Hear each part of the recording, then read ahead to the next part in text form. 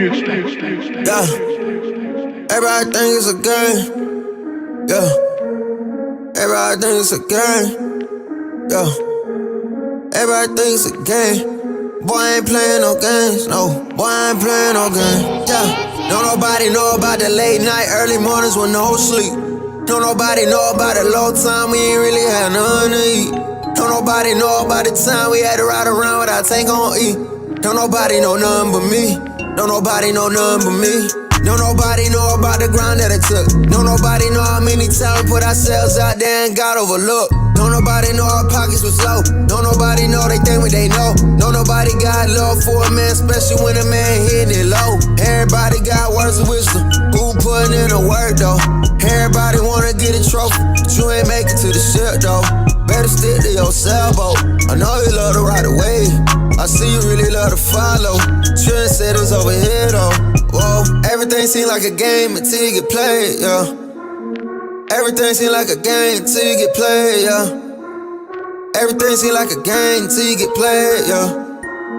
Everything seems like a game till you get played. 2K, pat me the pressure, I handle the rock. Stay on the ground till I shoot to the top. Harder than lava, I fire the op. Stay back and shoot, my heart is just hard.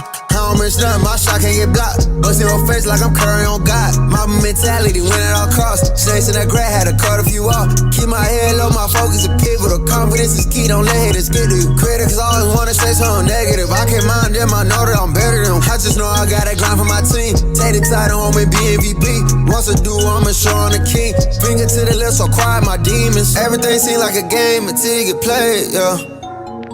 Everything seems like a game until you get played, yeah. Everything seems like a game until you get played, yeah. Everything seems like a game until you get played, yeah. Who did you expect?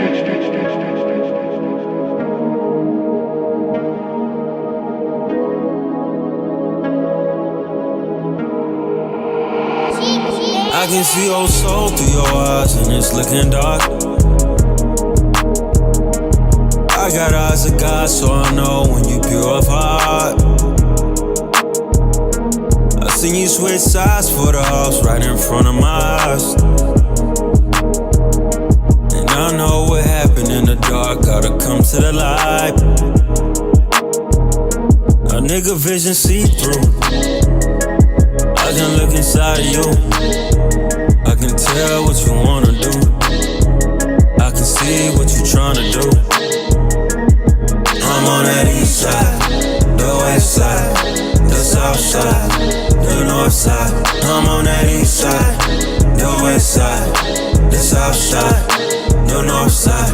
I see it all. I seen it all, accepted all of the flaws. Had to take my own advice, sometimes a nigga was wrong. Serving it like a job, I'm pulling up what you want. Driving down to the south, I'm on the way to the house. You know I've been running route. I should gamble, so I build up the credit, the large amount. $100,000 cash, do I buy a chain or a house? Then I remember mama praying for God to help us get out. Then I saw it. A nigga vision see through.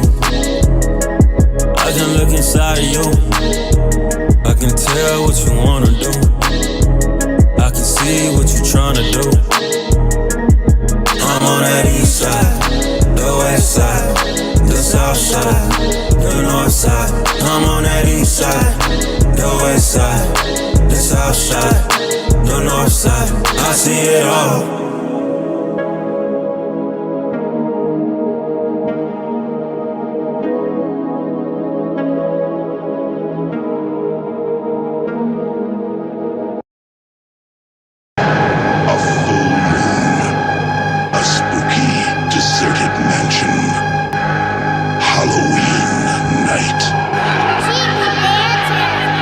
Walk around with they goons and they goblins, huh? Duffel bag carrying dirty sticks all that night, huh? Graveyard shift for them grave digger, them boys is up to some. It don't matter to a nigga who know life more important. He better keep his head down. If he know what's good for him, check his pocket, check his wallet, choose up, Lil John. Don't get packed out for a pat down, ain't nothing worse than running. They say some niggas tried to run and they got stitches in they stomach. It look like a fucking mosh pit, goons and goblins. Pick somebody to be sacrificed and beat them with your hands. Do the woo dance on his face and show him you can dance. Do the woo dance on his face and show him you can dance. Look like a fucking mosh pit, goons and goblins. Pick somebody to be sacrificed.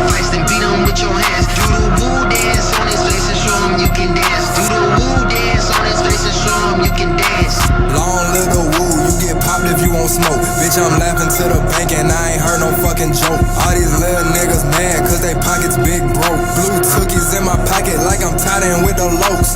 Rich clan in this bitch, tell them bring no ropes. Tell them free Larry cause my cousin them is folks.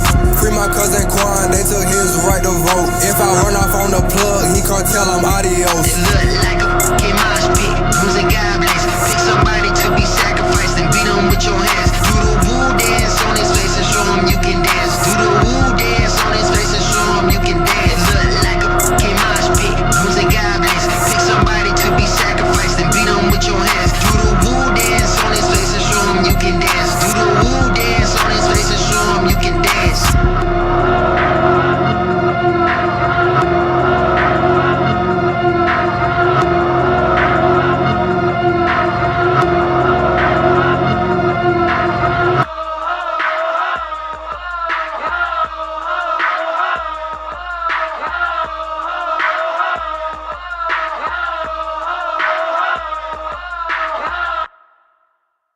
Who did you expect?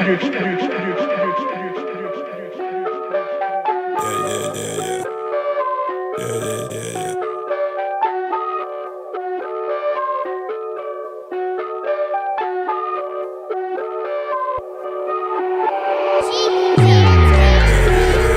I done ran it up on the back street. I done ran it up, that's a trap meet. Took a nigga bitch like an athlete. Yeah.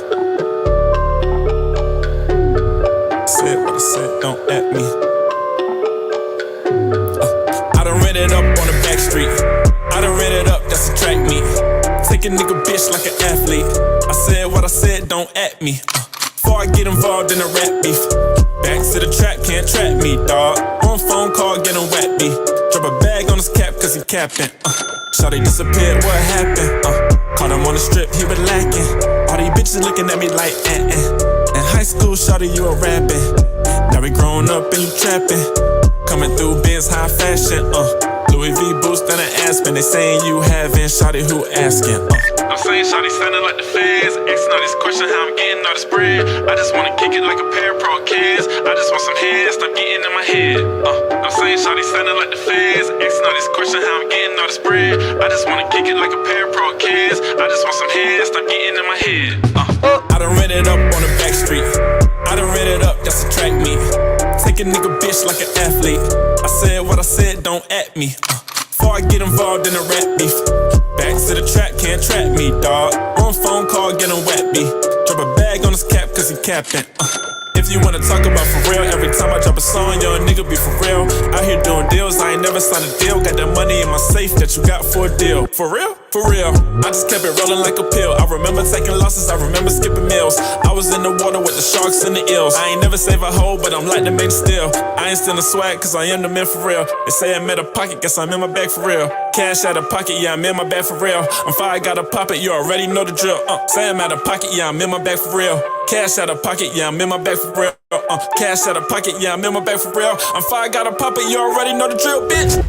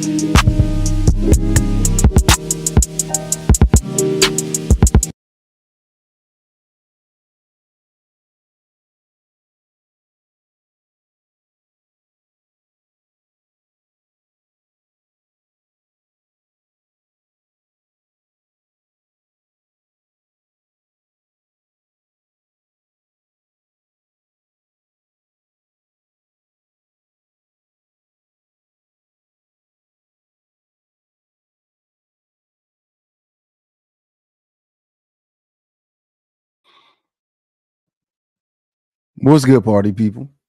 How we feeling on this good Saturday afternoon? is back-to-back AOC. Now, I'm not gonna say get used to that because I'd probably be lying, but it's a special event.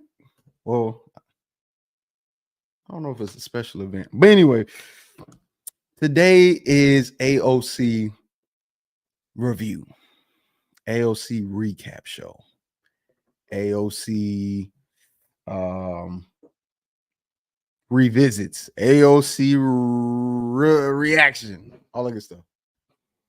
We're reacting to the show that happened yesterday on the Team Fatty show. Now, of course, I was the representative of GBG, right? Which is why the title is GBG versus the world. Aaron O didn't see any of it yesterday because my guy, he be working. My guy be working. And when he be working, he be moving. And when he be moving, he be underground. And when he underground, ain't no service. So, with that being the case, we're going to take a look at some of the arguments, points made, all of those things that were made during that show. And that's what's so good about the A.O.C. show. We work off of each other. That chemistry, the cuzzo chemistry is crazy. We the ones that's like, that's cuz from childhood. That was my favorite cuz. Really, it didn't work last night. Huh? It didn't work last night. We got I don't know what happened last night. I have no idea why it happened either. I don't know what happened. It just did. And I mean, the show still went good though. We balanced it out. It's like somebody stealing from the corner store. Everybody make it out except for that one bad kid, and the door get locked right on them. And they banging on the door. Let me out. They start knocking over everything so they can get out. It was one of those. I don't look. I was about to hit the end stream button. I saw what was going on. I seen it. I saw what was happening, and I said, you know what? It's time to end the show. And then all I see is, no, we won the show. Oh, I'm not the one out in this jump. We can all go to sleep and try again tomorrow. But hey. Yeah, I saw it. I was like, yep, I see where this is going today. Yeah. I'm not here for it. I am not here for it. But you know, I think it's gonna be a totally different show. I don't think we're gonna have the same. I think Fridays and Sundays, like you were saying, you normally when you used to do Fight Club, you be like, Sundays I always get the drunks. No drunks on Sundays though, right? Fridays, I think we're like that too. The most lit, the most contentious is the end of the work week, and everybody got pent up aggression. You know what I'm saying? It's like, shut up, Black Dawn. And I'm like, what is going on? Why is shut up, silly woman? You're like, whoa, stop. What are you doing? Why is this happening? But hey. And we had, listen, I'm just an innocent bystander. I did, you see how I was trying to break the clip down? I was trying to deliver home the perspective, and they said, negative. We got bigger things to deal with right now. And it's cool because we're here to give a voice to people that sometimes are not often heard. But at the same time, I was like, man, they turned up. And it don't help that some people's connection be having issues. So they be slightly delayed on the back end. Yeah, it don't help. There was a lot going on, man. There was a lot going on. But we here. So we here. Let's shout out to everyone that's here. I see World Class Doris Myers. Shout out to y'all. GBG Grizz. Come on, man. I slept like a baby, just to let you know. I slept like a baby. I'm sure. Man. Muy bien. Man. Halle Bell. American Negro. Creed. Man, I had dreams. What up, Creed? I was dreaming in there. Look, life was good. Life was good. Yeah, 4 hours later. Because I don't think you sleep that. You can sleep, but I don't think you sleep like. Even if sleep like 5 to the max amount of sleep I can get is about 5.5 hours, and then I'm up the rest of the day. But what I noticed is when I'm off, like when I don't work, or I sleep the most during that period. It's like my body knows like you don't have to do nothing, so it's like just sleep, naps, stuff like that. But when it's time to go, nah, that's a fact. I kind of like same time every time. Like even if I fall asleep, my body be like, you got to be up 2 hours later, and so I don't be able to sleep through nothing. You know, how you like just you can sleep. No, you know that's what's funny is that my body got a alarm. Like my body alarm do the same thing too. But what'll happen is hours later, I'll get tired and be like, yeah, I'm going to sleep right here. Yeah, I got trouble sleeping. I'm not diagnosed with anything, but I can't just fall asleep. I can't do it. So I gotta fall asleep with something on. Oh, okay. Like I gotta like if it's if there's nothing on, then I'll just start thinking. But if something's on, then when I start watching it, then you can't turn your brain off either, huh? Damn. Nah, because if it's like pitch black in a room with nothing going on, I'm not going to sleep, and I'll be tired. But if there's like something to distract me from thinking and just like there's so much going on, then I'm going to sleep. I don't know how to explain it. I don't know why. But sometimes you got to force yourself to sleep. So when I'm forcing myself to sleep, I put on my favorite audio book, right? And then I just listen to that. Because I kind of like put myself in the atmosphere in my mind when I'm listening to the book, and I'm like, oh, okay, imagine I'm here and immersing myself there, so I can kind of get lost, and then I can sleep that way. I get what you're saying. Oh, jump. All right, I got a meme that I want to. I'll be staying with the memes. I gotta figure out. I'm willing to go out with everybody. I'm gonna make that. Nope. All right, I'm gonna. Oh man. Yeah, I'm gonna figure this out.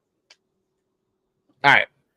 Now, with that being the case, see how your brain don't turn off? You could have just turned it off, and now you just shifting from one thing to another thing.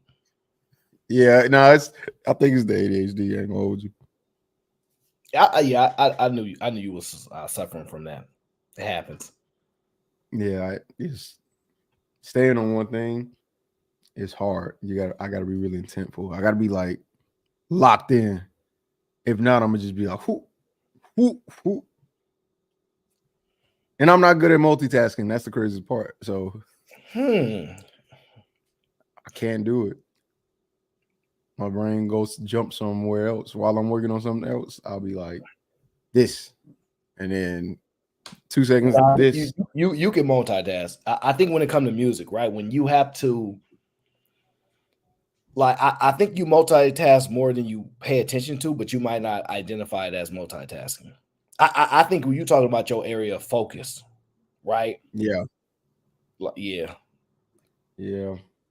You have that creative mentality. So for you, the focus is hard because you allow your creativity to exist. So I think we all multitask. To what degree is it as proficient as it should be? That's where the discussion goes. But no, I think you multitask all the time. Navigating these screens is multitasking. We building the conversation, paying attention to the chat, looking to break down these clips. Don't answer so we're multitasking all the time. But I think when you manage people, you have to think for people. And I think that kind of helps evolve it a little bit where you're like, dang, all the personalities around you. You have to manage them. You have to make sure, okay, this person, as crazy as it is, you have to utilize a level of favoritism without it being blatant favoritism and still create an environment, because that's favoritism is going to exist in every work environment. It just is what it is. Yeah. And you got to learn how to manage it appropriately or you'll lose your whole team. So, because people are very jealous. People are very jealous. And we live in a rewards, like a reward-based system. Everything we do is there a reward for this? Otherwise, we're not doing it. And so people are wondering why we're in a chaotic environment. It's the reward system. Yeah. Gang. Shout out to Cree, man. When we gonna get Cree on the show? Man, I don't care. She could come up and not say nothing. She could just be there. I don't know. No, nope. I want Cree on the show. I want to hear her speak, because a lot of women that support this the most, they have a lot of good. They have a lot of perspectives, and sometimes because we are a little more ingratiated with them, people are more open to experiencing. Like when a woman is just nicer, those conversations tend to typically go better. True. Not for stream. Not for stream. No, it's not stream. So just to have a talk, like talking with B, talking with Kai when she like used to come up, even though like she was not. She's combative, but she doing it in a unique way. But it was so it was like, bro, these are. Bro, I like women. Me personally, I like women. So when I could just speak to them, and they know how to think. I like thinking women, bro. It's that's a fact. Yeah. That's why I don't be having these ideas about women that can't do something, bro. Like they proving too much to me. I'm never gonna downplay. I want Cree. I want Lauren. I want all the girls from the camp. And I want them all.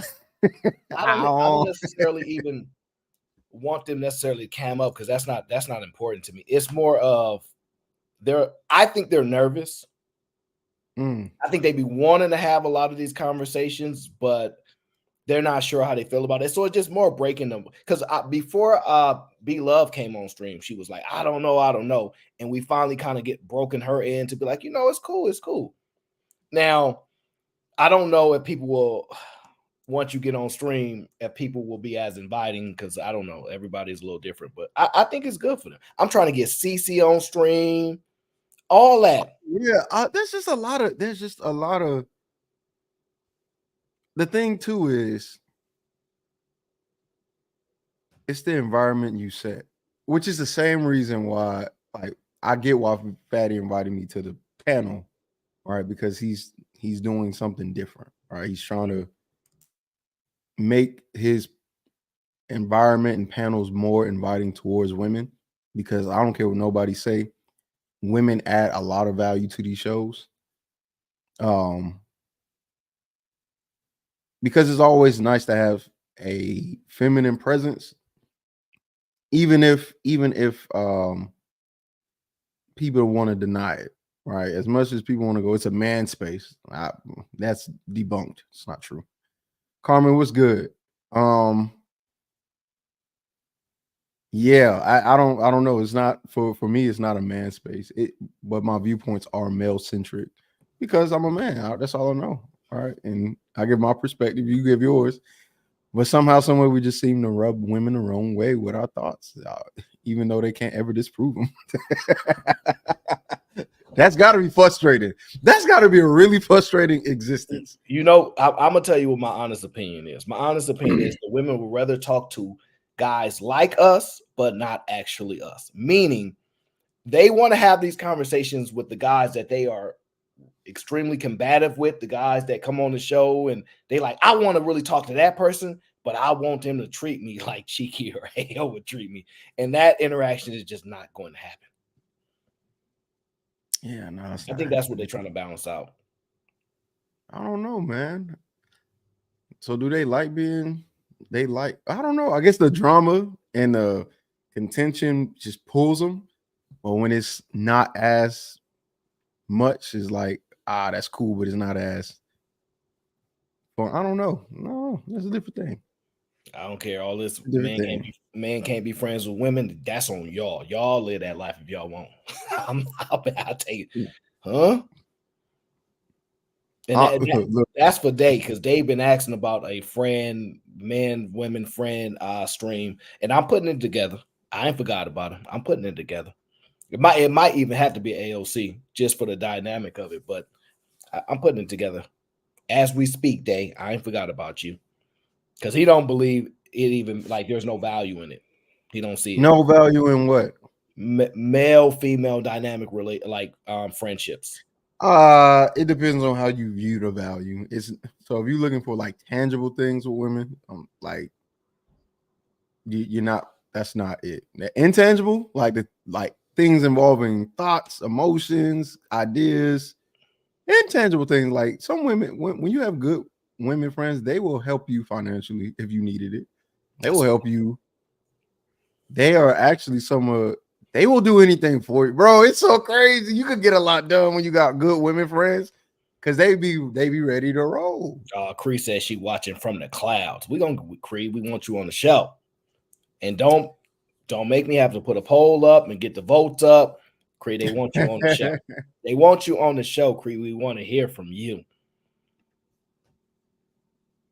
Lord, what Cali Bear say? When I'm calm, it said I'm being fake. When I shoot back, I'm saying I'm being masculine. When I bow out, it's called a rage quit. LOL. Can't win for losing. Look, she man. said, I'm a victim. You're a victim. But see, what's funny is Cali Bear never heard that from us. That's not her experience, but she ain't worried about it. She Callie Bev is a troll. She's part troll, so she's a real woman, but she got a troll in her. She a troll contrarian, and that's unique. Mm-hmm. She get a buzz out of it.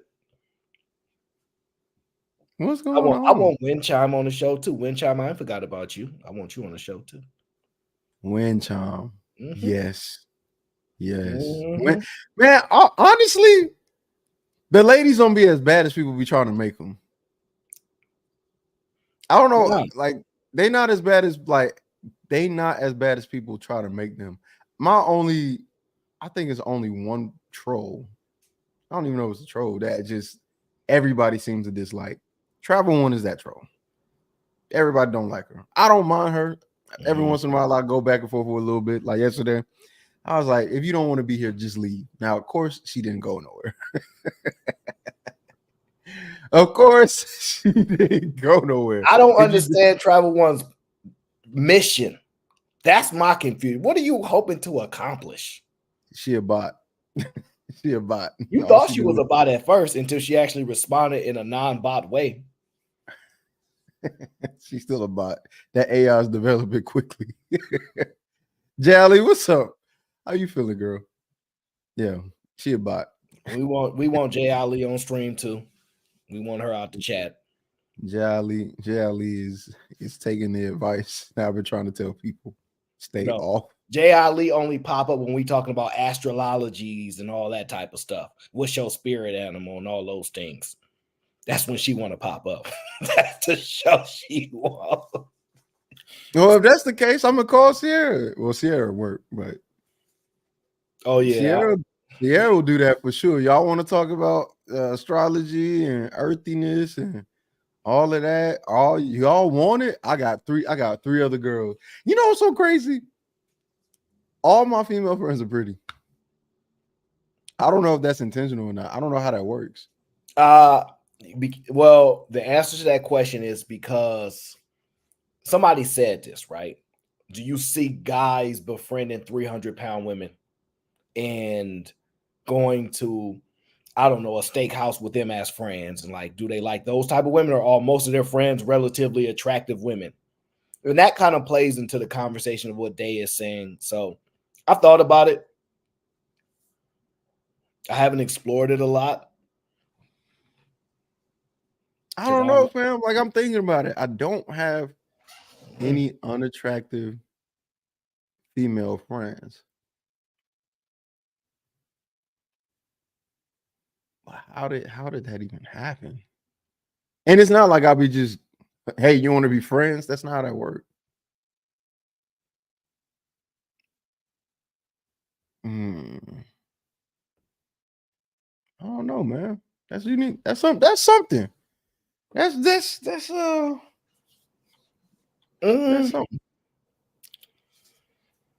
I don't know. That's for another. We'll do that another show when we really. We'll analyze that later. That's something.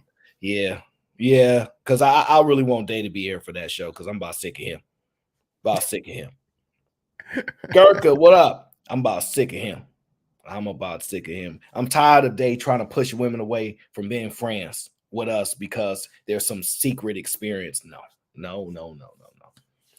Nope, not gonna let you push all the ladies away, Day, just because you don't see the value in having women around as friends. Shout out. I'll read these two super chats. I think they're saying the same thing. Sharon Bracy, look, dog. You know, my boy went through the ringer for these past couple weeks. Sharon, hold on. Sharon's my guy, but what's this pound SBG? He know we the GBG. Is he taking shots? Solution-based gang. He's I know everybody's biting our style, and you know how that works. I think he marketing right now to the GBG. I think that's what he think he doing. I got my eye on. He from New York, right? He's from New York. You gotta watch out for the New Yorkers. The New Yorkers be the ones, I swear. It's the men and the women. They both shiesty. Well, really, it's just the women. I ain't gonna even front. The guys is cool. I can't even fake. I can't fake it. The women, I ain't messing with the guys or the women. The guys are too much, and the women, they are the niggas. They the same. they both too much. Listen, one of them wear wigs and the other one wear Timbs. I don't, and sometimes you get wigs and Timbs, so I don't like it. Just too much. I don't know. It's just different. Like it's like talking to the. No, we not doing it because I'm on. All my New Yorkers gonna get mad at me. I don't want no problems right now. We just came off a phenomenal stream. We pulled Thinking Man out the clouds. He pulled up. I'm in a phenomenal mood, man. When Thinking Man come to your show, change the game. You thinking. You know something's happening up there. Intellectually, something got that man don't show up at just anywhere. He show up to the shows where you know somebody thinking. Well, that's how ultimately I started showing up so much at Fight Club. He was there. I was like, oh man, all the best people. Boom. You know what I'm saying? So when and he needed to leave for a minute, don't get me, he needed to leave. He needed to leave because first of all, he a serious man about his business. Okay. He can't be broke like me. He got to go get that bag. I'm fine with being a bum. I'm fine with it. He got to get that bag. I'm cool. I'm like, bro, like, as long as I have people around me that don't necessarily make their decisions or friends about if you got money or not, like I don't care.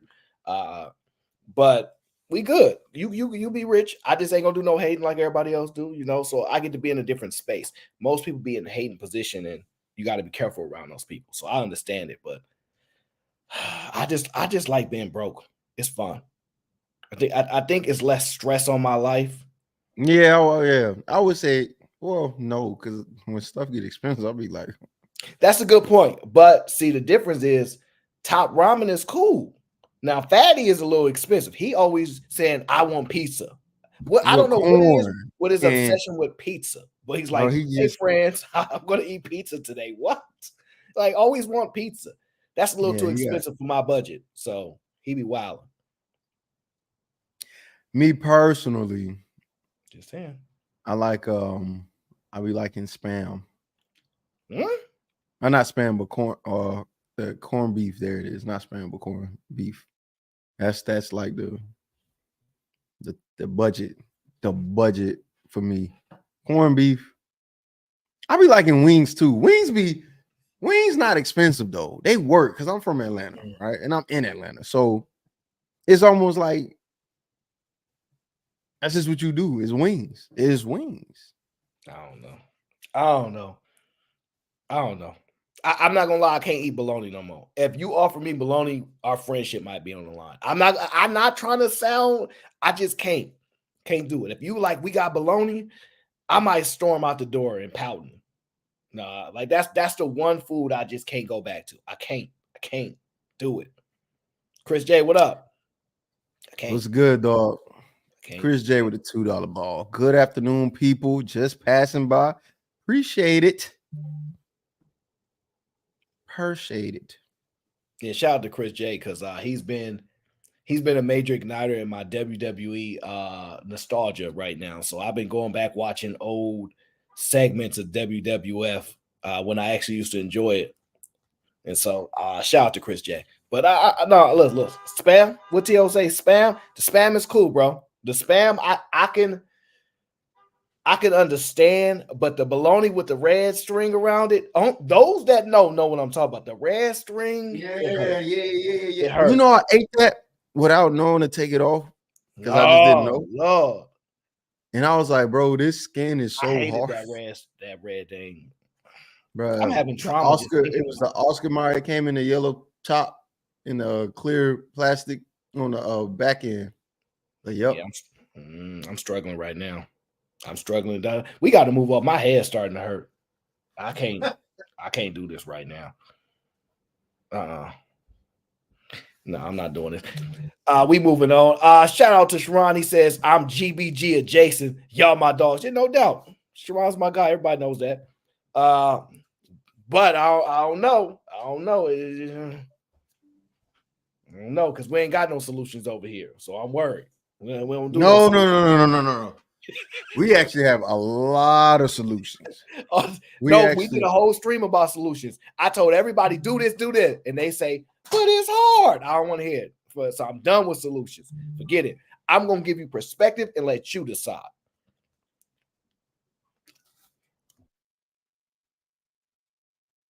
Yeah, I ain't gonna hold you. We got solutions. I ain't gonna hold you. I refuse to accept that. I done told people to live together separate. Right? I done told people house husbands. Did I send you that video for that? No, I covered that got a video about living. We'll get into that. I got a video for that because I remember you. Are we gonna revisit that?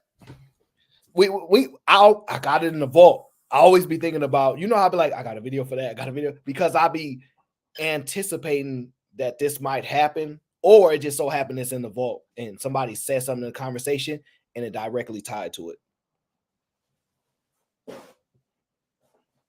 People don't know. I'll be searching and listening. And then I'll be seeing a lot of people that I follow, their names be popping up. I'm like, oh, yo, you be watching this? You subscribe to this? Okay. So that be happening.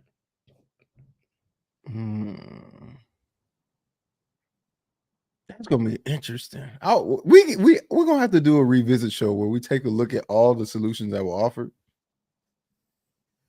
Because I hate that. I hate that someone's like, do you listen? Do you listen? You don't listen, do you? It's okay though. All right. What's up? What we getting into, man? I know I've got the timestamps for the Team Fatty show. Yeah. At the same time, we do have positive clips. Super lish. I don't know how to say the word. Super good vibe, energy-ish clips. You know why? I'm gonna say something to this clip I'm about to play, and it's gonna be dangerous territory, and it's more instructive of more of a conversation, but that's not for today. But it made me think about it, right? And so I'm gonna say it, and then I'm gonna probably get in trouble for it. But we're gonna do it. So everybody, welcome to A.O.C. We on episode 9, 10, I don't remember. We on 9. We on 9? You sure it's 9? I ain't never counted that well. Once you get past all three of you, I just move past it. I just move right past it. Yeah. Gurka said, come to Mardi Gras. I'm scared. Yeah, I'm scared. I seen like this hood to hood video back in the day when they was like down in New Orleans and all that stuff. I'm scared. No, I'm cool. I ain't safe down there. No. I'm I trying. don't dance, and I don't want nobody randomly walking up to me, putting no beads around me. Like, no, I'm cool. I ain't gonna hold you. Never mind. I'm making peace, Aaron. I don't know if my dad or our genes were bred to make me a warrior, but I'm not fighting. All right. Shout out to Sharon. He says, I didn't see the chat this time, but it's the super chat gang. SBG. Shout out to Sharon. No. See, what you saying that even more of a reason for us not to go. That's what. Listen, sir. I got to talk about money. I need $1 billion so I can live a life inside of a life. So I can just operate how I want to live my life, but never have to experience none of these people in the world. I can navigate through, because billions of dollars get y'all that. We can't never get to. Have you ever seen somebody get close to $1 billion? No. Have I ever seen somebody get close to $1 billion? No, a billionaire. Like if me and you walk, making my way down. No, we not. I don't know. It's not going to happen.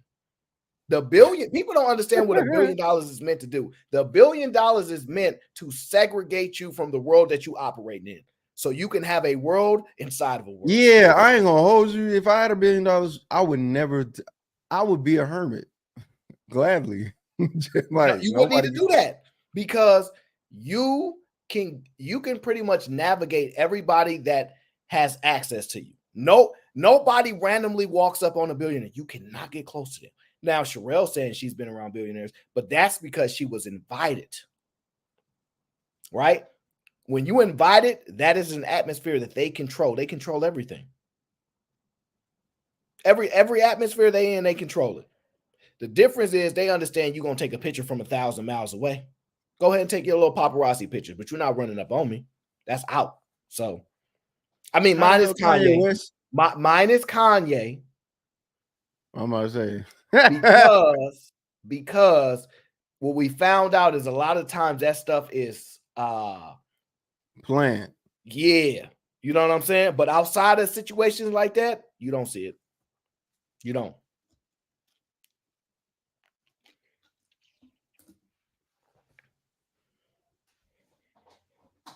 Yeah, I don't know. Because Jay-Z don't even be.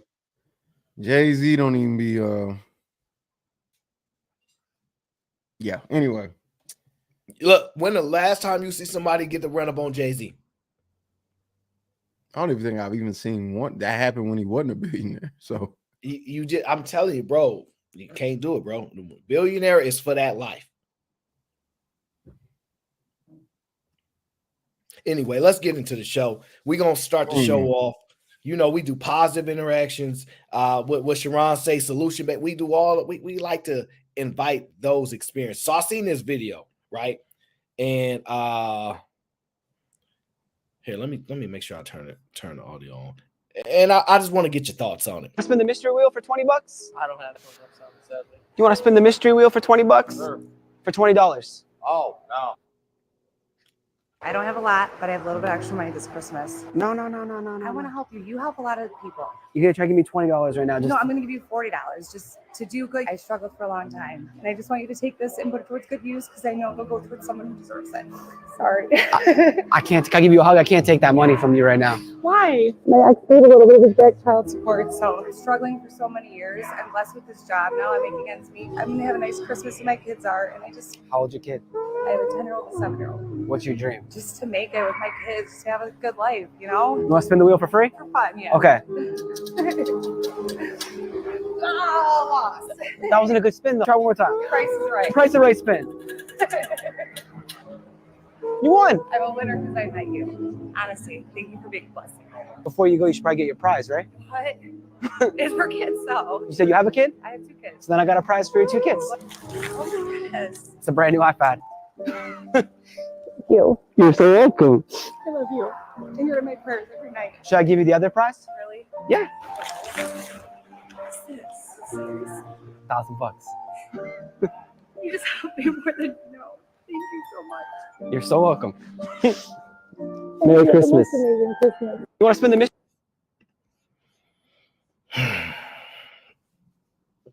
Now, I don't want you to respond to that. The reason why that video sticks out to me is because it's something that is almost a requirement.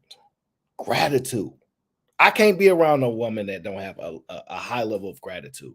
But what it seems, and this is the part where it gets a little crazy, is it seems like you have to have some level of experience, right, to get that level of gratitude, right? You have to go through something for you to be truly appreciative of even the small things, right?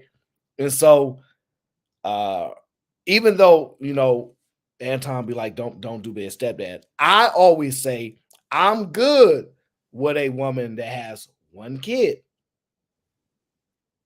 One. It's not like I'm going out seeking one, but at the end of the day, I'm looking for somebody that when that has that high level of gratitude and appreciation, and a lot of times it comes with that experience. But being like a horrible decision maker over and over again, you might as well don't waste your time. But I think though, it's how do you get that level of gratitude without certain experiences first? I don't know. Because if you heard her, got 2 kids, I've been going through stuff, I'm just grateful to have a job. And it's the sad part is it makes you think that, dang, is this why men go after women that don't necessarily have a lot or whatever the case is, because maybe they'll be more appreciative of it than somebody that's I'm a boss, I buy my own, this you can't do for me type of mentality.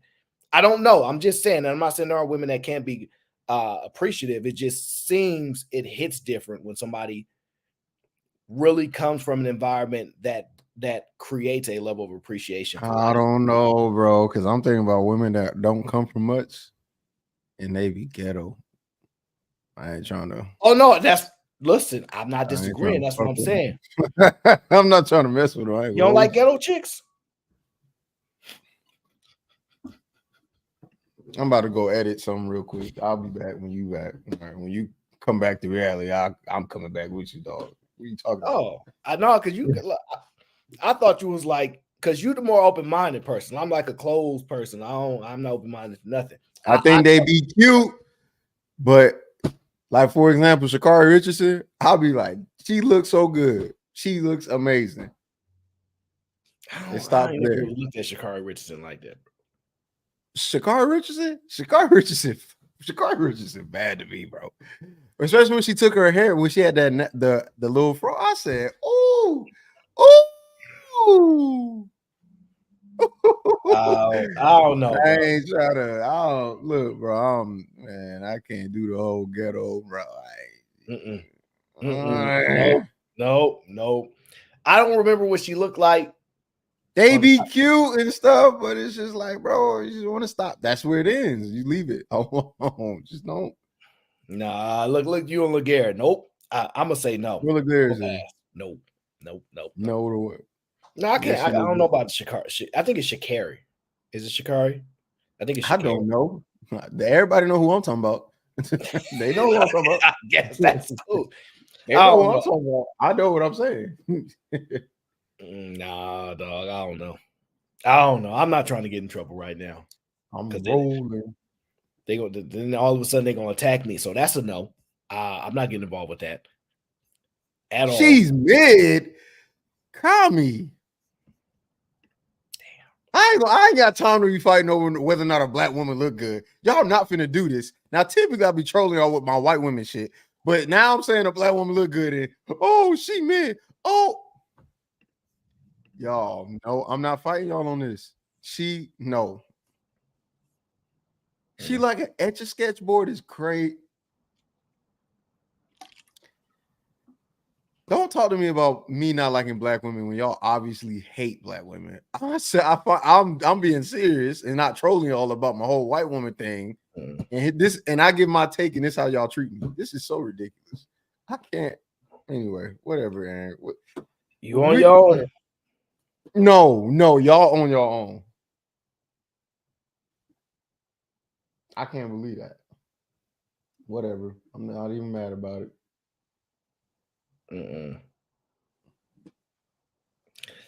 I'm gonna stay out of this. I'm gonna stay out of this. But yeah, no, gratitude is very big. So I'm torn with that. That's for a later conversation. But oh yeah, you dated a white girl? You know, I actually seen this video about a white girl and what her thoughts about it. So you tell me. Oh,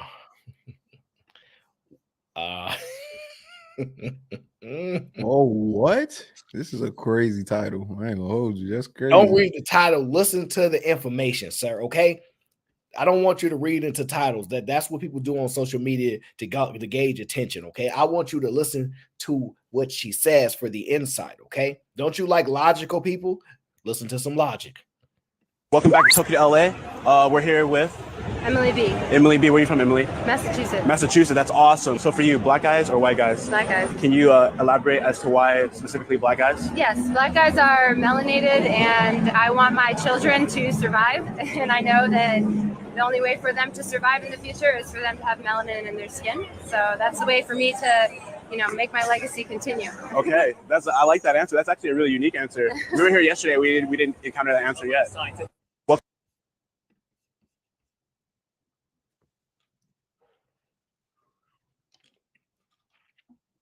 Well, I guess she's right. She realized white people are the world minority, but and she realized interracial, dating is on the rise. So she's thinking, hey, in order for them to survive or make it, it's better to assimilate, right?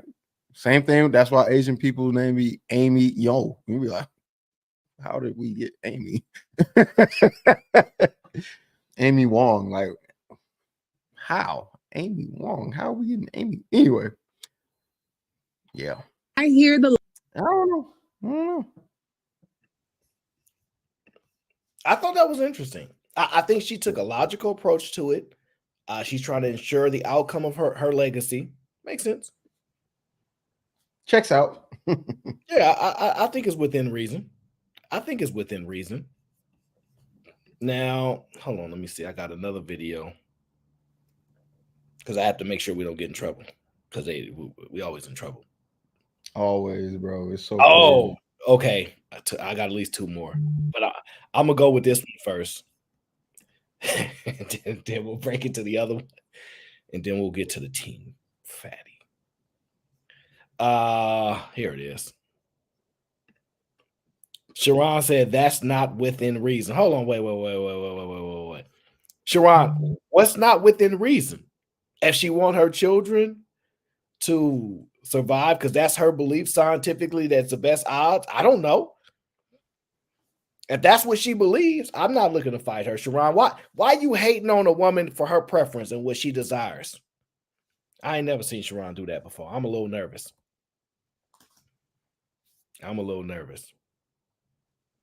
Yeah. Well, yeah. What's the problem? Oh, I know what the problem is. Hey, Miss Jill, the problem is that when it comes to mating, they think that humans are different. Last time I checked, when we go to the animal kingdom, we part of it, you mate because you want the best outcome of your cubs. She says she wants the best outcome for her cubs. And y'all mad because she took the scientific route instead of the love, passion route that y'all want to take? Y'all gotta be that response made a lot more sense to me than what most people say why they want to be with somebody else. Oh. Like you can track, you can follow, you can track it. A lot of these people I can't track, they can't even track their own thought process. So it's like, at least she's got a thought, a plan of action and going, look, this is what I see happening in the future. I think melanin is a good thing, which scientifically it is. If you have more melanin in your skin, there's a lot of things that yes, it's beneficial. Oh, yeah, so I'm choosing that and picking that for my offspring and for the legacy of me. Yeah, what's the big deal? I don't know what the big deal is, man. I don't know what Sharon don't like, got a problem with. But maybe he knows something we don't. We just a bunch of youngins. We don't know no better. Now, a lot of people are objecting to it. I don't understand. Oh, they're gonna say it's fetishism. Oh. But wait, we showed the video of the UK woman the other day. They ain't got nothing to do with love. She said, I want a doula. I want a moon vacation. Remember the girl the other Baby day? moon. Yeah, we didn't even know what that was. Somebody had to tell us. She want 250,000. She want to be taken care of in the prenup, even if the relationship don't work out, and no matter what. She had a whole lot of stuff. Nothing up there was about love and for the love of children or So I don't see what the problem is if she wants to go a scientific way in her beliefs. I don't understand.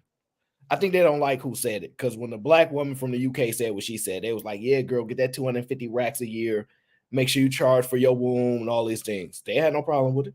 But this woman just go, I like black men because they have the best genes, and I want my kids to have the best genes, and da da da da da. That's not enough for y'all? She needs to have more reasoning behind it, I guess. That's I don't know, bro. This is anyway. People, it's so easy to make a judgment on somebody's thought process and then not really explore your own. It's so wild because I know that the reasoning for a lot of people's decision making is so horrid that I can't make a bad judgment on hers, because at least it's thought out. Y'all just anyway. Yeah. Oh. Yeah. There's still some hopeless romantics around, Cheeky. You gotta let them live. Let them live. It's called hopeless for a reason. No. There is reason for thou hope. Okay, is reasons for thou hope. Okay, now let's get into the next video.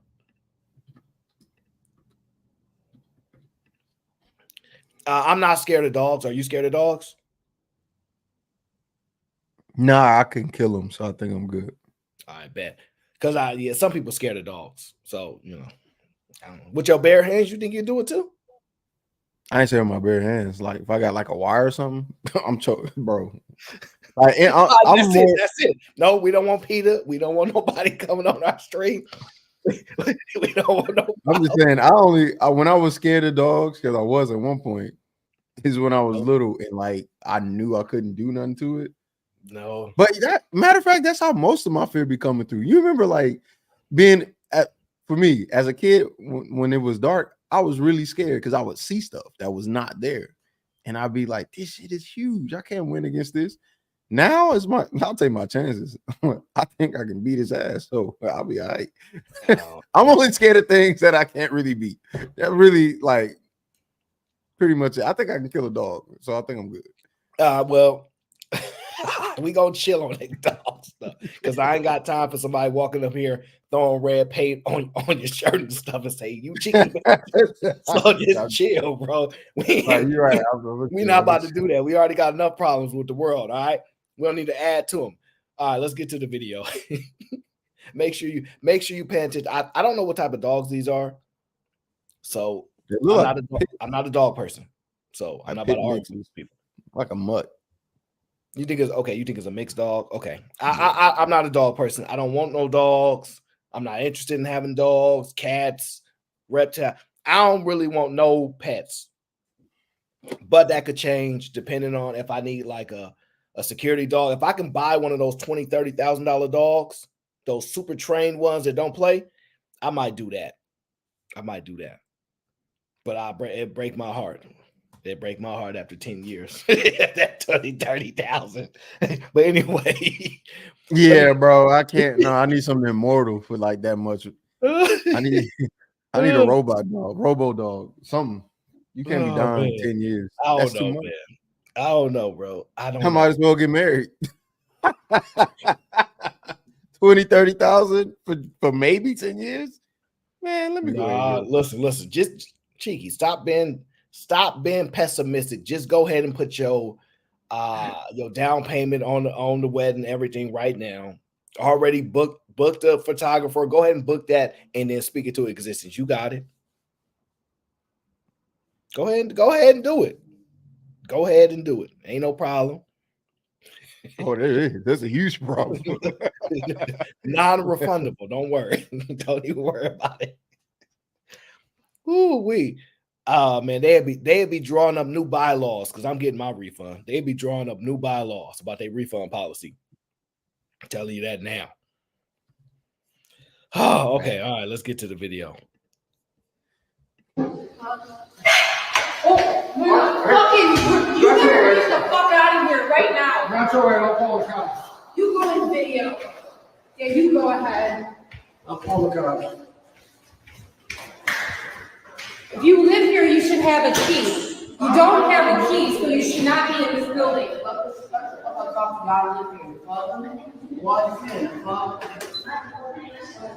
How old are you? I live right there. You're treating a 15-year-old like this. You're treating a 15-year-old. Listen to yourself. A 15-year-old. Let me show you. I live right here. The fuck around. Yeah, where do you live? Right here. Yeah. What? A 15-year-old. I'm not the crazy one, honey. Look, she just went in her house. You better get the fuck out of here right now. Wait, I'm missing it. She trying to block her from getting in, or I play it again from the beginning. Yeah, try to, because I'm not understanding this is really hectic. You better get the fuck out of here right now. You go in video. Yeah, you go ahead. I'll call the cops.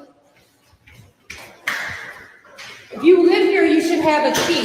You don't have a key, so you should not be in this building.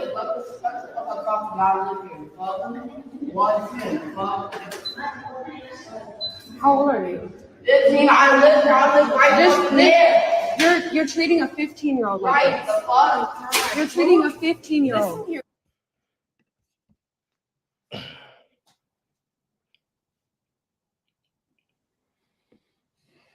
No, I'm thinking a couple of different things, but there's a lot going on.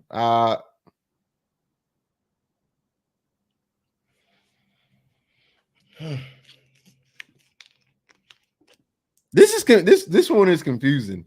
There's no context, but she lived right there. What's your thoughts on it?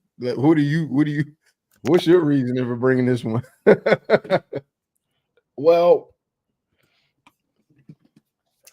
I think the white woman is right.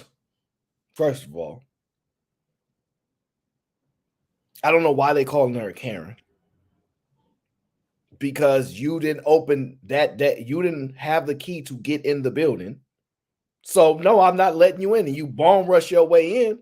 She have every right to respond like, get up out of here. I don't see a problem with, I don't know why they characterizing her as a Karen, because she's trying to protect herself and not allow unauthorized individuals in the building. So I interpret it like that.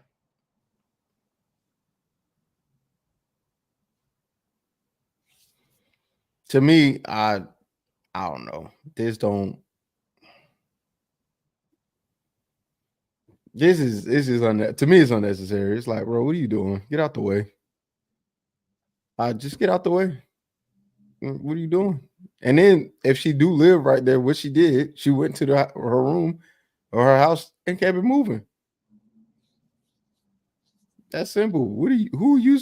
And then, like, under no circumstance do I think that old man or that woman will be able to handle that situation. So I don't know. I don't think she had Karen though. If she don't, why? Because this is you ain't supposed. So if you live in a building that has if you live in a building, right, that has that's, I would say, a gated community, right? I guess we'd argue that. Shout out to LeGarrette. that's a gated community, right? You have to look at it like, all right, they want to make sure they're in an environment which is kind of controlled, right? So if she sees somebody trying to enter the building without a key, she don't know them. Not saying she has to, but she don't know them. She has every right to be on guard. Like, what's going on here? Like, you ain't supposed to be here. If you have a key, fine. So again, that's fine. You can think that or whatever the case may be, right? But just know you put yourself at risk. Oh, I'm not. This is where you have security, or like they said, call the cops, and then it'll just be what's the resource? Because once the girl get in her house, what is it? What's that to do? I don't disagree. What are you gonna at that point? The cops are there. What are you gonna do now? Some person that lives here doesn't have their key, and they got in and went in their own home. And the cops gonna be like, okay, listen. See, I'm not mad either. What I'm saying is, I don't think she's a Karen. Okay, so you're talking about the title of putting Karen on her. Yeah, you think it's unfair because it's a white woman? No, I'm not. I don't care about the racial part. Well, Karen is but Karen is nigga for white people, women. Is. So that's why you would let's play the controversial flippity dip switch sides, right? If you were black, right, and somebody called you the N-word, a white person called you the N-word, you'd be upset and you would go, that's not right. I didn't do anything to be called this, that, and the third, blah, blah, blah, blah, blah. All right, cool. So she's getting called a Karen because she's taking on a duty or a task that no one has assigned her, and she won't be able to really enforce. You got an old man who looks really, really, really old, not one of those old men that are old and strong. He look old, and if I push him, it's over. And you got you. Under no circumstance are you able to enforce anything that you want to enforce.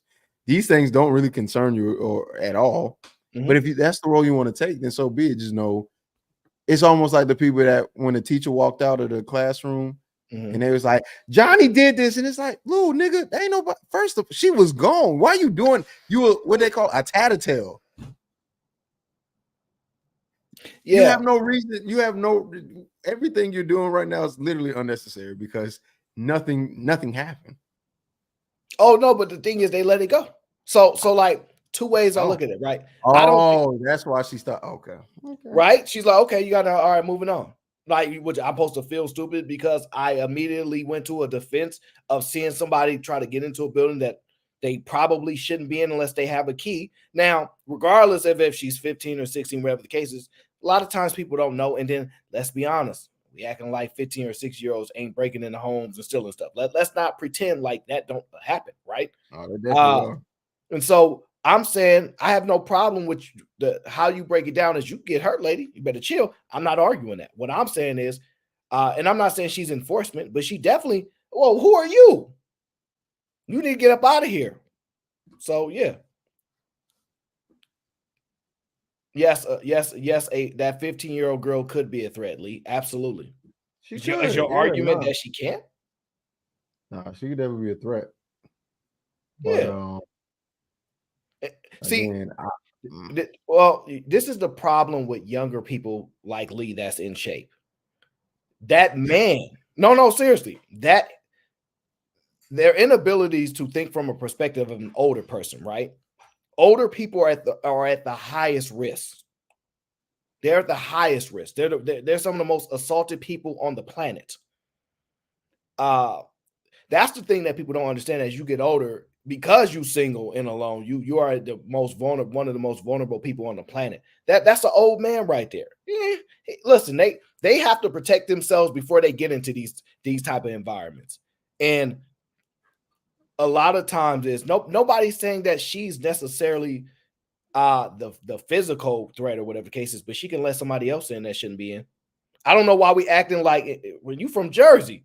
You're from the NY, like you know exactly how that work getting into them gates and let somebody slide through the back. Come on, like this is insane to act like that stuff don't happen. But that's not the point, because we all know that it does. The point of it is she's not a Karen because she's alarmed that somebody's trying to sneak into her building without a key.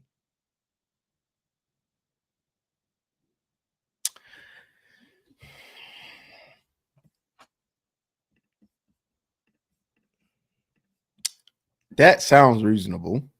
To me, it sounds reasonable.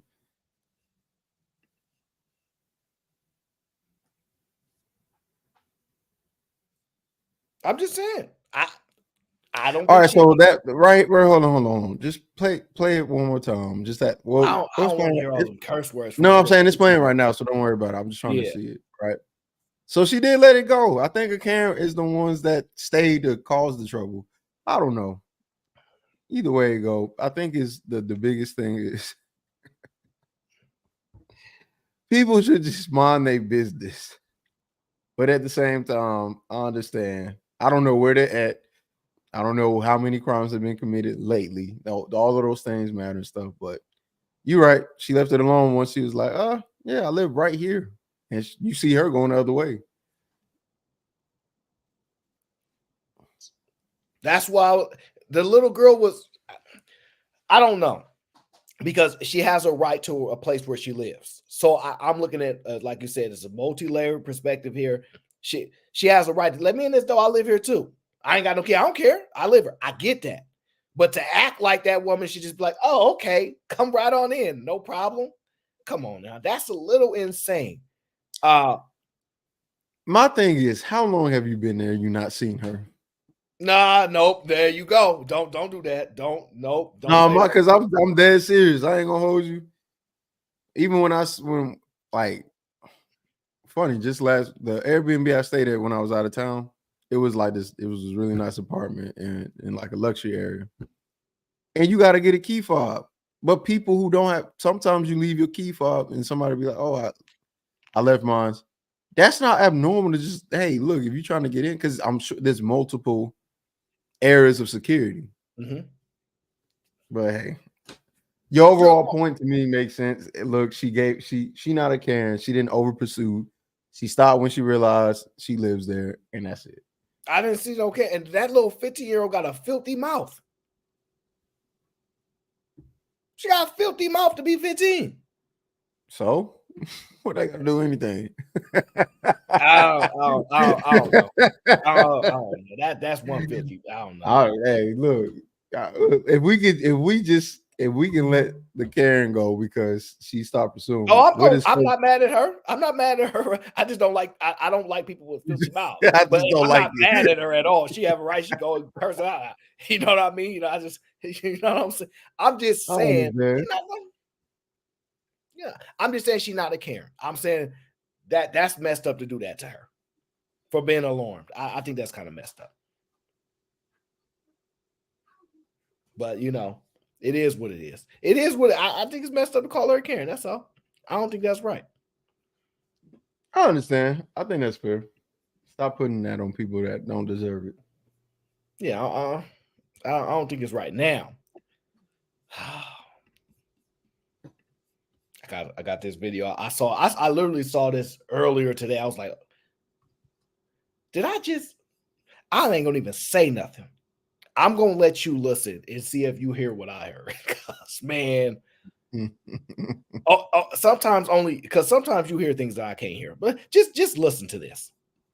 Really pretty. Obviously, you know that. Do you feel like that makes it easier or harder for you to date? Honestly, like I haven't been in a relationship in a few years. I actually hate when people approach me if it's for a strictly attractive thing. If you're gonna try and date me because I'm attractive, it really means nothing to me. I haven't actually been in a serious relationship in like 4 years because of that reason. Do you have any insecurities, and how does that impact how you go about dating? My biggest one is that I'm tall. I'm like 5'10". I have a much smaller pool of men. If someone does approach me and they are shorter than me, it makes me really uncomfortable. I don't like being bigger than the guy I'm with. So yeah. You're really pretty. Wait, that's so good. Hey. First thing I want to ask you, is that a pretty white girl? She like regular pretty. I don't know. Yes, she's attractive. I ain't gonna say she's a pretty white girl. Now you give your analysis, sir. Is a regular. She looked like the average college student on a white campus. Like, but it's hard for me to call. I don't think a lot of women are just ugly. That's just me personally. Like for me, it's just like, do you have 2 legs? Nope, wait, you ain't got to go too deep into you got a decent face. Oh man, you got to. I get it. 40 said no. 40 hating on her. But anyway, what is your whatever. thoughts? You want me to play it again? No, because this don't make no sense. How you gonna tell somebody don't come to me to attractiveness, and I'm not looking for. If you coming to me for attractiveness, right? Because you, I guess you're gonna deem it shallow, and then the first thing you do is, if he's shorter than me, I'm gonna look at you like that. What if this person is not coming to you to it? Like, how does that work? You can't hold that same standard. It's not making any sense. And if you haven't been in a relationship for 4 years, and it's a problem, this is confusing. Maybe you haven't been in a relationship because you want to accept somebody that's 5'8". Maybe that's it. Maybe there's a 5'8" guy who's not looking at you and going, I want to talk to her because how do you know that? Wait, what do you think men are going to do? What do you how many men do you know are going up to women they don't find attractive to try to talk to them? It ain't many. Especially like she's out and about. What is she looking for? What is play it again? Maybe I'm all right.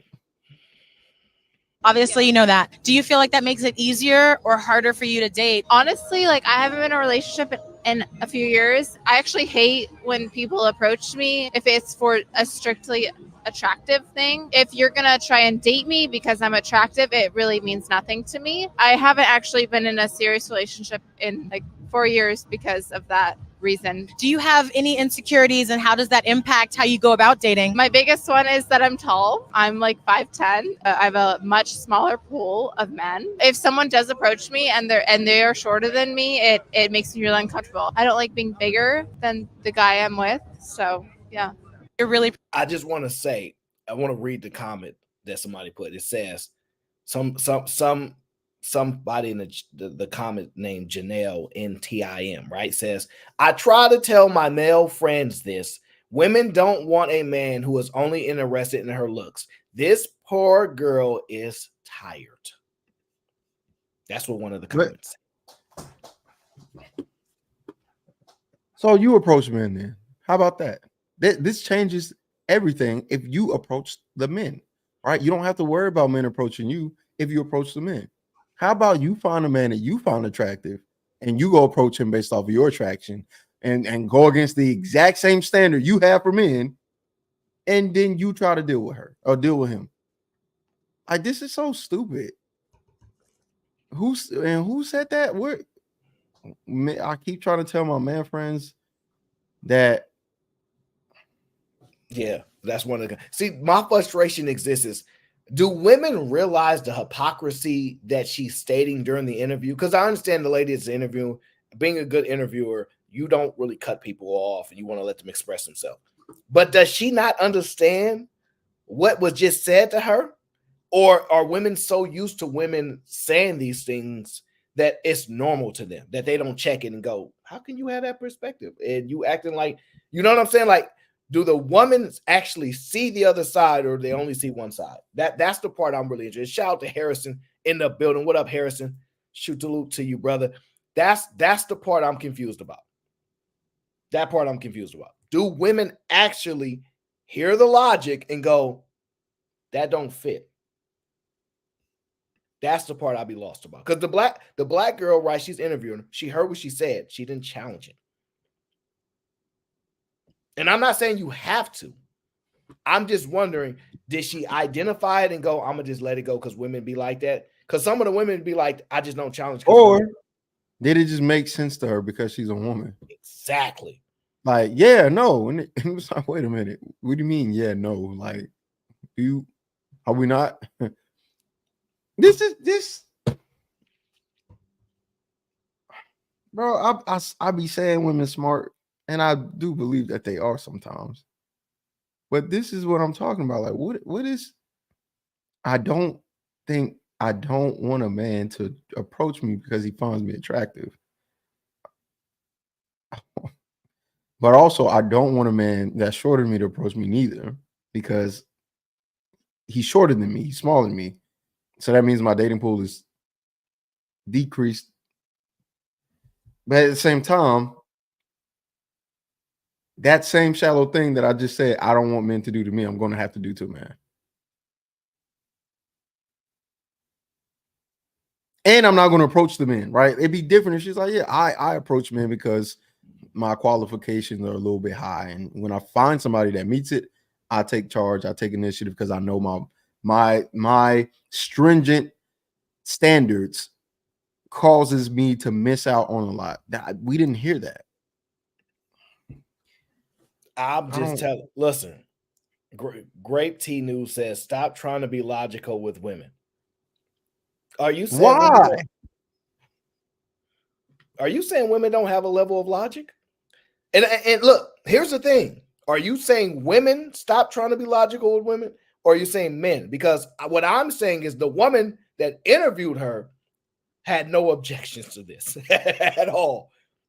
So I accept. Wait, but see, that's why now you confuse me. I thought women, to me, women show logic and then they void the logic, right? You know how like you print out logic and you stamp void on it. They stamp the void on the logic. They get the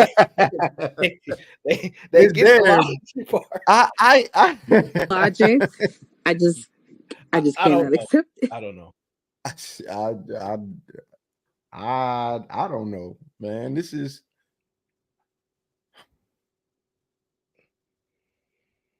anyway. Man. Yeah, it's just stuff like that because my ears go off, and I am keen to hypocrisy. I just like it. Just my ears start ringing. I'm like, because I'm genuinely trying to understand you, but in the same, like my logic is going to filter. I'm going to comprehend your emotions and your perspective as a woman. But if I present you the logic, will you accept?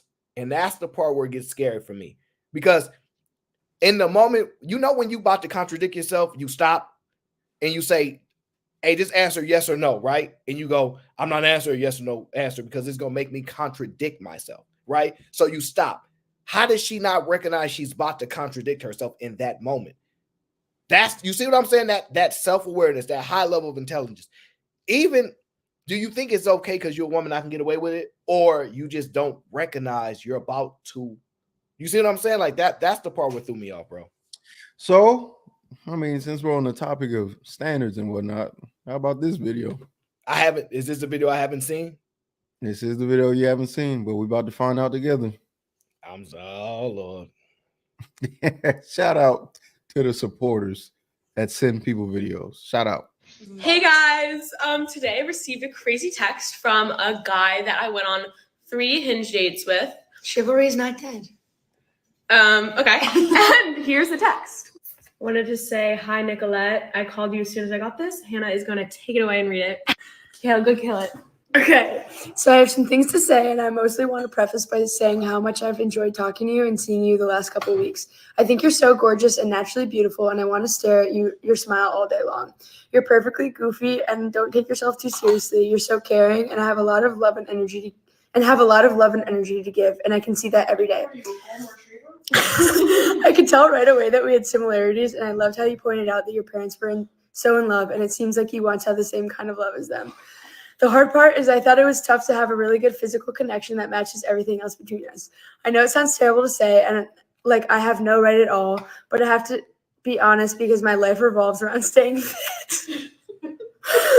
That's just who I am, and it's something I've been thinking about since Friday, and the right way to say this that makes you understand how much I appreciate you. Yeah, really. I don't even want to say this, and I'm dreading sending it because truly I don't want you out of my life, but right now it's just not the right time. Even with that said, I would love if you reached out at some point in the future, and I could very easily see if you grinded hard for 6 months or a year or whatever it is. Honestly, I would marry you. So I did cry a lot after This is, we're going to finish it. receiving this, being told that I'm too fat for this guy. You grinded for 6 months. What are you going to do, a transformation? Right? Yeah, wait. So I'm going to lose 20 pounds. She's also running a half marathon this Saturday. He knows that. I'm going to lose 20 pounds, and I'll see him, and we're going to get married. Also, look, he'd probably really be upset right now that I'm eating. Yes, it'll be bad. I did debate Not eating today though. After getting this text. Okay, yeah. His name's Sean Callahan, and he went to Notre Dame. She gonna put his name. Yeah, I don't know if that's too. I didn't like man. that part. Wow, that's some hoe boy. She Being low, but guys, if you're under 100 pounds, don't go out with this guy unless you want this text. I'm not going to respond, but if I did, these are some of the responses. Yeah, we're brainstorming. We were going to say, if you were going to pay for my liposuction, could we get married faster? What was the other one? Yeah, wait, there's some that we can't say, but we decided to just, you know what? Bye, mister. I don't know what I just heard right now. Yeah, they first of all, they sound wild, goofy, stupid, right? Like it's so unattractive with all that. Like that's one. I'm gonna assume maybe they gotta be 21. They in college. This is that giddy college girl bullshit, bro. It's so it's annoying. Oh, it's so annoying. I just want to hear. Oh my god, shut up. She definitely a goofy. She a goofy for that. Now I have to take into understanding that it's a possibility that this is their defense mechanism to that environment because he liked her obviously enough to want more, whatever the case is. And maybe he's into the silly goofiness. It's cool. But he was honest, upfront, expressive, to seem genuine, identified the areas in which he would see problematic, identified the positives, and said, if this was to happen, I could see this working. It's no different than a woman saying, hey guys, today. Yeah. It's no different than a woman saying right now you ain't got no job and stuff like that. But if you want kids, I want you to get a job. Like it's no different than that. That's your requirement. Like you like everything else about me, but I ain't got no job. If I get that, you'll rock with me. And so him identifying, there's a physicalness that's important to me. It's not, and that's there. That's problematic. But I thought women wanted honesty. Remember, just 2 weeks ago, or was it last week? Not 2 weeks. Yeah, 2 weeks ago, because last week we knew one. Just 2 weeks ago, a man should be honest with a woman, and a woman should be men and women aren't the same. So now we get somebody that's being very honest. Very honest. He's taking the time not only to be honest, but express his emotions through text. But by the way, I don't know if y'all noticed or not. Most men don't want to do that. Just pick up. You see how long that text is? I was like, this dude liked you. Like, there's no way. No, I'm not sending no text like this. Get out of here. I would just call you or give you the voice thing that they do on Instagram. But I'm not sending no text like that's too many words. What do I look like sending you an essay? This dude liked her, and he was being honest. He's being honest. He said, "Look, I like you, but this is something." And he said this is for him. Obviously, this dude is in some kind of shape. He said, "My life revolves around staying in shape." He's a gym rat. He's not saying you're fat.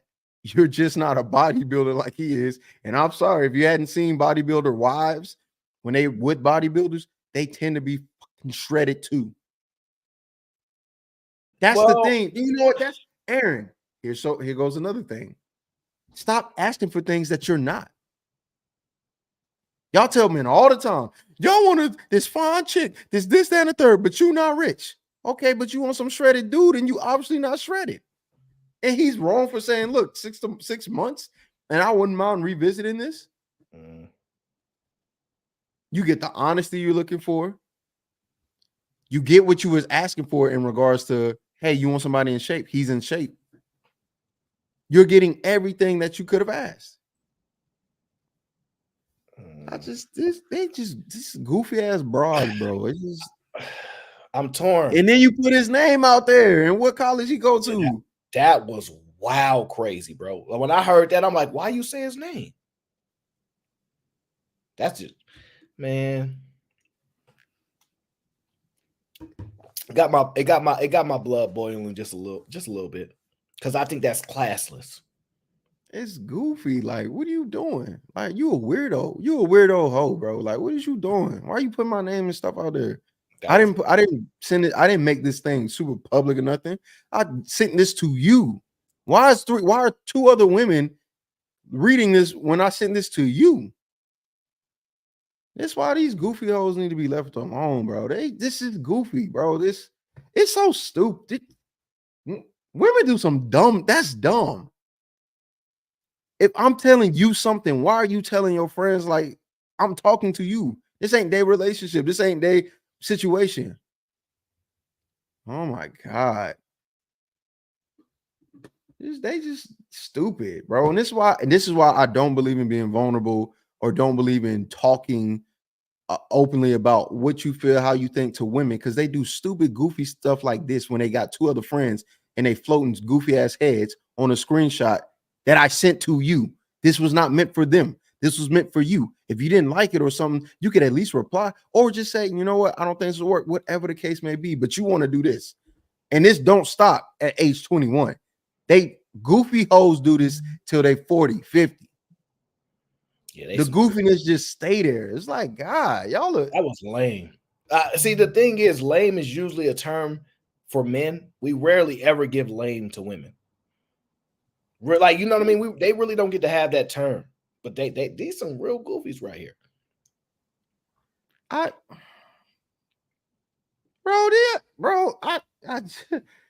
genuinely can't stand goofy shit, bro. It's like, what are you doing? Why are you putting this man's name out there like that? This man did not ask for all of this. He didn't even ghost you. He told you what it was. And then, oh my God, how many retweets and all of this? 12.5. Well, originally it was on TikTok, I was told. And so it got took down because it went viral crazy over there. So that's why we got it from that, because it went crazy over there. So you see what I'm saying? And this is why, this is why I co-sign House Husbands 2024. Men lie to all these hoes, might as well, because they goofy. Yo, goofy ass. Yeah, that was some goofy stuff, bro. I didn't know what to expect when you pull the video up because I didn't see it. Yeah, they definitely different. And then she had all her friends laughing about it. That part make it worse. Yeah, what do you? If she was solo dolo doing the video for whatever reason, but her friends in there laughing and goofing off, that's wild crazy.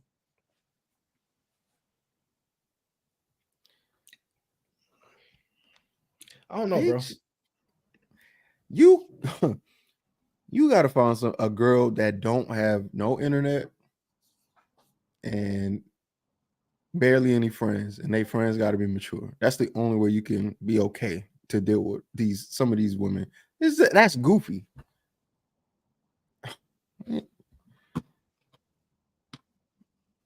bro. And this is annoying me so bad. I wasn't expecting that. I ain't gonna hold you. I read the title, so I was like, we just got finished talking about standards. I didn't even read it. I did. I just read the title. All I saw was a woman receives a text from a man she's been on 3 dates with saying she's too fat, and he didn't say that. That's another thing too. He did not say that. He didn't say you're too fat. You can have a regular body and not be like the way they phrase things is so annoying. I don't know, bro. It's like he didn't say she was too fat. Why can't it be you're not toned enough? You're not toned enough. Just because you're not toned enough doesn't mean you're too fat. Straight up goofy, bro. And I know for a fact, look, this girl obviously found him attractive. He obviously in some kind of shape. He said it in the text. My life revolves around being in some kind of shape. This dude is some type of athlete. Matter of fact,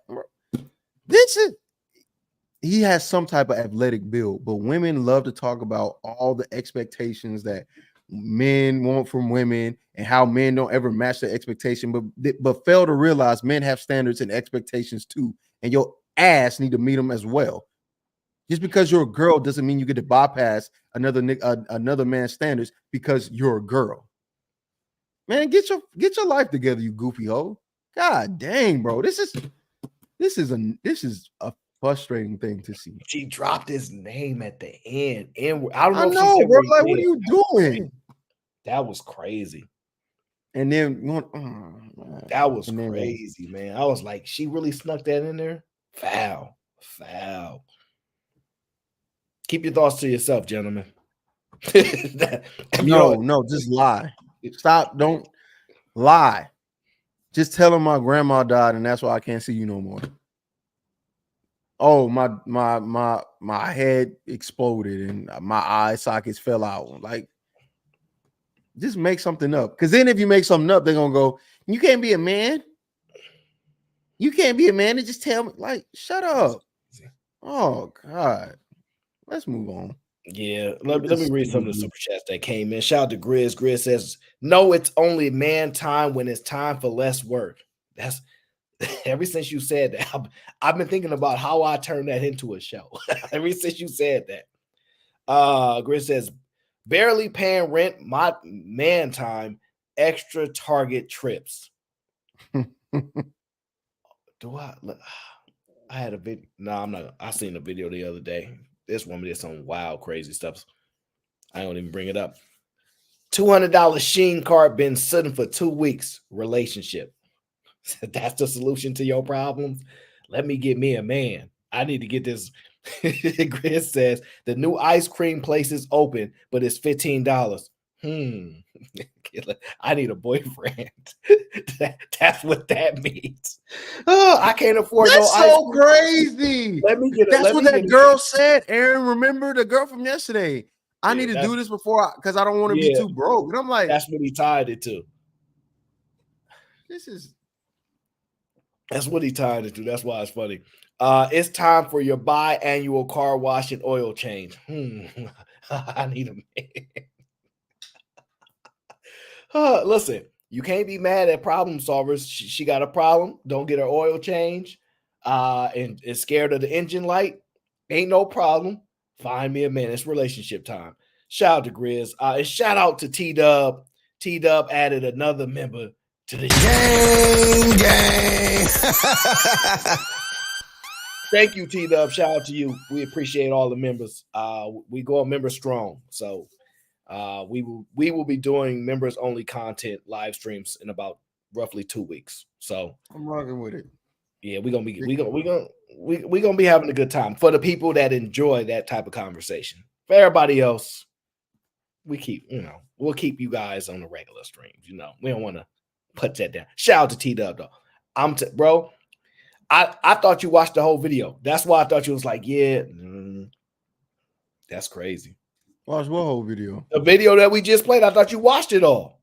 No, I ain't watched nothing. I just clicked it. Okay. Because that threw me off. I was like, what? Yeah, we're gonna lower them triggers.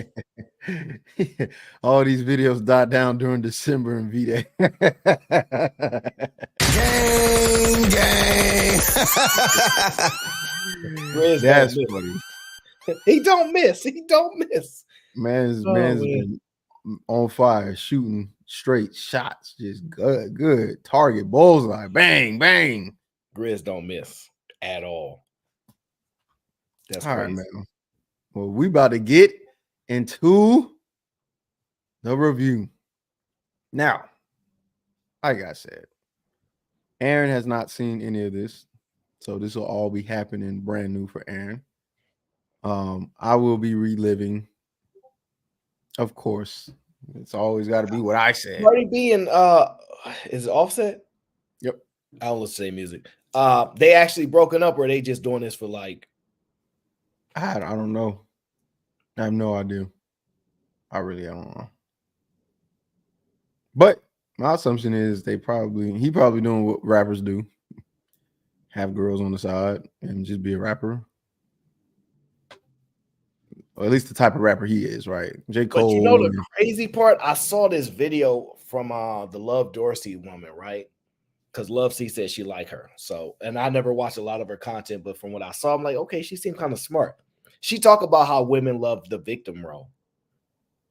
Like they engineer to go to the victim role. And it's interesting that this puts Cardi B in that role at this moment to leave the relationship, to find a way out of it, whatever the case is. I don't know. I don't want to dive off into that, but seems like it. I'm sorry. I can't view you as a victim till we get justice for your victims. So they don't care about those people. I know they don't. No one ever does. It's men.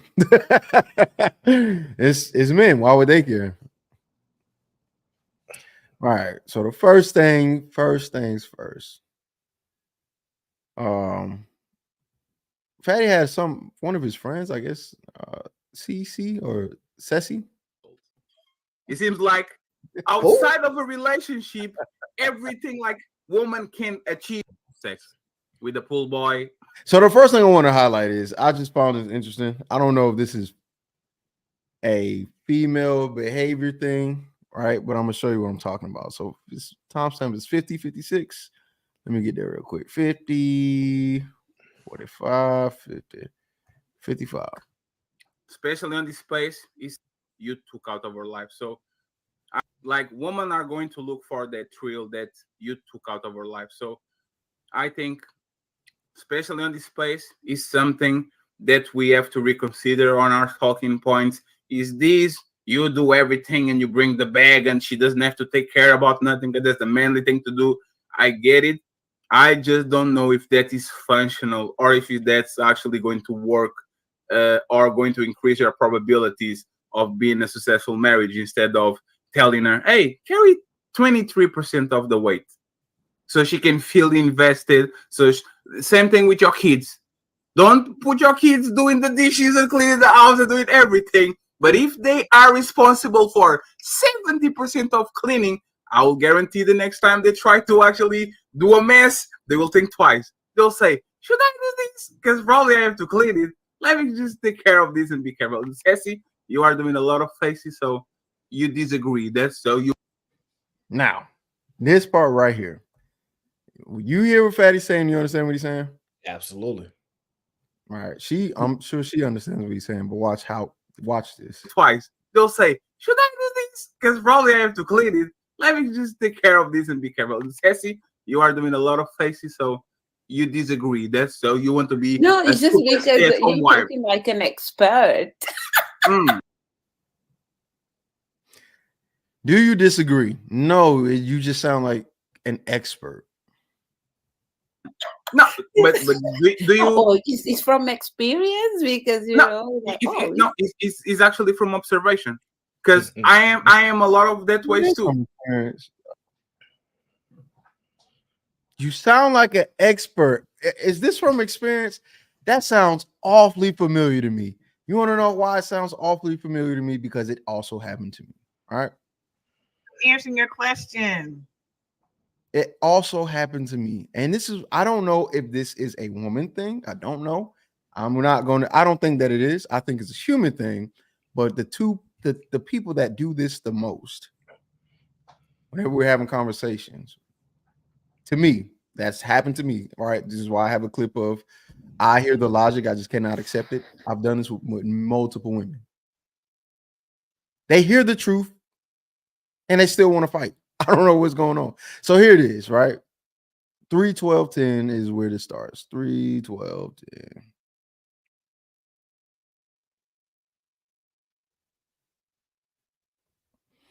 Driving too fast. Watch out for that bump. Look out to the right. Look out to you. Like, am I driving or you driving? But Cheeky, let me ask you this. So you put them in check. Cheeky, hold on, the Cheeky. I'm asking, is this real life experience you're talking about right now, or is it what you've heard on other men say? Now, what I've noticed is women will hear something that is true. They understand it to be true, know it to be true. It applies to them. And then ask, what's your experience? As if that's going to negate what was just said to be true. I don't understand why women do this. I don't understand why. I don't know why. Because Ceci has no idea who love is. She's got no clue. But yet she's got this mindset to go, you sound like an expert. Are you experience? And it's like, wait a minute. He asked, did you disagree? You said, no, you sound like an expert. And then when we go to a totally different woman who's never met this one before, she's saying something similar to me. And then I give an answer on both occasions. For whatever reason, women don't know how to accept truth for what it is and always ask, what's your experience? It's like, wait a minute. My experience has led me to this belief or truth, whether or not it's been my official experience or something I've observed or something I'm a byproduct of. Something has led me to say this thing. You don't disagree with it, but yet you want to ask for my experience to discredit it. What is your purpose for asking? Because you don't care. You really don't care. I don't understand why people, in a general sense, function in that way.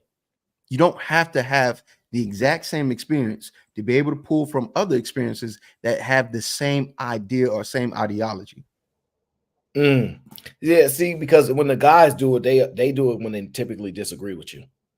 Like when they're saying, like, where are you pulling that from? Like, but if they don't say I agree with you and then ask for so that's not, that wouldn't be a apples to apple compare. It seemed like, in my opinion, this is how they try to take a shot at you passively. Now, let's keep that in mind. Do we think taking passive shots is feminine or masculine? That's a good question. Sometimes it might be strategic. So I don't know if I can place. Is overt behavior typically deemed as something more attributed to men or women? Like strict, like I'm in your face. This level of aggression is definitely not hidden. That's definitely women. If that's what we break it, it's definitely women, without a question. Because even then, the reason she's saying it is in a condescending way. It's in a condescending, absolutely. Exactly. But the problem is, it's hard to understand. Did we drop the link? I don't know if we ever did, but no, we did. Okay, I think it's hard to understand that they want to disagree with you, but they can't disagree with you because you're right. And so they revert to something that is open-ended to where they feel better about their response, but you can't correct them on it. You see what I'm saying? Like, it's tough to say. I really wish your woman could really explain this to us. Genuinely. Because even with the girl from the clip we played, when she said tall guys ain't gonna do it, like I need a woman to explain how that works. So Sugar's in the back. Where's Sugar Bum is here. Finally, we've been waiting on you, Sugar. Sugar Bum, what's good? How you feeling? All right. So that's what I found interesting. And here's the thing that I, when reviewing, or not reviewing, but in the moment, because most men aren't thinking to themselves, yes, I have experience, but not in the way that you may like. Most men are answering it in the way of, no, I don't have experience because I don't have children. But watch, because Fatty, that's pretty much Fatty concedes, like, no, I don't. It's observation, but it's both. And dealing with women, you have to think outside of the box to make them expand their viewpoint, because they're so self-centered. Everything about women is they're very egotistical. Every time they say something about narcissism or whatever, I don't believe them, because their entire existence seems to be based on them. And it's so weird because you can't have a conversation outside of them, right? Because when you try to do it, they make it about them. And when you don't make it about them, they still find a way to make it about them. Perfect example, very recent, more recent for me in streaming. Men go through postpartum depression. You didn't have to carry the kid. Men go through it. It's science. It's here. It's proven. How the man, when the women, and it's like, damn, I keep trying to say men, excluding women. Y'all keep saying leave women out of certain stuff. And I'm thinking to myself, here it is. I'm trying to do that and talk about an issue that may involve pregnancy, but I'm excluding the man from, the man has a separate experience than a woman during pregnancy. And what happens? They try to make it about them. Father Father's Day come around. What do women do? Shout out to the mothers that had to be mothers and fathers. It's not your day. Just be quiet and accept Mother's Day. And if you don't have a father, or your father or your child's father's not around, then just like don't say anything. I think the toxic one is here. Let's see. Black Don, is that you? Yes, it is me. I'm the toxic one. There he is. All right, film. Let's see. We can make it like that for now. Yeah, I want people to be able to follow the show because they keep complaining about it. So her name is Casey. I'm sorry, Ceci. Ceci. Yeah, Ceci. Ceci. Okay. Is she from Portugal or something? Fatty is friends with her brother, so that's his friend's brother's sister. Fatty's trying to ruin relationships. Okay, he's trying to not be friends. No, I see what's going on. No, actually, the reason why he even invited me to the show was because he knows like I don't be. Yeah, he wanted to break her in gently. That's why. Right? Yeah, like he wanted to break her in gently. Because I don't be going crazy. Like Yeah. I don't go crazy on women just off rip. That's not how I work. Because even with this show, I ain't go crazy on be love or love, not be love, but love. Is this the person that said that she's going to be intentionally disingenuous for in conversations going forward? Yes. What a waste of a human being. Like, why would you go into any conversation with that? And like, wow. But what I'm noticing is it's not her. It may be a human condition because Ceci pretty much tried to pull the same move Love tried to pull on me, but on Fatty. The only difference is, again, because I didn't think of it at the time, like I didn't think, oh, Love does that. I just thought like that's not true. He has experience. It's just not in the way that you may appreciate, but he definitely has experience. So basically, when she asked, "What is your experience?" or let's go back. I'm gonna just go back. Same thing with your kids. Don't put your kids doing the dishes and cleaning the house and doing everything. But if they are responsible for 70% of cleaning, I will guarantee the next time they try to actually do a mess, they will think twice. They'll say, "Should I do this? Because probably I have to clean it. Let me just take care of this and be careful." Now, keep in mind, listen and watch it. How this is so weird, but it is what it is. See, you are doing a lot of faces, so you disagreed. You disagree. The assumption is you're making all these faces because you disagree. What did she say? That's so you want to be No, it's just because you're talking like an expert. No. But do you? Oh, it's from experience because you know. Like, it's actually from observation. Because I am a lot of that way too. Oh, yes. What he's saying, no. I would agree. It's from experience too. Like as a kid, like when you have parents that tell you the purpose of things and they let you know and they give you a game plan, a family game plan. Like that's what my dad did. He explained to me this is why you're cleaning the house because it is you also live here, so you're contributing to this household in this way. He would ask questions like, "Do you have a job?" And I would go, "No." "What do you do?" "I play football and I go to school." "Okay, those two things are your contribution to this house. You make sure you make the best grades you can make. And when you're on the field, you make sure you don't waste my money by not going to practice and not working out and not being disciplined." So they're most definitely, if you have a parent who's very aware that their children are aware, they will communicate and articulate there's a plan with having a family and you're part of it. So do your part. And if not, I'm gonna bust your head up. And it's just that simple. Yeah, this is true. What you say? But it didn't take much. Like the way you communicate with women is so weird. The results you get, it's so weird. I shouldn't have to do all of that. Oh man, shouldn't have to do that in order to communicate the exact same thing that Fatty just communicated. But for whatever reason, whenever having a conversation, maybe it's because she's more familiar with Fatty that she tried to be, joking or condescending. I don't know Ceci, so I'm not really putting this on Ceci. I'm more so analyzing the behavior that I've seen from two women that I didn't know, but I've seen very similar behavior. And I'm going, why is that? Because this is what now we're going to see what Love does, and let's see how similar their behavior is. Real question. Real life experience. You can watch it. You can watch and see how they operate. So you've dealt with women that tried to control you? Yeah. they tend to be older. Oh, see, that's what older women. No, I just talk to women, and then when they tend to be the ones that be controlling, or the ones that like try to dominate you in conversation or in like just passing by. They tend to be older women, but younger women, they don't really know themselves well enough, so you kind of tell them a lot. So your statement is based upon the older women that you've talked to, then, because if you're making these statements as if they're absolutes, and I actually said yes. So you're dating, you're talking older women.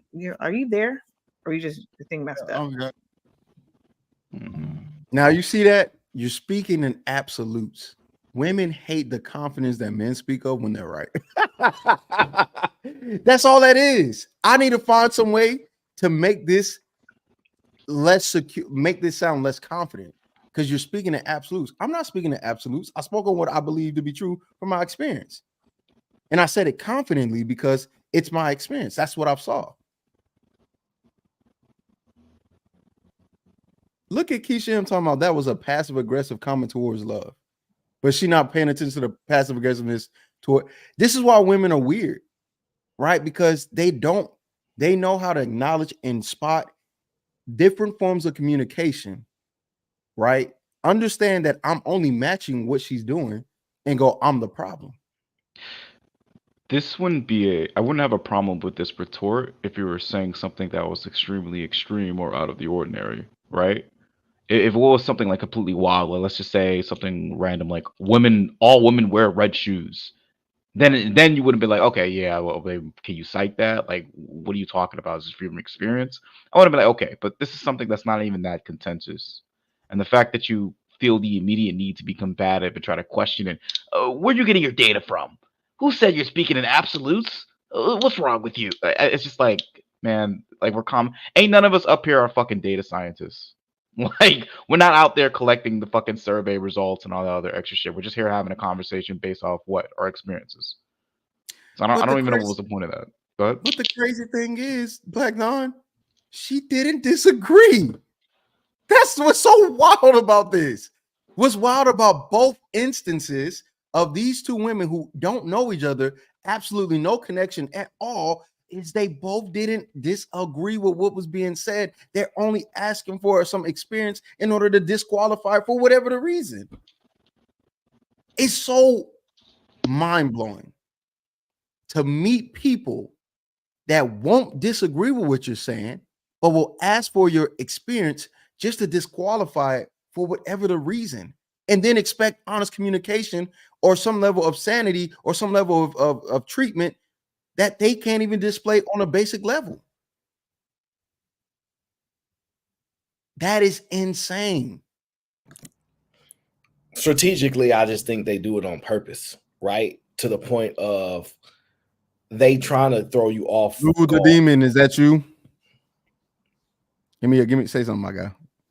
Yo. All right, baby. You know what I mean? Like, I think that's strategic in what she does, because my mind goes to maybe that's a strategy, right? To kind of throw you off, to get you startled or something like that, so she can take advantage. I revert to assuming, you know what I mean? What about Ceci? So I disagree with that, Aaron. Have you heard of the concept? Hold on, wait. Before you go, yeah, how do you explain Ceci? Specifically about love, just from watching her a few times, right? I can say that because she's a normal panelist. But when you're not a normal panelist and you display the same behavior, that's when I go, oh, this is outside of panels.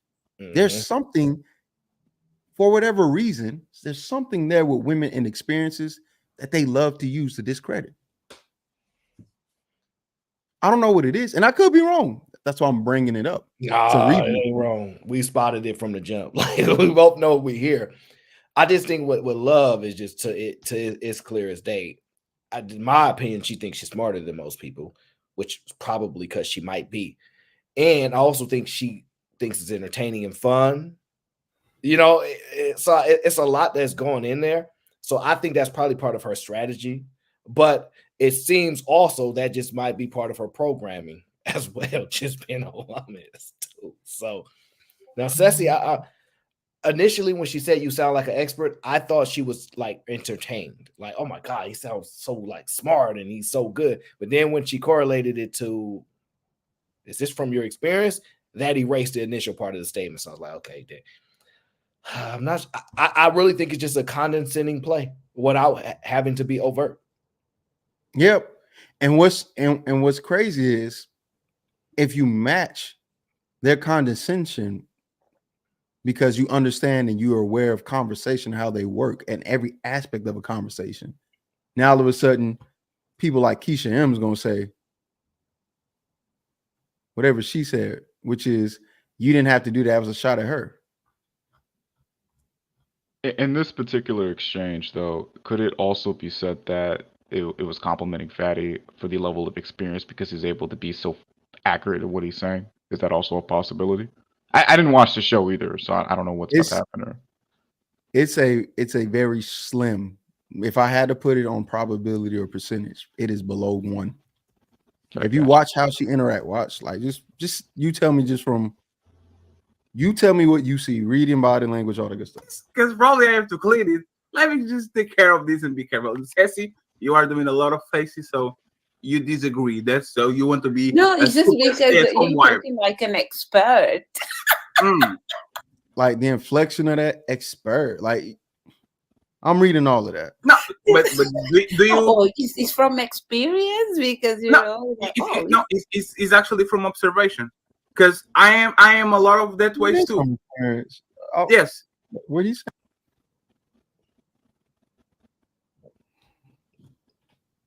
What do you think? I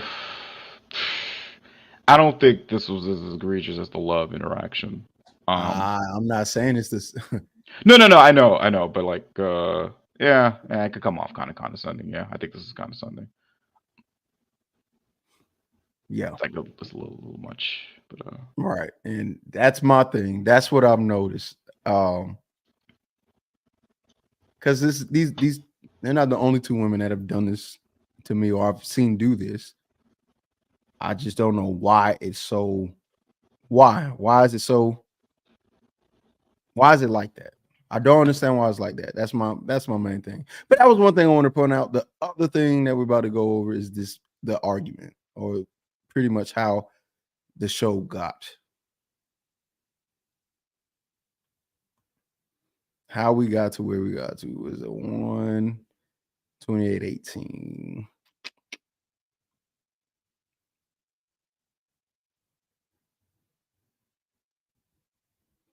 Cardi B situation was getting out, but we are going to get there, ladies and gentlemen. So be patient. Let's see what this man has to say. The last thing that I found that causes a breach in relationships, but yet no one stepped out. When you're angry, please just watch what you say. When people are angry, they say things they don't mean. But once it's said, once you release something out of anger, even if you don't mean it, there's a breach.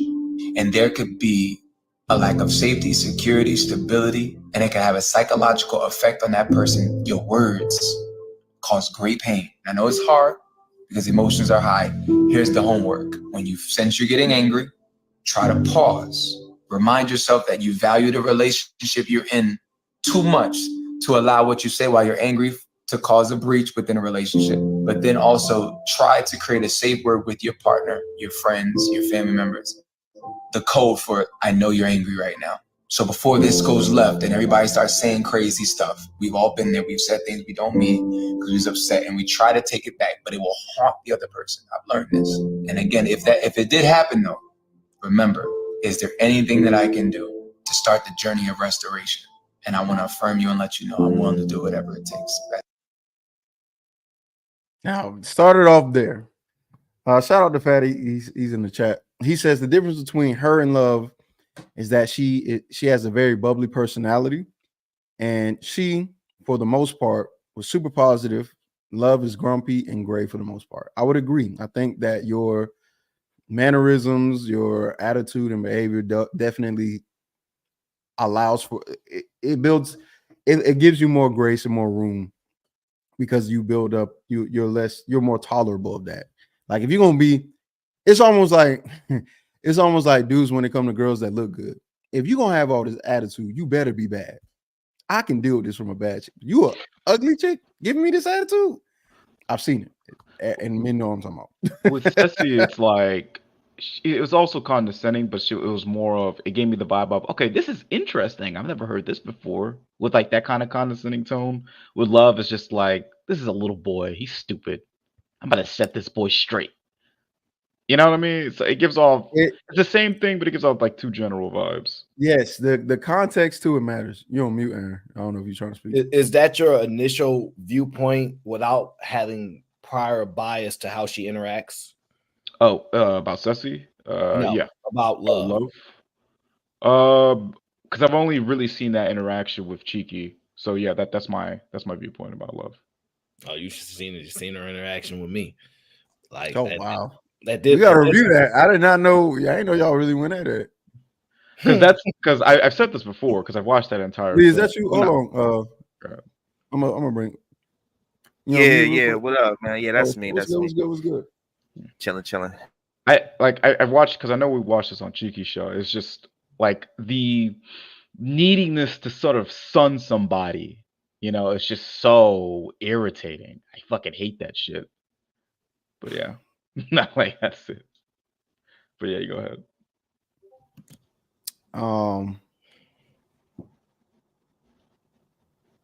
So it starts here. Basically, the show from this point goes left because I make an opinion.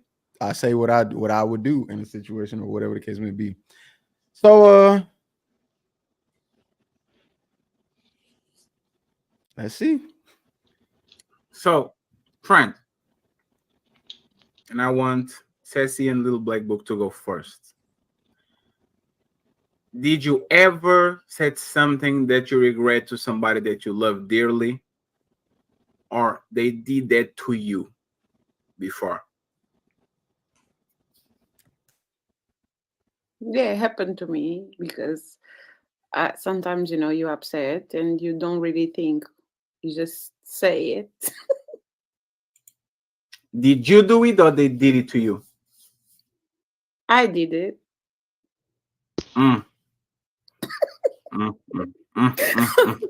Little Black Book, what you say, brother? Yeah, man. I mean, listen, both. Something has been said to me in anger that the person can't take back, and I've said some things, to partners in anger that I can't take back. Lessons learned, though. Cheeky, what about you? I hate to be that guy, but I don't think so, man. Everything that I've said, I have wanted to say. All right. Let me check to make sure. Love C, is that you? I think I saw you briefly. Okay. You want to? All right. We're good to go. Hey, everybody. Hey, Love C. But yeah, it starts there. All right. So we're going to get into it. I'm with Jakey. I'm not going to lie. The anger didn't fool what you said. You actually meant what you said. It's just by being anger, but you wouldn't say it anyway. Yeah. So when I'm angry, I'm the opposite of other people. I get quiet and go somewhere else. Like some people, people response to anger is different. Mine is just to be dead silent because I'm about to snap. Other people is to get loud and this, that, and the third. Me, it's like, I gotta go. If I don't leave right now, it's gonna be a problem for everybody. So here's what I'll do. I'll just leave. All right. And that was something that the problem that in a relationship, it don't work well because when I'm angry, I may not say nothing, but I'll be inconsiderate and not tell you how long I'm going to be gone. So for example, you piss me off and I know I'm going to go crazy. I'm going to just drive in the car and go somewhere for like 3-4 days. I'm not answering your call. I'm not picking nothing up. And when I get back, we can have a conversation. But that's what I'm saying. I'm not one of those people that say something that they don't mean. If I say it, I meant it. And if I'm angry, even if I say it, I probably still meant it. And it was just the truth. And if it hurt your feelings, I mean, it is what it is. But I know that there's limits. So when I am angry, if I were to say something, I know for a fact it would destroy them. So I'd much rather just leave for 4 days or 72 hours. I have a measurement in my head depending on how bad it gets. 24, 72, and 24, 48, and 72 hours. And then sometimes do you communicate? Now, with that being said, I think I covered a lot of different things. All right. I said, hey, this is where I don't think it works in a relationship because blah, blah, blah, blah, blah, blah, right? It's not that I'm unaware that, hey, this could have some negative consequences, but at the same time, I'm doing what I think is necessary for me to do. I'm not suggesting anybody else do it. I'm not saying anything. The question was, how do you deal, or have you said anything in anger or whatever, blah, blah, blah. And my answer was no, because I don't deal with anger the same way other people do. Some people deal with anger and just start going to town, going crazy. Not me. If you say something to me that I know is extremely disrespectful and I know you meant to do it, I don't need to be around you because I'm not trying to hurt your feelings by saying what I want to say. And also, if I need to take them days, I'm not thinking about you, right? Because if I do think about you, I'm thinking about the last thing you just said to me. And it's a scale, all right? I said 1 to 4 days. That sometimes it had to be like that. But that's just me. Now, when I said this, of course, because I guess most people don't have that type of those people don't have that type of I don't know, stance, or they don't really do it. I have not done it before. Look. Every woman says the exact same thing. 4 days is too much. If you don't know how to watch your mouth, don't talk to me about what's too much. If you don't respect me to keep your mouth from saying certain things, you don't get to tell me anything. Because at this point, we may not have a relationship. I need time to really, really think about what was said.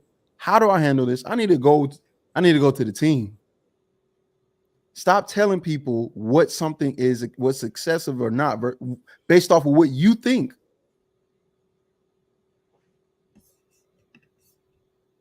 Stop doing that. And that's what I don't like about women. They think they dictate everything. This is what I mean by self-centered, egotistical, emotional, narcissistic beings. How dare you say something out of your mouth with the intention of hurting or the intention of doing something, whatever the case may be, and you tell me I can't respond based off of the level of disrespect. Women are so used to men not really, I guess, doing anything or not really taking a stance on anything, because in the middle of the show, we're going to get to that part too, where Fatty says, you know what men do? We say don't do it again. They cross a boundary. We eat their vagina and that's it. Y'all accept. Yes, that's what he said. And in my head, I said, never. I'll die 30, 40 times before I let that happen. Yeah, me and you was having a conversation about this briefly. Me and you are kind of very similar in that kind of response. Because I don't, if I say something, I definitely mean it, especially if it's in a contentious environment. I want to make sure we read what C3U said. But I'm in agreement with you. Watch your mouth. You watch your mouth with your mom and your dad, right? They done went 50 years and you was upset with them and you want to say something. You want to say something you was thinking in your head. You gonna watch your mouth with them. You gonna watch your mouth with me. No ifs and buts about it. I don't want to hear you made me feel this way. Nope. Certain lines you do not cross. Certain things you just don't say. But I'm consistent and I hold my part up. I don't do that, right? So exactly, right? So what frustrates them more is, he never do this to me, so I can't even make the argument, but you do it too. And that's another level of frustration we don't have to necessarily get into. But watch your mouth. Because one could make the same argument if it was cheating. If it was a cheating thing, y'all would be saying like, no, you don't. If she want to go to your phone now after you cheated on her, she should have a right to, right? You don't just like, no, you just need to trust me again. You have to go through. No. So I'm more aligned with you with that. Now, Fatty might be right as far as people let boundaries go away, but I don't. Like I think I know this about you. You're pretty upfront. If you do this, I'm going to respond this way. So you already know. So you have an expectation. This ain't no out of nowhere type of experience. You know. And I think that frustrates people more. I know what the women gonna say. Oh, you 4 days. What about the kids? They always want to lead to the kids. Whoa, wait. Ain't no kids. I'm a single male. But we're not gonna move the goalpost. But that's they're going to do that. You already know that's the next thing. What if you got kids? I'm just telling you. You know how that argument goes. I'm just saying, bro. You get two options. You act like you cross this line with me. You got one of two options. You can leave, or you're gonna experience something that you never experienced before, based upon your actions. You decided this, and I think that people they don't want to deal with the consequences of their actions. Because I'm willing to, and I think you willing to. Yeah. And I think that frustrates. And that's so I got two. And that's what they asked. Oh, yeah. Go ahead. Well, I feel like that. No, go ahead, Lee. Go ahead, Lee. Yeah. All I was saying is well, somebody else speaking, my bad. Lee he just got here. Oh, Lee, go ahead. My bad. I didn't know. Yeah. No, you good. What's up, everybody? I just wanted to say, look, I get setting boundaries, and I think that you should always have limitations to when you feel disrespected, right? But I would ask, is 4 days past 72 hours? I mean, is that not extensive? I mean, that sounds a little. Don't answer that just yet. Lee, I just want to understand. Grandparents, do you spend a lot of time around your grandparents? No, not no more. But I did when I was a kid. Okay, when you was growing up, do you ever remember calling your grandmother the B word? No. Would you ever do it? No. So you see how emphatic you about not doing something, even if she spank you, slap you, whatever it is, right? Mm-hmm. There's things you're not going to do. If you dealing with a woman and you tell her, "Don't play with me. I'm not to be played with. This is how I react because I don't know what this, so I disappear 1 to 4 days." Expectations have been delivered. Don't do this, and you won't experience this. I got you. So okay, so you talking about so I want to make sure. So you're talking about a situation where he actually sets the boundary and says, if you disrespect me, I'm leaving for 4 days. Absolutely. That's not made up out of nowhere. I'm very much upfront of like, yo, this is how I am. Da, da, da, da, da. He's like that. This ain't no I woke up today and I'm just mad. He has these conversations that they say men are not communicative. He goes, you ain't gonna get that problem with me. I'm gonna set the information. I'm gonna have all the conversations we gonna go through it all. So it ain't gonna be no surprises. So you don't have an excuse. Okay, so I would ask how many times. Okay, so my mindset is this: women are emotional, right? And women are feminine. We want feminine women, right? Mm-hmm. A feminine woman is going to sometimes get in her emotions. Now, I'm not saying she should call you bitch. Wonder why they called you bitch. I don't know why she calling you all that. But there has to be a level of grace that a man gives a woman based off of her being feminine, and based off her femininity, she will have times where she will be emotional. So maybe she don't call you bitch. What if she be like dirty M word? She can't say that either. Is that time of the month? She going through some stuff. She say something crazy, right? Because she emotional, she feminine. She ain't like me, like Aaron. Somebody can say something to Aaron, and Aaron he'll think about it first before he make his move. Women sometimes, because they feminine, they emotional, they won't think about the move. So do we give them a little grace, or do we keep? Because then I'm gonna ask you, how many times are you gonna walk away for 4 days? I got you. And you gonna do that every month? I want to answer your first question, then we'll get to to answer your question, right? Because you're saying women are emotional and we have to be accepted. Men are not monogamous. We like to smash everything. So you want a level of discipline from us, right? You want us to fight our nature, right? You're gonna fight yours. Because if I violate my nature, it'll be a problem. Unless you saying you stand, then I will accept your feminine and all those extra things without that discipline. Discipline works. Can I stop you there though? Can I stop you there though? Because when you move the goalpost, the conversation goes nowhere. Now you done brought up sex, which could bring consequence to us both, and that's a whole different conversation. Her calling you a name ain't gonna give you a STD, my boy. But you missing the point, sir. So let me bring it back to the space that you understand. You're saying the reason she's calling me a name is because of her nature and her feminine thing. Like that's the reasoning behind it, right? So my nature also needs to be accepted. Not you need to have discipline. Because if I need to have discipline, you're going to have discipline. That's the only thing that point of it is to prove. And I understand your point, and I'm saying that her nature to maybe one time raise her voice, get a little emotional, right, is not going to be of consequence to you. Your nature, our nature, to wanting to sleep with multiple women, we could go back and make it of consequence of her too. That's what I'm saying. That argument is kind of crazy. It's not. No, crazy. Wait. Like, but do y'all understand what I'm saying? Do men have emotions and feelings as well? Yes, but men are more logical. So that's not what I asked. Yes. I don't care. Yes. I'm not asking if they're more logical. If men have emotions, do women have logic too? Women do have logic, but a part of their nature is to, come on, they have a special time of the month every month. We can't act like so. Why is it that those same women are more emotional than men? Why is it that those same women that have parents and authoritative figures, even during that time of the month when they're younger, which should be a lot harder to manage those emotions, know when to say something, when not to?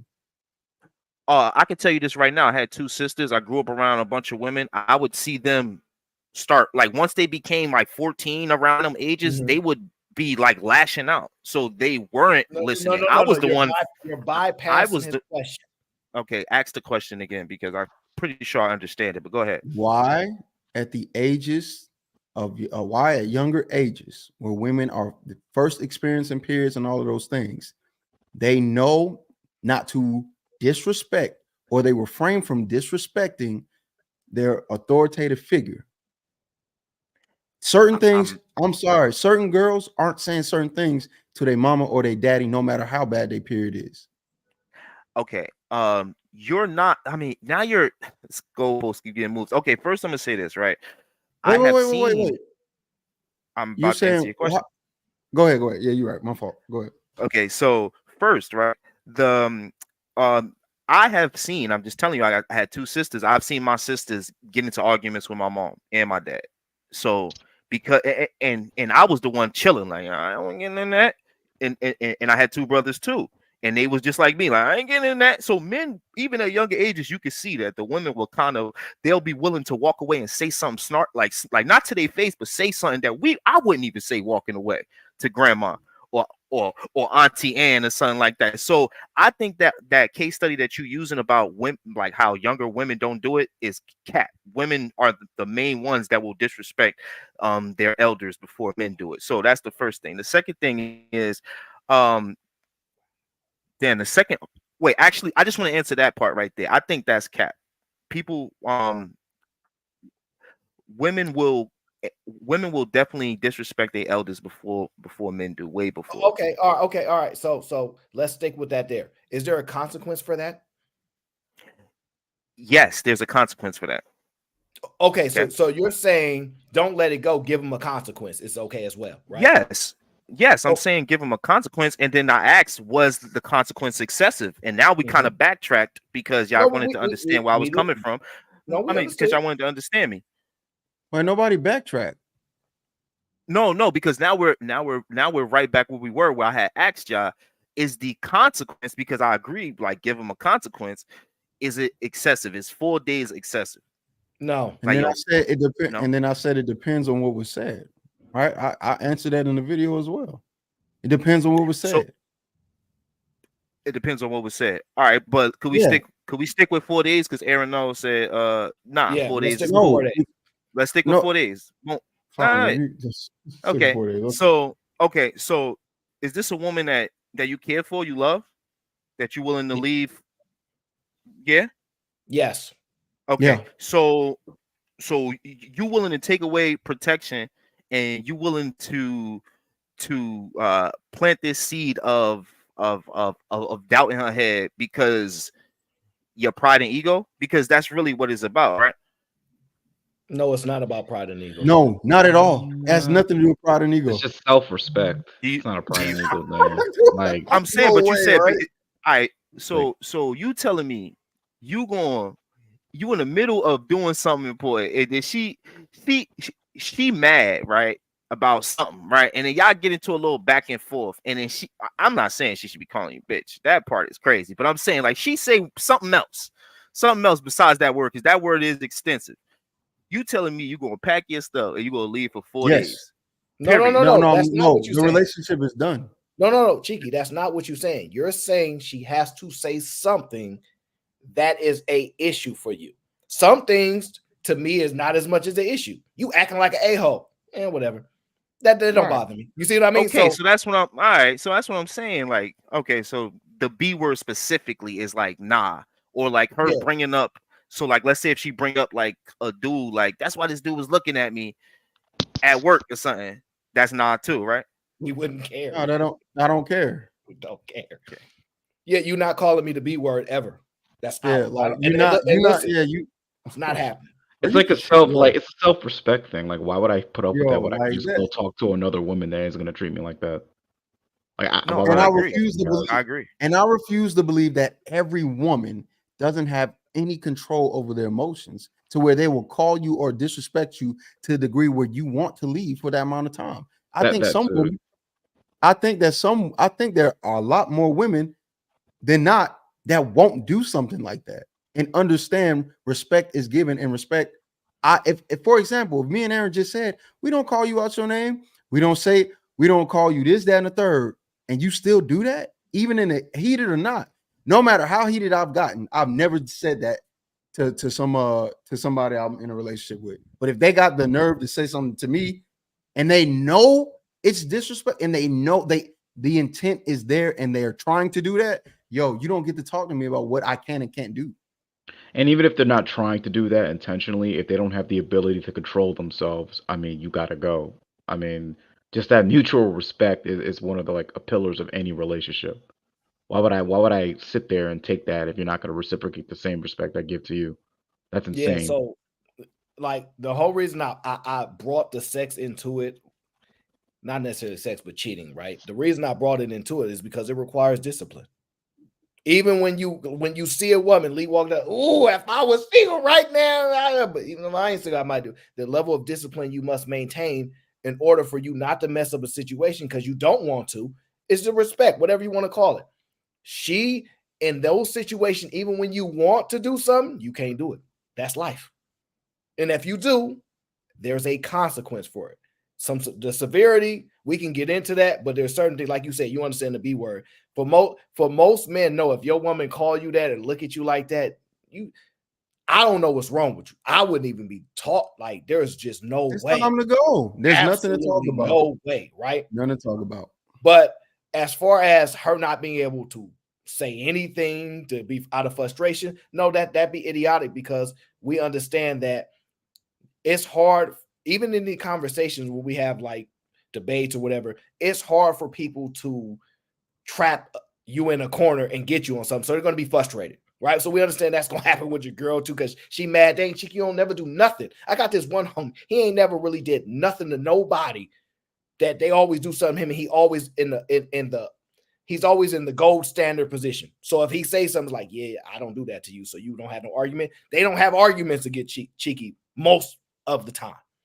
So he understands they're going to be frustrated, that they're not going to be able to have that level of position. So that's the part you have to have some understanding. All right, yeah, you're going to be frustrated because I'm going to call you out on things. I'm going to hold you accountable to things. It's going to piss you off because you're not used to experiencing that, and you're not going to say, oh, but you do it too, which is what normally women have the out for.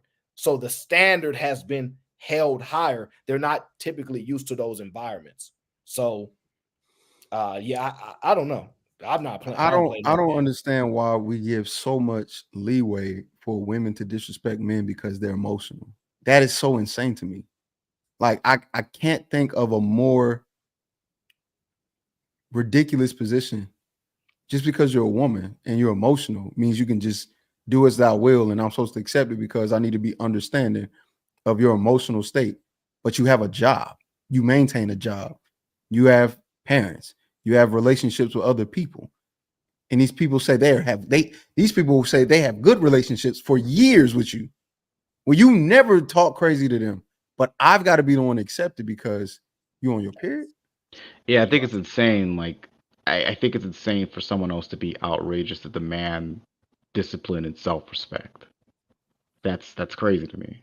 No, did not play the video, Chica. I said every show we're gonna play it. All 2024 women standing on business. So y'all not used to guys standing on business. I respect that because, like Fatty said, I guess you guys do what you're doing, and he let it go.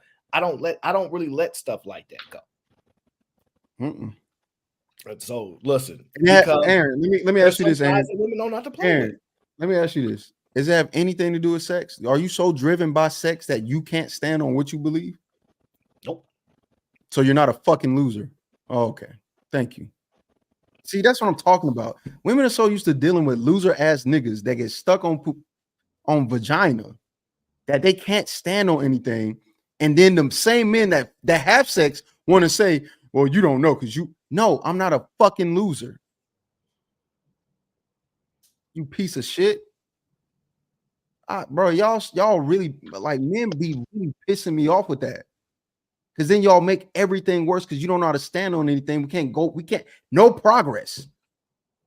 How are we supposed to say, oh, we're going to change, or these things could change, or these things should change if your ass always folding? You folding ass fuck nigga. God, bro, y'all, man. Most guys now, ain't standing on business. Can I jump in right there, right? Now, look how he just exuded that emotion, right? And he just called a bunch of men names, right? Yet he don't want women women who are feminine, who have these emotions by nature. He think that they never gonna do this, right? He gonna be with a woman for 5 years, 10 years, 20 years, 30 years, 40 years, and she never gonna be like, you acting like a bitch ass nigga to a man that speaks like that. Nobody said that. Nobody said that. No. I'm willing to accept the consequences. If some nigga say he want to fight after I said what I just said, then guess what? We're gonna squabble. But if I say I'm leaving for 4 days, then I don't want to hear from no hoe or no nigga. That's too much. Shut up and accept the consequences of your stupid actions. Stop asking me to capitulate because you're uncomfortable. You don't think about what you say to me, so why should I think about what I do? And I'm willing to accept whatever consequence. If I do something and some woman says, I don't ever want to talk to you ever again, you will never see me go, I'm so sad, I'm crying. No, you know what? She got a point. Deuces. I understand. You know what? I understand. You know what? She's right. I crossed the boundary. She says she doesn't agree with it and she don't want to be friends. She don't want to date. She don't do whatever. Guess what I do as a man? Or take that back, because this is a human thing. Guess what I do as a human being who's able to accept consequence? I go, you know what? That makes sense. It is what it is. I'm not asking nothing that I wouldn't do myself. If you make a boundary, I'll cross the boundary, and you never want to talk again, I'm not going to be here. I'm not going to be the one. I don't know why she did it. No, I crossed the boundary. I fucked up. And that's the end result. And it is what it is. I'm not going to be like, don't you think that's acceptable enough to block me? Don't you think it's acceptable enough to talk to me again? I don't do that. I go, it is what it is. If you think this was best for you, I encourage you to do it. That's the difference. Yeah. No, I hear what you're saying. I just think that men are so hypocritical. I mean, you speak like that around her. You're going to speak like that to men, and then you're going to tell an emotional human being to never speak to you that way. It's just like, okay, now I see if you a man that doesn't speak like that. What you mean? What I'm talking about? You just call somebody mad names in the chat, and this is your persona, right? In a way. So what I'm not even you. Let's not even use you. Men will curse people out. They'll curse people out at their jobs in front of their girl. They doing this. Yo, he was acting like a bitch last night. Yo, this, that, and the third last night. So you bring this negative energy into the relationship, right? and then you expect her to not mimic you, but you the leader. So it's No, like, no, no, no, no, no, no, no. Okay. checkmate, man. No, that's not not no a checkmate. because I'm not treating her that way. What are you talking about? Yeah, but you're wait, pause It that doesn't- right there. Oh, wait, no, pause you that. can't say Do you pause treat that. your You can't say wait, pause hold that up. when you Yes, I just can, spoke. because do you No, treat you your can't kids? because I'm Okay, speaking you now. will You curse just spoke. around It's your my kid, turn. but Dog, I'm trying to drop you. You just spoke. You was able to get that all off. Now it's my turn to speak. I can request that. And in most cases, most men aren't talking like that around their girl. So even if I were talking like that around my girl, I'm not talking to you like that. okay, That's now the difference. let's jump in 30 seconds. Everybody's okay. Everybody's okay with things that are being done until it happens to them. You want to know why that's the case? Because it affects them. The same thing would apply in a relationship. If I don't talk to you that way, or you, like, for example, when women talk crazy about their female friends when they're in the tiff, this B word done this B word don't do that. What do I look like trying to call her friends the B word, or even her, because she called her friends the B word all the time? Nobody's going to accept that. Are you So a now woman? we're trying to change this, the standard for that. That's crazy. First of all, you're not a woman. Second of all, I can be around a little kid, and if I'm cursing around this little kid, and we all seen Don't Be a Menace. Wait, no, what was that movie? With Dan, the dude that shot them at the shot the Chinese whatever, right? We've seen this, right?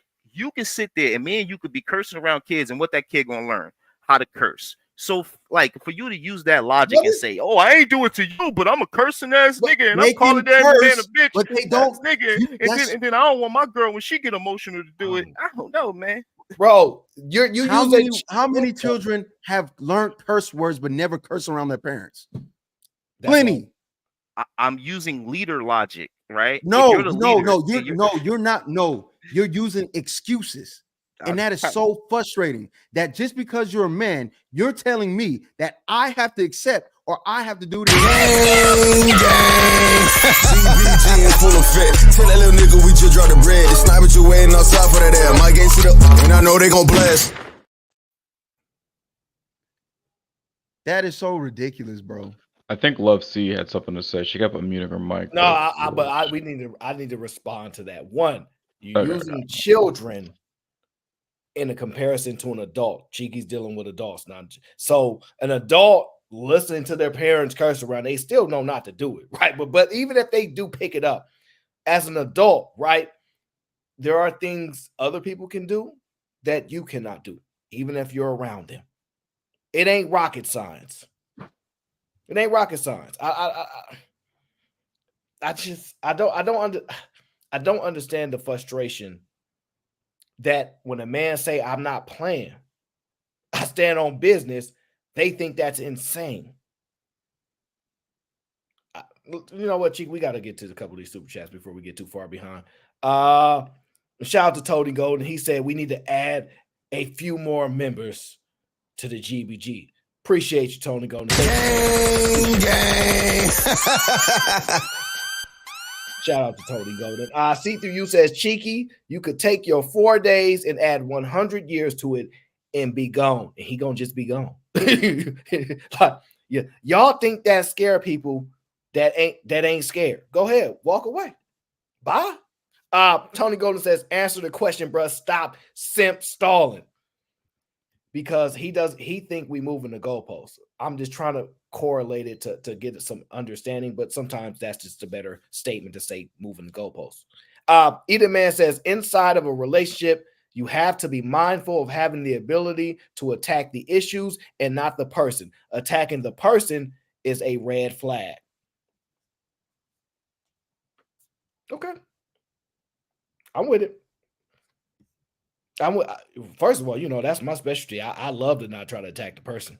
So that worked perfectly for me. Harrison Davis says, what would it take to ban standing on business? We can't. Me and Cheeky need that. We're going to clip that up for every show. We need it because it's hilarious. And here goes Ronald. Cheeky, go ahead and read this one because this is what I told you was going to happen. Will you leave your wife and children for 3 to 4 days? I don't have no wife and kids. Can't answer the question. Sorry. And they added to the corner. But hypothetically speaking, that is actually a good question, at least to me. Like, would you? I told you they would was gonna ask you, Cheeky. Just for the sake to entertain that. Like, what would you do in that scenario? What would be the appropriate reaction? Wait. That again, I just find it hard to believe that I would have any scenario like this, and she didn't present this or she didn't act or behave a certain way before this. If my wife really thinks she can talk to me in some kind of way, then it's over. I married the wrong person. I need to get a divorce. Watch your mouth. It's not that hard. Women know how to do it. So I'm not making excuses. You said what? The action would be the divorce then. Yes, especially depending on what it is. If you say something out of your way, what makes you think you get to do that? No, it's time to go find somebody else. You obviously don't understand, because again, it's not as if these things aren't said beforehand. It's not as if these things are already said. These are reactions to actions. These are not things done out of the blue. These are not things that are done without thought or any type of. Why do you think you can do this? Why do you think you can do it? I don't get it. Why can't you? Like, I don't understand what's so hard about them not doing that. Do you want me to cheat? I can answer this question though, Cheeky. The This reason is so why people have trouble on it because they're not used to a man standing on business. Like Lee said, oh, you will let it go. Some of us don't play at all. I know that sounds crazy, and y'all just waiting for a day. Oh, you going soft it. Listen, some people don't play, y'all. They don't. I don't know what to tell y'all. I know y'all think there's a special magical woman that fall out of the sky that make you fall in love and change all the ways you used to be. I'm telling you, when a woman know not to play with you, they don't cross those lines at all. They don't. I don't know. I've not had these problems. So that's my point. My point is that I refuse to believe that just in a marriage that some woman's randomly going to say something that's going to cause me to divorce her. Either you were there beforehand doing that, and I ended a relationship, so I didn't get to that point. But you to just randomly, no, that's unnatural. And you know what's so crazy? Women would always say, people don't just switch up now all of a sudden. Yeah, see, like every time women agree with men, I'm always cautious of it because they're so self-serving and they're so willing to take on the role that makes them so grace, that gives them the most grace. But if I start talking to them about what they will want to accept, like you do all the time, what are you willing to accept that's bad in a marriage? And then you always get what are you willing to accept? It lets me know you don't have a real standard for it. I do. I'm not accepting this. So would your position or your feelings change on this topic be altered if you crossed the boundary that your woman had in that relationship? No, it wouldn't. It would not. Because if I'm okay with accepting consequences because I take people serious. I meant like if you crossed the boundary and she gave you grace. Right, like let's just say like there was a boundary that she had that was something like don't ever do this, and then you in the heat of the moment were just like you did something right while you were angry, and she gave you grace for that action. That's kind of a good question. Yeah, so would you also? Question, but it's complicated. Right. That's what I'm asking. Again, I don't. Yeah. Again, this is all dependent on what it is. It's not like I'm being unreasonable. Everything you do, I'm going to just leave. That's not what I said. No. I'm saying specifically, like let's put that on the other side of the tracks, right? Let's just say your woman also had this same. So if a woman says these things you should not do, or I'm out, and I do those things, and she's out. And she gave you grace for that, right? Would you also reciprocate that same grace if she accent? Because we're talking about we're talking about this is not. Wait. Right. Just because somebody does something doesn't mean now you got to do it. why in my head, I'm not compromising on certain boundaries, nor should she. I'm speaking from the position that this is not intentional, by the way. Not she did it on purpose. I That's think what I'm speaking intentionality about. matters. I think intention matters, which is what I was saying in the video. I think if you know what you're doing and you know why you're doing this, I think intention matters, because I'm not going to be unfair and go, you can't learn from your lessons. That's crazy. But if I think they can't you give us an example that makes sense to us right now. Yeah, because right now with giving it, they're like it's so beyond hypothetical that they can't give us a circumstance where it'd be like, oh, I'll give you grace. You see what I'm like? Give us the example in which we can go, oh, I might have to give grace for that. I think they can't, because I think the example they would give is the relationship is over. You know, like there's just no way it's gonna work. So I don't know. Yeah, I can't. I'm sorry. Try to come up with a scenario, but I can't think of that. This may not be. Well, this is something that I've observed that happened recently. Oh, hold on, Black Dog. Hold on, Black Dog. I got HD up here. What up, HD?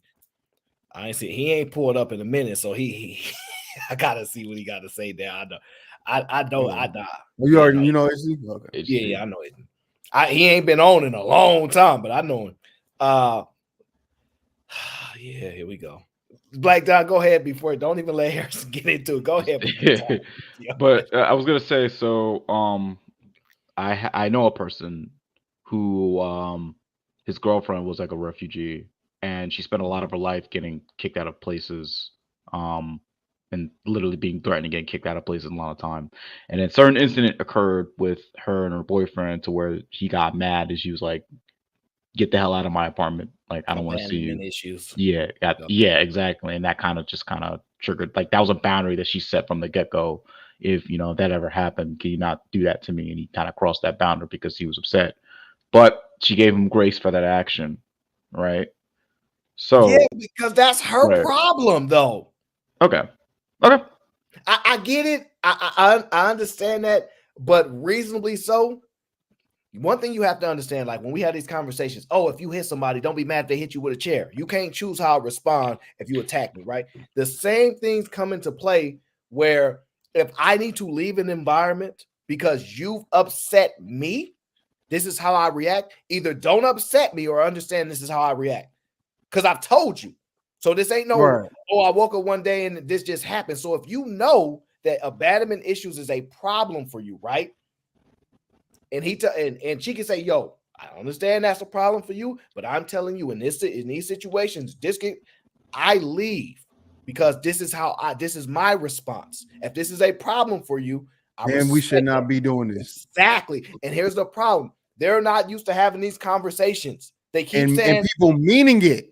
They keep saying, we want men that communicate. We want men that can express themselves. So you get one and you find out, dang, a man that understands, actually is insightful, actually can express himself well, communicates properly, and stands on his principles. And you realize, I like toxic. It's easier.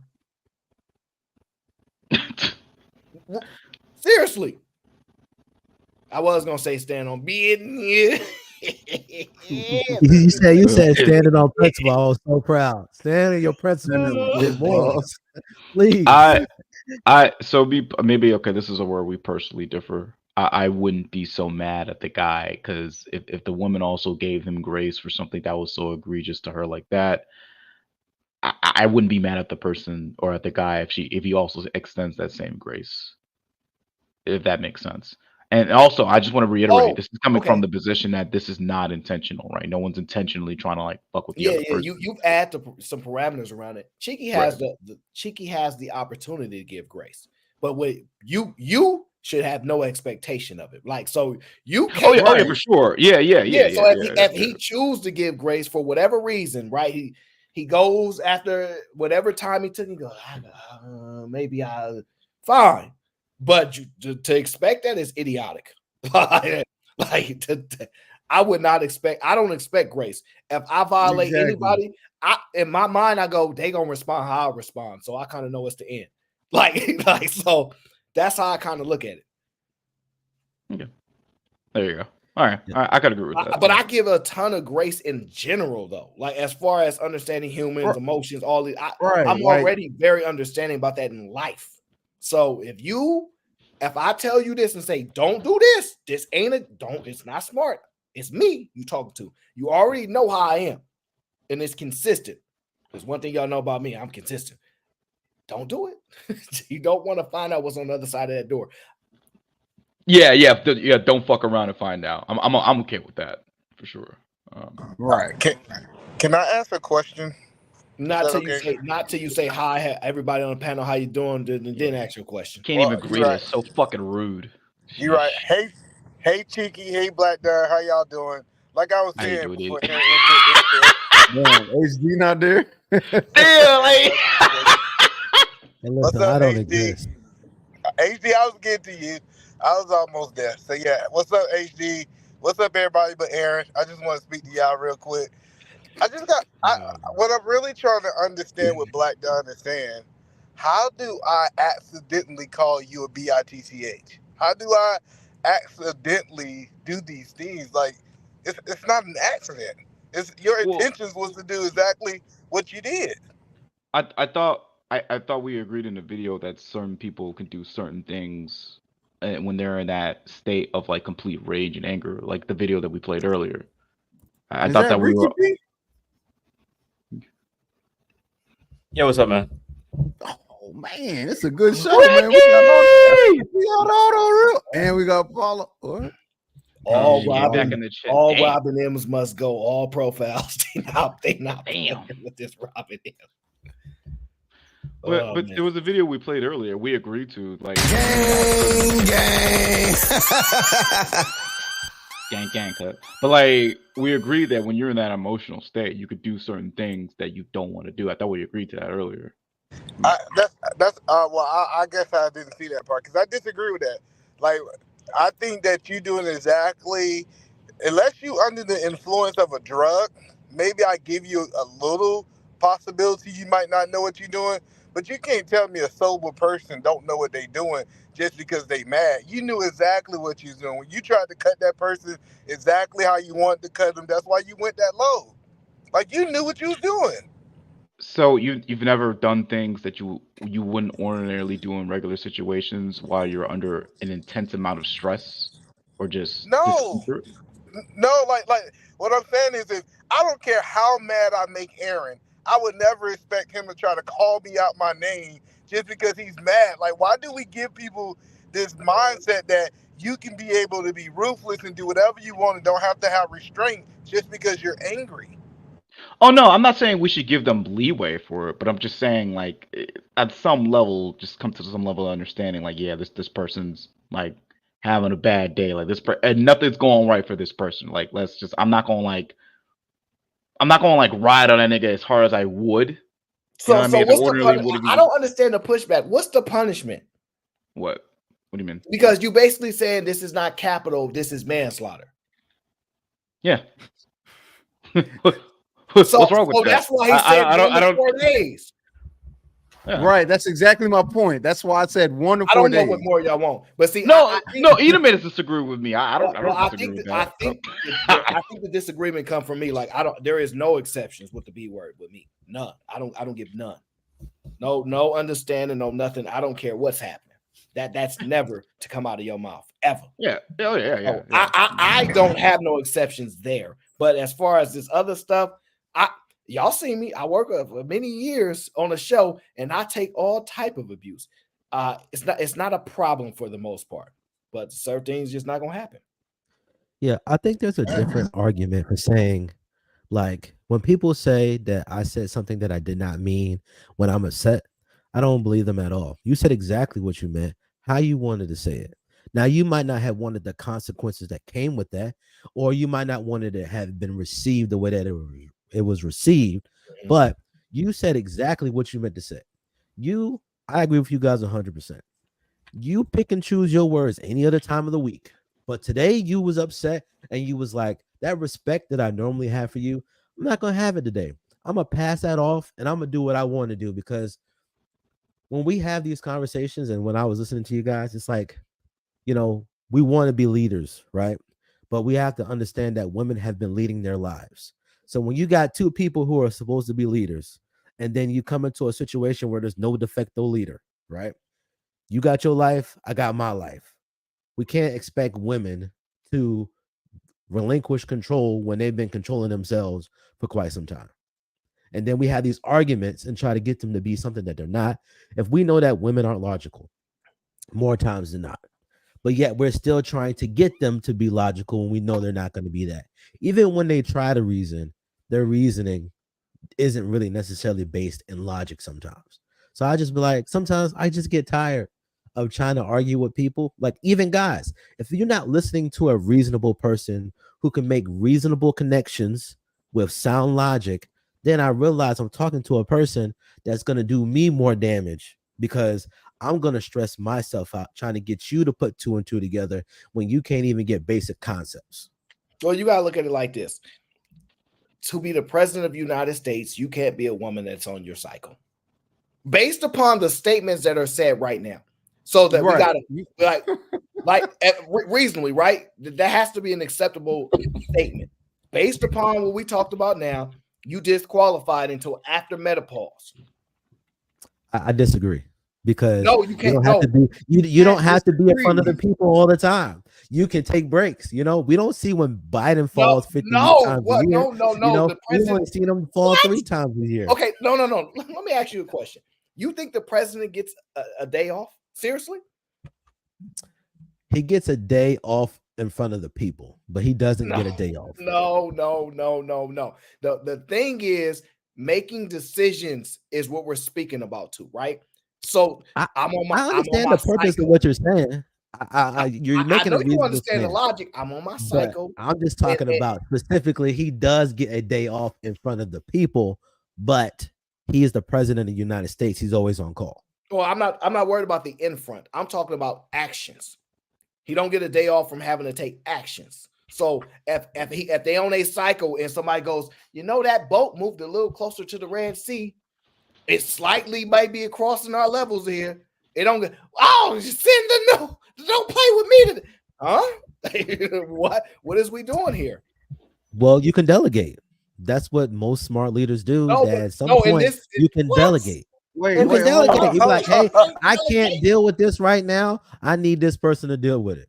That's why the president got a cabinet. So can we delegate? That's why we got Congress. Can we delegate our significant? Wait, hold on. Can we delegate with our significant others? Can we go? I can't deal with you right now. Let me go to the other girl. Yeah, people do that. They shouldn't, but you can do that. HD on demon time. Okay, I got it. I understand. He just want to. I'm just talking specifically about the argument. The argument is you can do that. That doesn't absolve you from the consequences. Hold on. No, I'm curious. So say, for example, the president said, you know, I didn't nuke that country. I delegated it to someone else. How do you think the world would process that?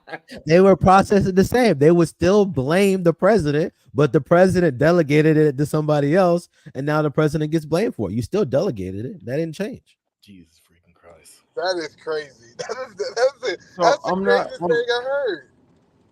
All right, so I guess we move further away from the reaction, because I'm about to hit play. Communicate with the person that you might be gone, or you just leave and let them figure out. No. Because if you like, my thing is this, right? Like, I'm pretty respectful. If you say something to me out of your way that you know is disrespectful, because you know it, like, people know when they're saying things to get. Then I have why should I respect you and tell you where I'm going, as if that matters at this point, because you don't care enough to stop running your mouth for saying something that really is going to affect me in a way that you think is, I guess, less important. But to me, emotionally, look, if you want to say something emotionally to me that's crazy, then I can do whatever I want to physically, not hit you. I'm saying, like, let me leave, and I don't got to say nothing to you. I'd much rather not talk to you. 4 days. Yeah, if it take me 4 days to get over it because of what you said, then so be it. Hey, before I go to D-Town, Ceci, do you think that's punishment for a woman? What he does? Because the thing is, I usually tell men to tell the person, like if it's on a constructive basis, and I want to actually go back and actually have the conversation with you, I tell men to set a timestamp because I don't want people being anxious about shit. I don't want people being in the shower thinking as soon as he comes on the bed, I will going to tell you this and this and this. I want the person to know exactly where we stand, what is going to happen, the cool down period, and then we have the conversation. But I know the most effective thing when it comes to a woman a lot of times is ignore them for a while so they can go right back to you and says, I apologize, my bad, I don't do that shit again, because she knows every time she does it, now there's a period of time she's not going to access the person that she loves. Do you think that's punishment? So if you give an intent, right? Because I didn't say all of that. Fatty did. He gave his reason as to why he would do that or why other men do that.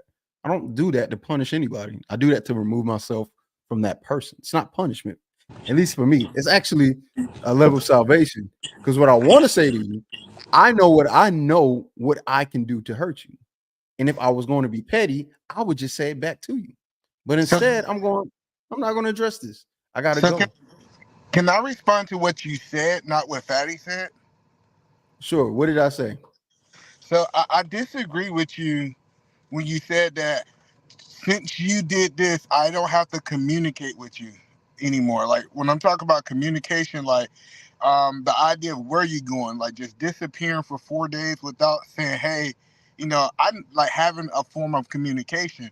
Are you saying her words resolve you from communicating? Was your intent when you said that? Am I saying her what? Her words? Yeah, so she said something to you that was foul, and you're taking this 4 days leave or time away from her, right?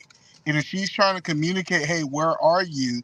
Do you think since she said what she said, that give you the right not to communicate where you at, especially in your relationship? Yes. Yeah, no, like for example, if you say something out of your way and disrespectful, right, and being inconsiderate towards what's going on, then I have a right to respond however I think is necessary. And if that means not speaking to you in order to not hurt you in that same way, then I'm gonna do that. I don't think, and this is just my opinion, someone else, when they say something, especially in a marriage, I'm not talking about boyfriend, girlfriend, they give you the right not to communicate properly. It does. So let me ask you this, right? Because I understand what he is trying to say. So maybe we have to build here. Is verbal abuse a real thing? Yeah, that's so subjective.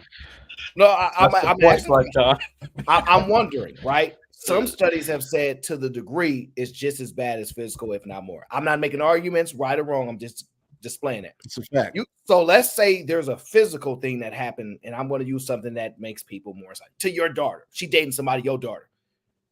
You like, come get me out of there. You take her out of there. I'm not breaking up with him. Do you say go back today though, or do she say I'll take a couple days, or do you say how do you determine the length in which you need to be separated from this person that does this? Because that's what I need to get an understanding of. Where if y'all are not against I know y'all against the physical. I need to hear the argument against the verbal and emotional abuse part of it. Well, I'm not saying that he don't have the right to do it. He got the right to do it because he was verbally abused. But I think while they're still in the relationship, hey man, I'm going to my mom's. I need about 3 or 4 days. You're not going to be able to get in contact with me, but I'll be at my mom's. I think he still can communicate. My point that I'm saying is that it doesn't give him a reason not to communicate with that person just because of the other person's action. Oh, I got you. Wait. You're not wrong, but you're incorrect on how he's already communicated that. Yeah, he already said that. If this happens, my communication is we not talking for up to 4 days. Yeah. I've communicated this with you already. So that there is communication that's already established. I think the part that you don't like is that, dang, but you're not telling me more. Like, where you going? So no, he's not just up and like ghosting. Like he's not just disappearing. That's a little bit much. No, you call it disappearing if you want. No, but that's not what Cheeky's saying though. He's like, look, I'm upset right now. I'm leaving for a couple of days, right? He's not just gonna walk out the door, just not sit. Like that's just not. I don't think that's what he's saying. But not only leaving, I think he should communicate where he's going to be at. Nope. No, I don't know about that. Nah. As long as he's listen, as long as he says, if you violate this, that, I'm gonna leave. I don't know if I'll be back in a day or 4. And also, I'm not telling you where I'm going. I've already communicated. Yep. So that's communication. I know it's not the way. way. Well, hold on, wait. So back to what Black Dawn was saying. Yeah, no, I'm not. If, for example, if you say something, right? Because here's the thing: arguments don't ever just start off super contentious. They gradually get there, and more often than not, especially with me, I'm telling people, hey, we're going somewhere I don't want to go. You should probably chill out. But if you continue to go, and I've already said from the very beginning of the relationship, you have standards. Hey, these are the things. You have these conversations. Hey, what are some of your boundaries? What are things to let me know so I don't do them? More often than not, I'm not crossing those boundaries for whoever said person, right? In the very beginning, I'll let you know my boundaries. If you cross it in that moment, I'm out. I don't have to tell you where I'm going. I'm just leaving. Like, for example, if we're in a conversation and in the middle of the conversation, you B-word, all you're gonna see is me go, I'm out of here. And where you going? I'm not answering none of your questions. I need to look. I gotta go. I have to go. But see, the difference is with the B word, the relationship's over. So you don't have no obligations. It's done. You said what I'm saying, what I'm saying is back. I'm just giving an example of a boundary that's being crossed and the immediate action that proceeds after crossing the boundary. There is no conversation. There's no conversation to be had because we heard it from the beginning. And I don't care how much y'all want to say women, this, that, and the third. They obviously got good memory because they can remember when you fuck up, right? So the same thing applies. You can remember the conversation and the boundaries I said from the beginning. Don't do this. This is going to end in a result of this, right? I think this is a better way to say it because I think this is where the confusion is lying. Not. Do y'all think that a woman shouldn't engage with a man that tells her that those are his boundaries? Right, because it's not a secret. This is expressed. Now, if your statement is, I would advise a woman not to do that because she most likely gonna disrespect you to that point to make you do that, fine. If that's the argument, but to sit there and act like women have made an informed choice, like there are things I could say I'm never doing for the rest of my life, and I'm a stand up, right? So a woman can make a choice. I'm never gonna disrespect you like that, Cheeky Banner, because to make you leave this house like that, I'm never doing it, or I ain't messing with you because I'm definitely gonna do that to you. Exactly. So I think that's where y'all getting confused at. She has the choice. Y'all don't like the options that she decided to take. No, I don't have an issue with the option, or I don't even have an issue with Cheeky having that boundary and that rule. If she crossed the line, she crossed the line. I just personally just have personal issue with the particular rule itself. And what I mean by that, like I personally would not have a rule. I'm speaking personally. I wouldn't have a rule that if you cross this line, I'm leaving for X amount of days. Because I sometimes think about what one of the other brothers was bringing up of is like leadership. You don't always get to leave. Just like when you had the question about the woman president, that when she has her cycle, she can't stop doing her job. The same thing. If you're responsible for this relationship, you're responsible as the husband to this household or whatnot, right? Mm-hmm. You don't just leave just because of X, Y, Z. Now, granted, he set his boundary. If she agreed to it, I mean, hey, let bygones be bygones. But I'm just speaking specifically as a leader. Mm-hmm. I personally wouldn't have that particular. Okay, leader. I want to know what the punishment would be then. The punishment would be, it depends on what I said the punishment would. If she says something like she calls me out my name, I don't ever call her out her name, right? Like you can basically sit there and say, well, you can get out, or you can do this, or I'm not about to be talking to you when you being this disrespectful, and you better think about your words very closely, because what the next thing that I might say to you, because what we can do tit for tat at that point. Like you can literally just be like, well, you're gonna call me a bitch. Oh, that's not good. That's not good. Hey, don't stand on that. Don't stand on that. This is crazy. Don't do that. I said you could do that. You can do tit for tat. In essence, what you're going to do as a leader is sit there and take it. You leader. You take exactly what she gives to you and you get on your knees and you pray to God that it never happens again. And when you're done, you eat her coochie because she the man. No, you don't do that. That sounds dumb. Like, you don't do anything. This is why I absolutely hate this stupid leadership talk that all men try to put on other men. Not you, HD, because you didn't do this. You made it very clear over and over again, you personally, which is why I respect it, right? I can't judge you on what you would do. Makes sense to me. I'm talking to other men who want to put leadership on men just for us to realize we can't do shit when it's all said and done. You have a wife, you have kids. What is the consequence? You're going to whoop her? Dang. You're going to leave her? You're going to not pay the bills? What are you going to do? I think you're gonna sit there and take it, and you're gonna pray to God that she got some kind of decency in her soul to accept that, and you're not gonna get a divorce because you're our leader. Pay the cuck. Listen, this is why I say women rule relationships. They need to be walking around with dildos because most of these niggas in marriages. I'm gonna be honest with you. I want to know. My brother O is here. Shout out to O. I want to know what O is do because O ain't play these games. He don't play. I don't deal with none of this, man. I don't want to hear what O want to do because I love my brother. I don't want to hear. I don't want to hear what O would do because that's my brother, and I want him to be safe and not canceled. And I love him. Listen, they over here. Don't tell us what you do. Nah, bro, that's crazy. You disrespect. It's no, we're not playing. Like that's violation. I don't know. I can't believe men don't stand on nothing. Go. Matter of fact, my brother Paolo's here. I know he's been sitting back waiting for a minute for a slot to open. I'm like Clark Kent, goddamn. But man, I don't know. Y'all. Look, I think I get your position a little bit better now, Cheeky. If you've expressed that you have a boundary and you're down the line of, say, a couple of years into the relationship and it's broken, in that stage, I'm not leaving for 4 days. We're breaking this relationship up. I will take on the emotional toll of whatever it needs to be done, the children being apart. I'll make those things work. But if you're crossing a boundary as a woman who understands where those boundaries are, you don't get a second chance. I think that's complicated though. You're saying that, right? You all are making a big deal out of 4 days. And when I said there's a range, that's the problem. You're picking, created a threshold. You all are picking what you think to be is the most extreme, which is 4 days, and not breaking up, which is even more extreme than 4 days. Correct. I don't think 4 days is extreme. I think it's a difference in terms of philosophy, and I think the panel has spoken to this. The way that I personally look at relationship, there's no such thing as space. We no longer have this magical idea of I need space from you, you need space from me. No, this is a relationship we've committed to. We need to figure this out.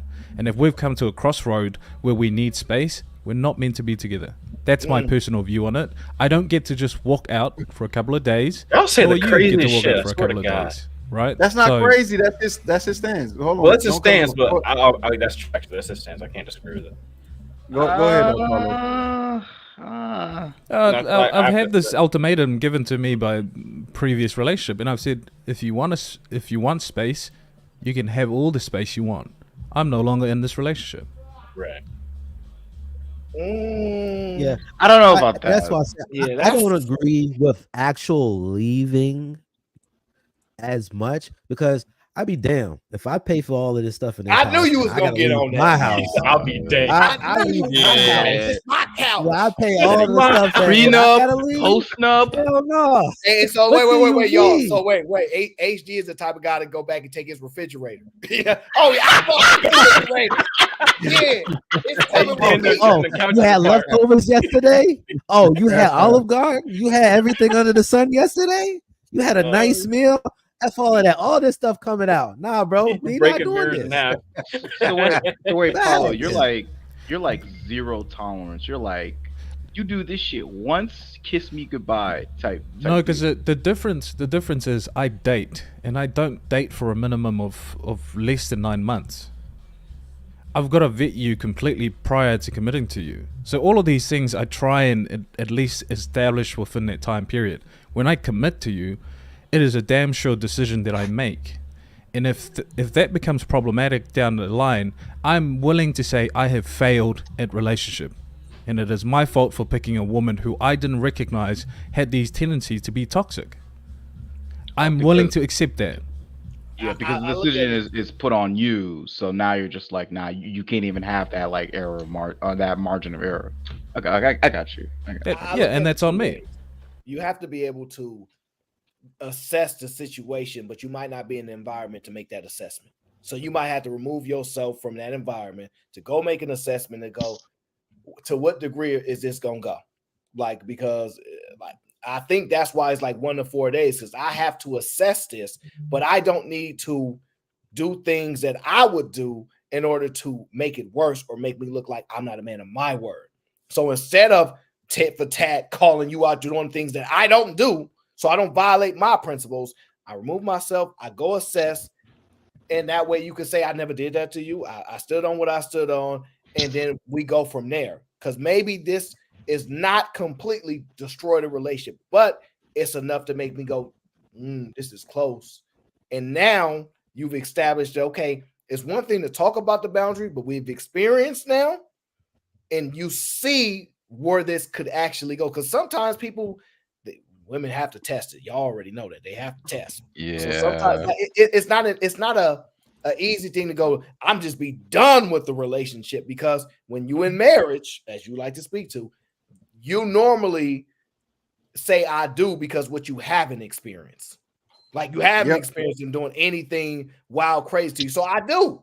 It's not because, you did all these crazy things to me and we still together. All right, you see what I'm saying? So it's not easy to assess to go, all right, yeah, that's why I think it's important for you to take that time and make that assessment if that's how your brain works, because you got to know you. So Cheeky, I heard you say this earlier, like you leaving isn't enabling or isn't enacting a consequence. It's just something that you just have to do. So my retort to that would be, are you opposed to like dishing out like consequences for actions? Because well, that could definitely, you leaving will definitely be a consequence of having no communication. Like, but if we can't use me leaving because I don't deem it a consequence. I deem it a byproduct of your behavior. What is a consequence that I could give? Isn't that semantic? Huh? No, it's like being a byproduct of something and then it being a consequence. Isn't that sort of just the same thing? Well, I get what you're saying, but what I'm saying is, when you say consequence, there's a level of intent behind that. It's a punishment, some level of punishing. I'm not doing that. Gotcha. Okay. Right. It may be a consequence, meaning that it's an after effect of something that happened. But when you say punishment, that is a level of discipline. Now we're talking about how do I punish / discipline somebody's bad behavior. My question is, how do I do it if leaving is for me is not a punishment? That's not a punishment. That's me dealing with the consequences of what you said. And if you get, and in that process of me leaving, you experience whatever, I don't care what you're experiencing because I didn't do it because of you. I'm doing it because of me, and I'm trying not to hurt you. Now, when I get back is the discipline. What should I do when I get back to discipline her? Right. What can I do? Right. I get that's the question. Yeah. I don't know. How far back we want to go in time? So this is the reason why the 4 days don't work for me personally, is because when you return, the room for negotiation is no longer there in a vast majority of the situation.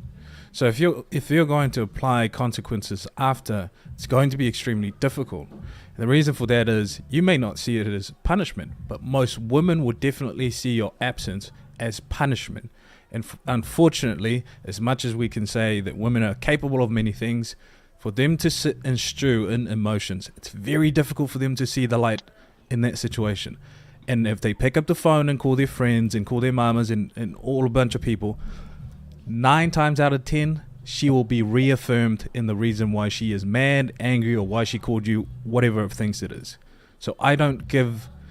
the reason why my consequences is I leave this relationship is there's no more room to negotiate. If you're crossing a boundary I've established very early on, it means you're going to continuously push that button if I give you any more chances. And I'm sorry if this is broken up and I call myself a failure, but that's just how life goes. Well, so let me give you a hard question then. So I think we already addressed the fact that people don't just, change after they get married. Like people tend to stay relatively consistent for however long you are with that person, right? But just let's explore a different hypothetical. So you're married right now, Paulo, right? So hypothetically speaking, what would be the consequence? So because actually, no, you already said it. My bad. You already said you'll get divorced. My bad. Sorry, I completely forgot. If she ever does something disrespectful to you, you would just divorce her and then do what you got to do from that, right? I'm assuming that's Yeah. what you're gonna say. If Okay. she, yeah, And again, I have yeah. to really put this in. I have vetted these things out prior to committing to this woman. Yeah, I that's try what to I'm saying. Just ensure within hypothetically. that time period. Yeah. Yeah. And if I'm wrong, then I'm more than happy to stand hand on hand and say I was wrong. I picked the wrong woman. And I need to go back to the drawing board and refigure out this time frame of 9 to 12 months. What are those things that I missed? Yeah, that's some serious balls, bro. Like I just to end an entire marriage. It's like that's kind of wild to me. Damn. Yeah. But see, that's maybe the I'm thing. maybe Cheeky was talking to me. Maybe I'm one of these bitch ass niggas. Maybe I. Because I think one of my philosophy is that I don't want to show children that we should just think of relationship and commitment as these things that we just tiptoe around boundaries. That's one of the things that I look at when I decide what my philosophy in life is. I want to show my children, if someone is willing to go that far with you, you have every right to end that relationship because it's not going to be conducive to anything towards you. That's part of the reason why I look at my philosophy the way that I do. It's not just about me, it's about my children. If I tiptoe around this relationship, I give them an example of men flip-flopping around their boundaries, and I don't think that's good for my kids, and that's it. So I have a question. Yeah, because with me, I'm sorry. I think I was gonna say like with me, like I took like a vow with like I'm really I guess more old-fashioned that way with the in sickness and in health type shit, and I take that shit like dead seriously. Okay. At least I plan to. Yeah. So that's why I me myself, maybe I'm just weak like that. Me myself, I can't just like backpedal or not backpedal, but like just revert or just not take that vow seriously. You know what I mean? Does that make sense? Like I can't just go back on it. Which what you're saying makes sense. Which is why I'm not. By the way, I'm not saying Paulo's weaker if you do. I'm not. No. I get what you're saying. You're saying I'm taking these vows as serious as I can, right? So that would prevent me from pretty much causing a divorce, and I would agree. But I think most men think that way, which is why 70% of women are going to initiate it, right? Because they may not take the vows just as serious. One, and then two is also the reason why I can't. We just ask the question over and over and over, and we're asking it over and over and over for a simple reason. What can you do? If you are a man that's saying, I'm taking these vows serious, what that means is absolutely nothing, because she's not sick and she's not dead. Now, me as a man I don't plan on getting married. I've thought about it more, and the more I think about it, it's just not a fair deal. The only way I'm getting married is if I'm going to be a house husband and the roles completely flip, because I know I'm not going to I'm not going to I'm not going to do the things they do. And it has nothing to do about me being a man. It has everything to do about me being me. That's the difference. You all make it gender. Well, when I say you all, I'm speaking generally, right? You all make it gendered. Men this, men that. No. I, as an individual, don't operate this way. It's not in my character. It's not in my characteristics. It's not in my behavior. It's not in these things for me to do these things. I'm not going to do something that has not only is it not beneficial for me, but there's no side of this in a legal matter. There's no side of this on an emotional or societal matter to where I matter. The only person that matters in a marriage, especially now that I'm hearing you all speak about it, is a woman, her feelings, and what's happening to her. Because what can you do when something's happening to you? The answer is nothing. Besides sit there, bend over, take it. And that's not me as a man or a person. I fight men, but I'm not afraid of fighting women on a, what do you call it? It's on a metaphoric sense, right? I will fight a man because I don't want a man to cross my boundary physically. but I'll also fight a woman because on an emotional and mental level or psychological level, those are the games they play, which is the reason why that study was done on whether or not verbal abuse and physical abuse is the same, because they don't play the same games. Cheeky, But they have the same effect. It's crazy. Real quick, Either Man is in the back waiting. He says, do cameras get priority over non camera participants? Well, I mean, this is A.O.C. This is A.O.C. So the rules of the show are literally being made while we're doing this.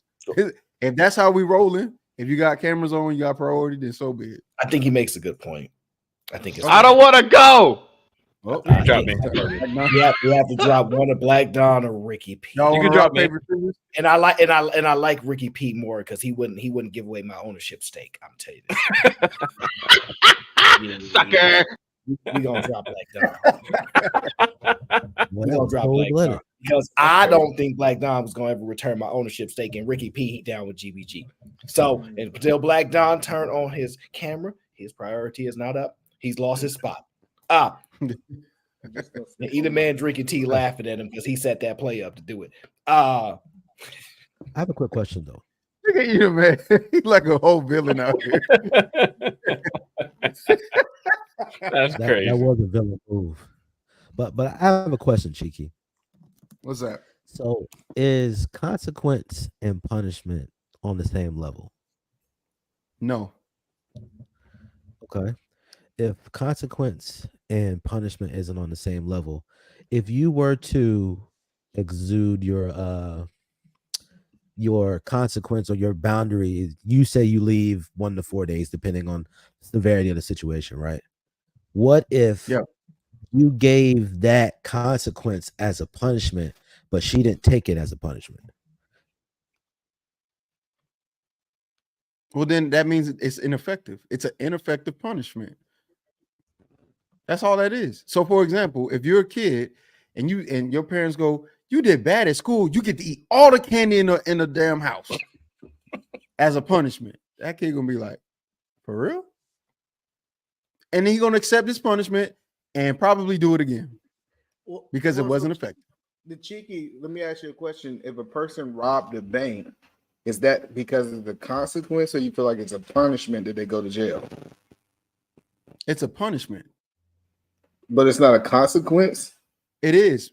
So the things can't coincide. The things can't coincide, but with that being the case, one is definitely a punishment based off of the word alone. They're not the same. Consequences, punishment are not synonyms. Huh? They're not? I thought they were. No, they're not, because you can have a good consequence. Consequence is just the outcome. Synonyms. I'll share my screen. Punishment is something else. I got synonyms.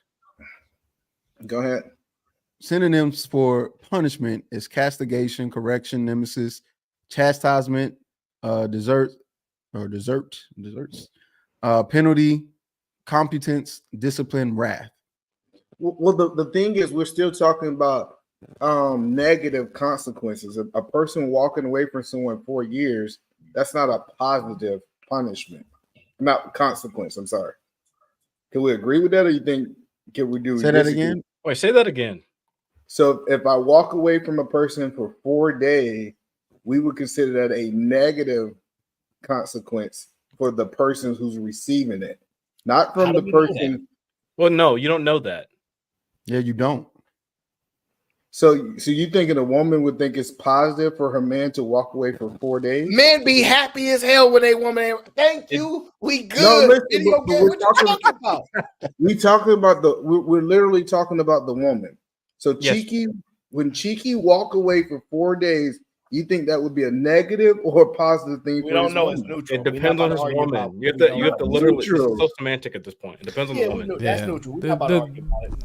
The most simplest analogy of consequence and punishment is if you commit a crime, you get arrested as a consequence. You get tried and sentenced, that's your punishment. That's where the difference is. Consequence is sometimes often a natural byproduct of a certain action. Punishment is intention. But the main thing is the person who's giving out punishment decides whether or not it's punishment, not the person receiving it. Say it one more time. I just want to make sure. Based upon what I said, if she doesn't see it as a punishment, the person who's giving out punishment is the person who's giving out the discipline is the one who's able to establish this is a punishment, not the person receiving it. So you saying that if I did this, I can say that it's a punishment, but if you do it, you can say that it's not a punishment, it's a consequence. For example, me leaving may feel like a punishment to a woman, but to me, that is not the punishment. That is the consequence. Yeah. When I come back and I enact whatever discipline, that is the punishment, and I determine it because I'm the one who disciplines or who gives out the punishment. No child says to their parents, me being suspended from school is a punishment. I shouldn't get whooped because that's my punishment, being suspended. Right. No, you're getting a whooping. You're getting a whooping because as the disciplinary, I'm determining this is your punishment. Yeah. So you're saying one can be the other, but it doesn't always qualify to be the other. Right. One can be, but it doesn't always qualify to be. Yes. I agree with that. You college people, that's enough. Either man, John the Baptist said that's a weak move to come on the show. I don't know. I'm just reading the super chats, okay? Either man, that was a weak move to come up. Oh, yeah. I never did get your email to finish our conversation.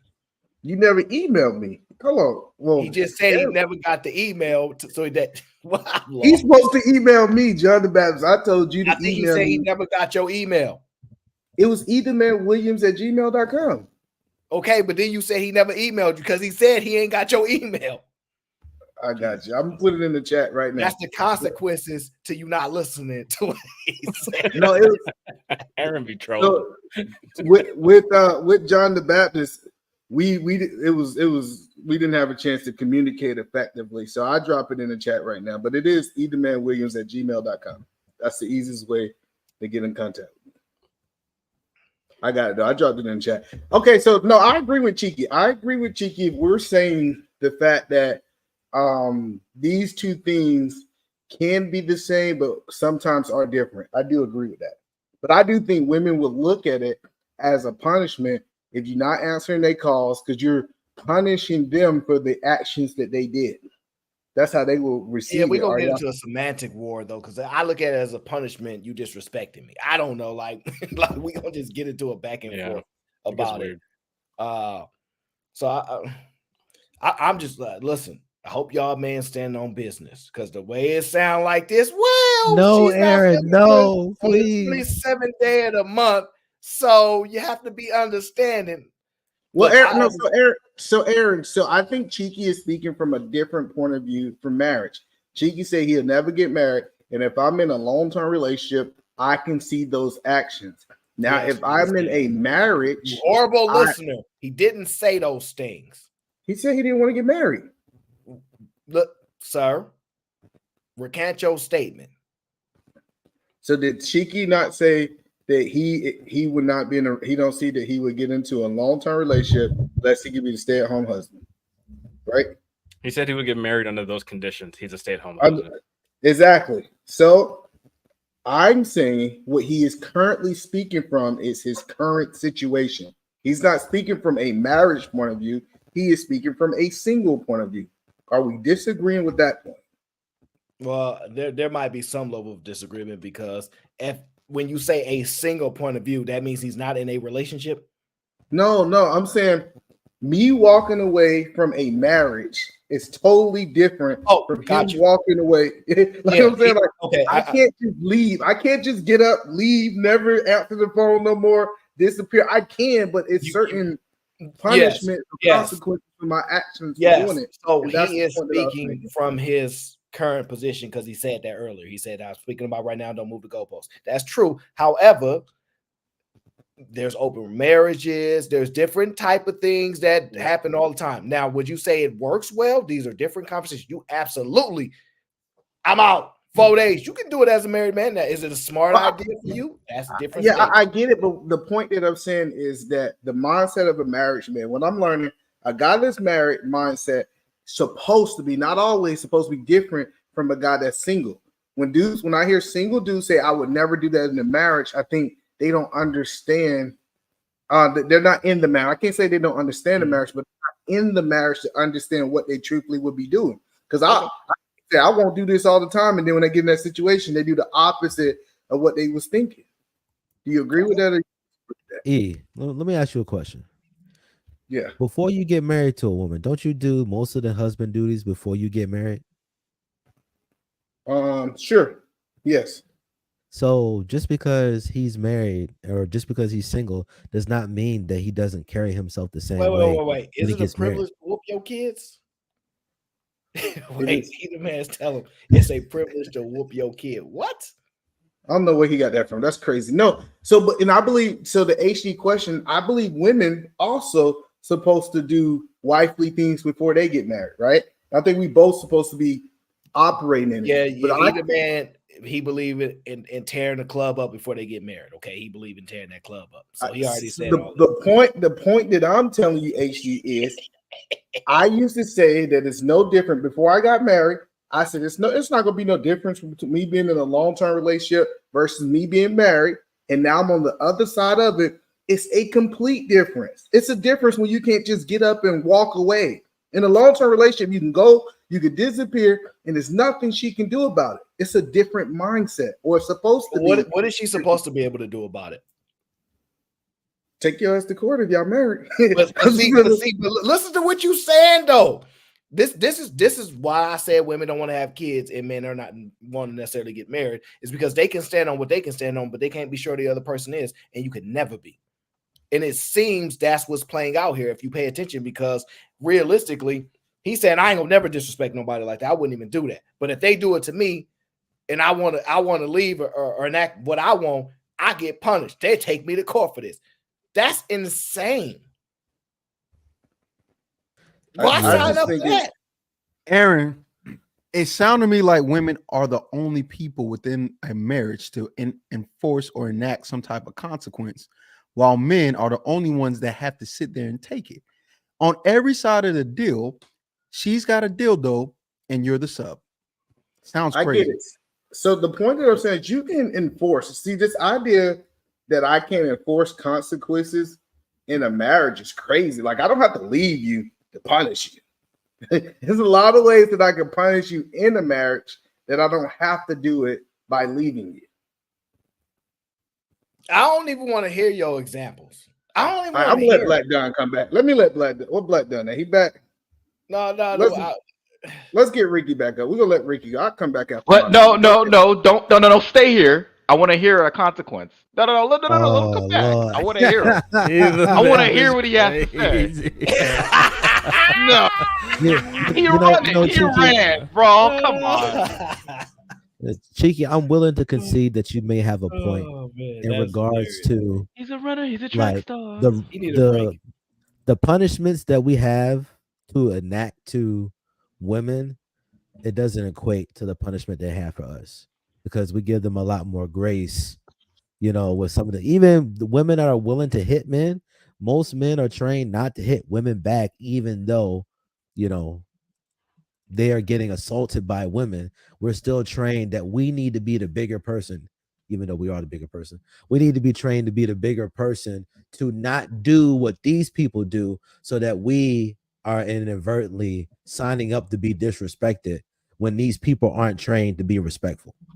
So if that is the case, right, then why does my punishment, or what y'all would consider punishment, I'm not even entertaining, why is my reaction of leaving for 4 days so harsh? I didn't say it was harsh. I just said I wouldn't do it. No. It's not towards you. It's a general question. If we've just established that men have no real ways to enact any form of consequence or any form of punishment due to whatever situation, there's absolutely no way to do it. You can't take them to court, and if you do, you're more likely to lose because of whatever the situation. All right, they can do the same to you. They'll more likely win, whatever the case may be. Why is leaving for 4 days after a boundary has been crossed so extreme? But no one has ever considered these things extreme until now, after explanation, or hour 340 of a podcast or live stream. I don't think they're extreme at all. I think you're just vocalizing in the issue, because what happens usually is Guys will go on their drives, or guys will go get a hotel room, or they'll go spend the night at their mama house, or people leave and they separate, but people don't articulate it and talk about it from the consequence or punishment point of view. That's it. Yeah, in my scenario is extreme. The way I would qualify yours, it's a soft approach to consequences. My example is extreme. I'm fine with that. Yeah, I think the only way that it becomes an issue is when, like, if you're leaving, right, and you already told her the consequence and you're leaving, right? I think that where I might say it becomes an issue is because, especially if you have kids, it might teach that, hey, you know, I can just leave whenever I feel like it based upon the situation. And then if I'm coming back, does that refute why I left in the first place? Because I understand the reasoning behind you. You like, I can stop, I can think. I'm not gonna do something that I normally would not do, or that I say that I wouldn't want to do. And so I can make that adjustment so I don't do nothing crazy. But it's like, if you say, for instance, she said this thing to you and you deemed it necessary to leave. Okay, boom. All right. So I just think that as far as in the confines of an entire family, like, and this is your household and you're responsible. If you're like, hey, you crossed my line, I'm just going to leave, you know, I think that doesn't set the best precedent. But I can always also acknowledge that I don't have a better consequence or a better punishment than just to leave. It's always these bald-headed alpha males coming on these panels talking about this stuff. Tired of these alpha males always come up here doing this. Well, first and foremost, there's no such thing as an alpha male. It's a fact. Even the person who actually coined the term that people base alpha and beta off of, they were studying something else. No, you going off script. Cheeky is reviewing the video. We are about to hit the play button. Do you think that actually it works when it comes to women? And Cheeky, you have the chance to reply depending on what she said. Independent of what she says. Go ahead. Right. So just say that what is if it's punishment, like if the person you're living like you guys get into an argument, you say something silly or stupid, and he said, hey, screw you guys, I'm going home. Illegal. It goes MIA for 4 days, and then it comes back when it feels like everything is okay. Do you think that, like, especially on the woman point of view, do you see there's punishment, or do you see there's hey, if he works, he works. He has the right to his space. He has the right to his cool down moment, to his time. So let him do what he wants to do. If he just once, can be punishment, or can be understandable because the person doesn't want confrontation. But depends what was the topic or how started. If it goes for 24 hours and doesn't reply back, to me is over. Don't call me. Whoa, whoa. That's cap. No way.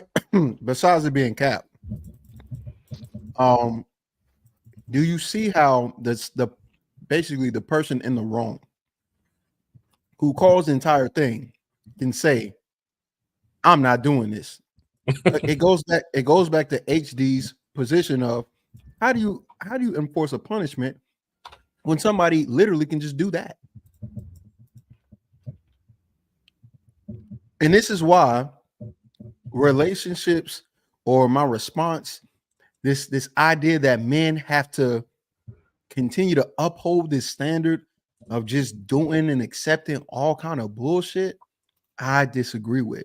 I'm tired of hearing because you're a man, everything falls on your shoulder, and in return you get nothing besides sex occasionally, maybe, and children that she may not even want. And in today's time, she don't even want kids. We're dealing with a totally different beast.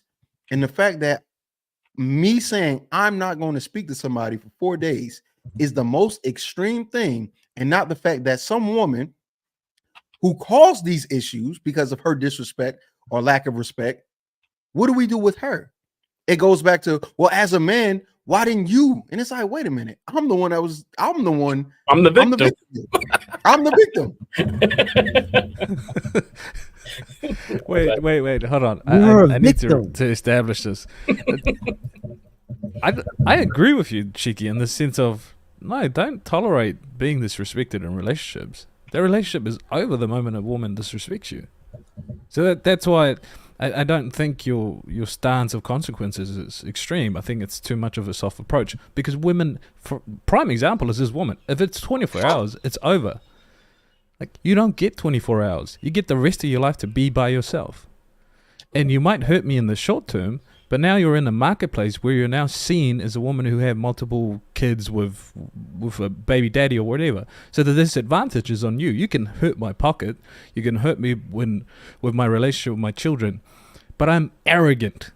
I dare you to see how far you can hurt me, because I'm going to stand here in the best possible outcome out of all of this. I get to move on and find something else. I have a quick question. Women already got the game. Nobody give a fuck. That's actually and it's a fact. Because well, men will accept single mothers. You think women are having a hard time finding some men? Y'all can always say, "Oh, well, they're having a hard time finding a relationship." But she won't find me, Cheeky. She won't find me. And she will be okay. And that's the problem. And I don't give a fuck. The moment I walk out that door, I no longer give a fuck if you find me or not, but you're never gonna find me. I don't know about that, Cheeky, actually. I did read some statistics. Like, it's very hard for women who were married, especially after the age of like 35 or something, to get back into that marketplace. Like, once you leave your relationship, you actually statistically do worse off in like almost every aspect, such as finding the mate that you actually want to attract, financially, physically. A lot of things you tend to just goes downhill after you get divorced. So it's actually in woman's best interest to actually stay in a relationship with the man that they're in a lot of times. So they may remarry, they may find somebody else, but it's just it's just gonna hit different. Not gonna be the same. Black Dawn. Yeah. Black Dawn. You know what's so crazy? Right. Is I think I played this yesterday. I'm gonna play it again. I'm gonna show you. Is it Lulu saying, "I understand the logic, but I feel different"? No, that's all. That's gonna always hit different, all right. But I'm talking about this right here. I'm gonna show you.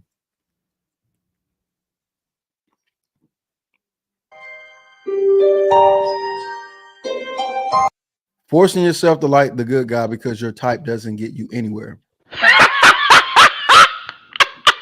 I saw it yesterday. That shit was crazy. Yo.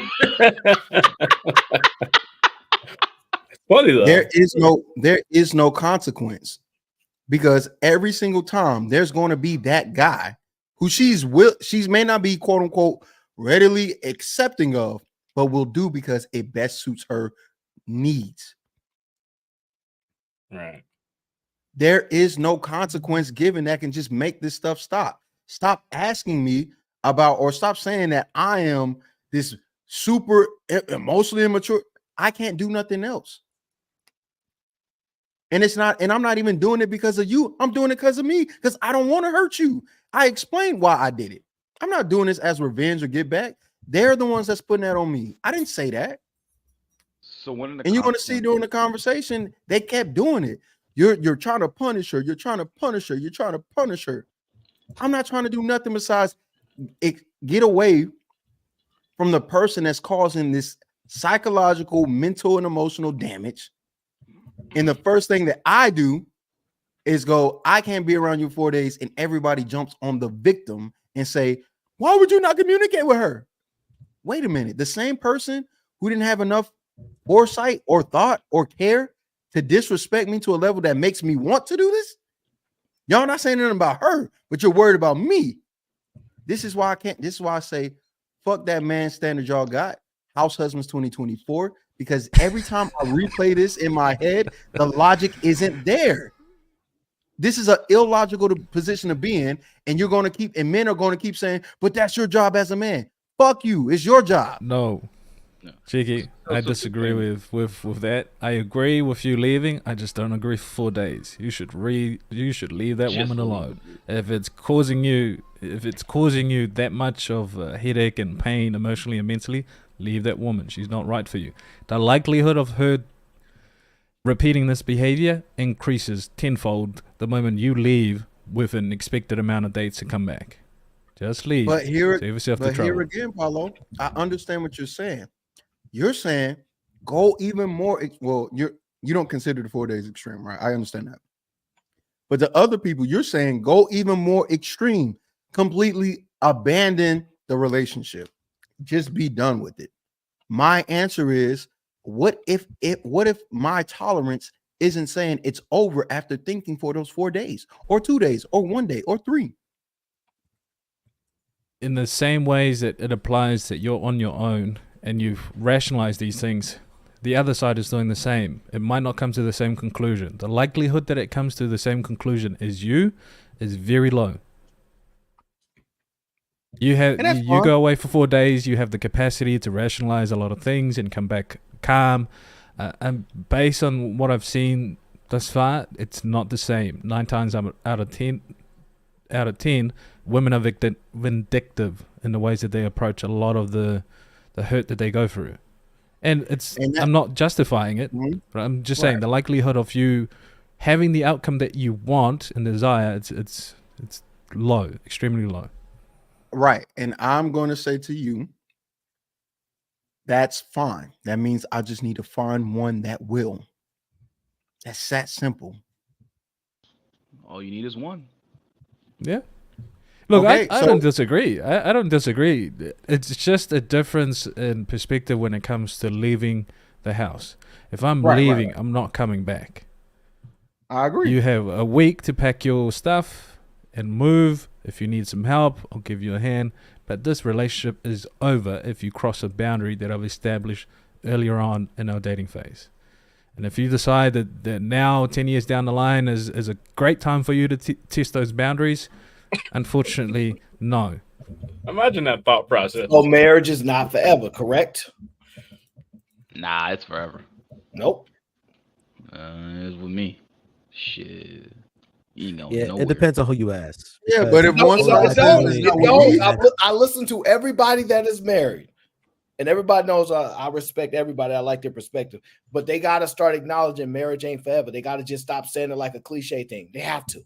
Well, the way I see this, and people might accuse me of being extreme again. Marriage is forever if the 9 months prove to you the things that you're looking for. My marriage with my wife is forever based on the 9-12 months that I dated her. I know that woman will not come out in 20 years and do stupid shit like disrespect me in that manner.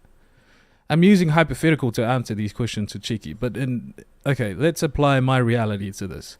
That woman is never going to step out of line. There are too many things I've put in motion from dating even to now. I am proactive each and every day in the ways that my relationship is. Tell him, Paulo. Tell him. My wife is surprised. There are things that my children do, and I call her to the side and say, "Look, I don't need you to tolerate this. This needs to be shut down." She goes to me, "How do you know that? You're barely home. You're always working, and yet you recognize these things." Because I recognize the entirety of this household. That is what we speak to as leadership, is that your finger is on the beat for the entirety of your relationship and your life. You don't get a break. And that's the burden of leadership that we put on ourselves. Wow. And I'm not demonizing anyone who sees relationship very differently from me, but that's how it is. I recognize every differences that my wife goes through. I actually celebrate a lot of the things that she goes through. But when there's a shake in the force, I recognize those things and I try and put in place the certain things to try and align our pathway again. I can't fight this. I think it sounds crazy, but I'm not gonna demonize you. I know it's crazy. I know it is. I know you crazy, so I get it. All right, so I accept crazy from crazy. Okay, Okay, let me ask you this. If there's business that requires you to be out of town for a week, you see that it's any different than you wanting to leave for a week? Sorry, Aaron, repeat that again, please. So like the pushback is, man, if you're gonna leave, you're gonna leave forever because for that. But if you have to go out of town on business for a week, right? You got to go out of town on business for a week. The issue that it sounds like is not because you don't have an issue with the amount of days. It sounds like communication is the issue. Like because what I'm hearing, just be quiet in your home, don't talk to her, but be in separate rooms. Like I hear that. Okay. I'm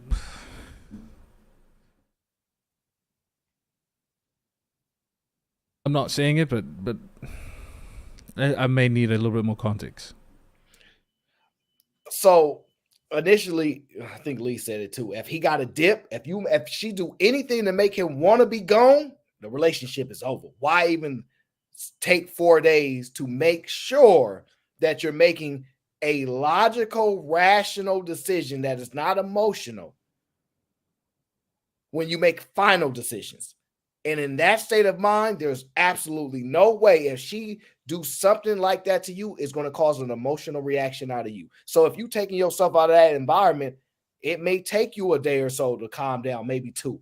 I don't know. The 4, whatever y'all want to get to. But y'all think it's insane to leave? To leave and come back? Or to leave for good? Yeah. Which one are you talking about? To leave?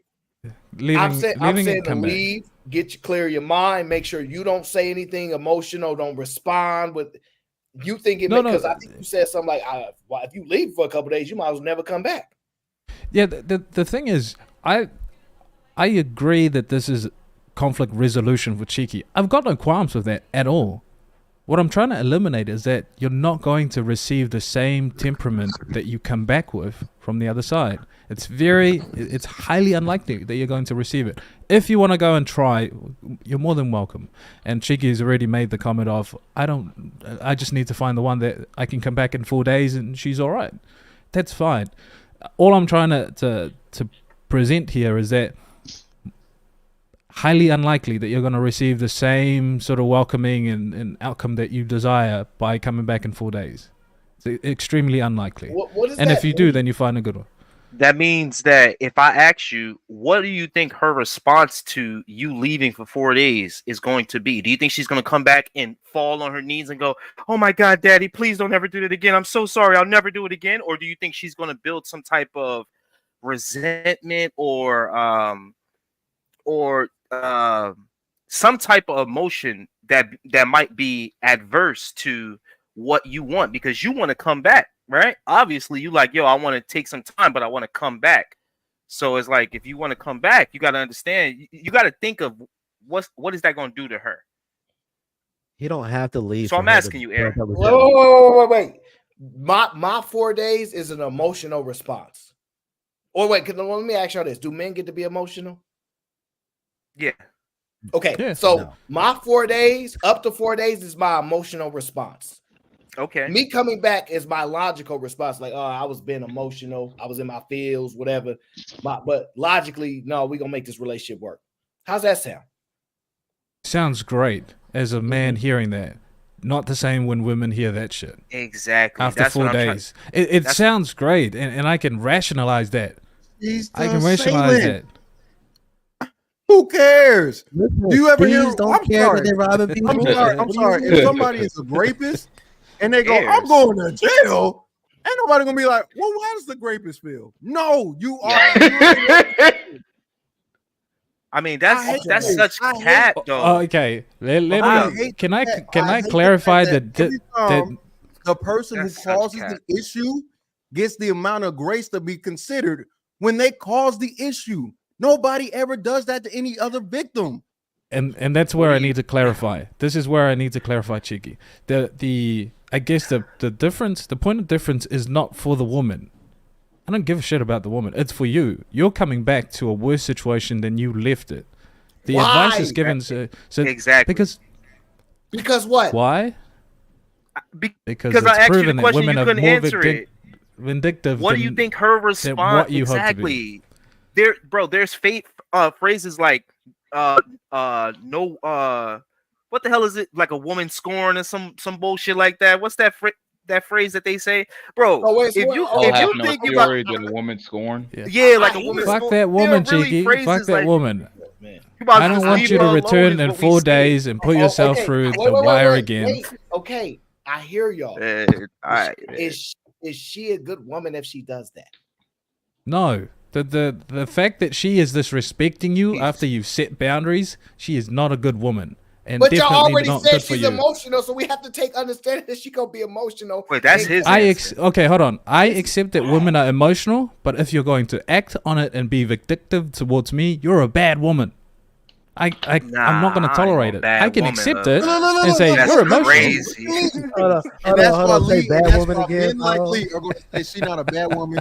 She's just a woman. And that's when I'm going to finally load up the gun and blow my brains out. Because this is ridiculous. Well, yo, I don't, adios, Damn. amigos. I mean, like, what do you want us to tell you?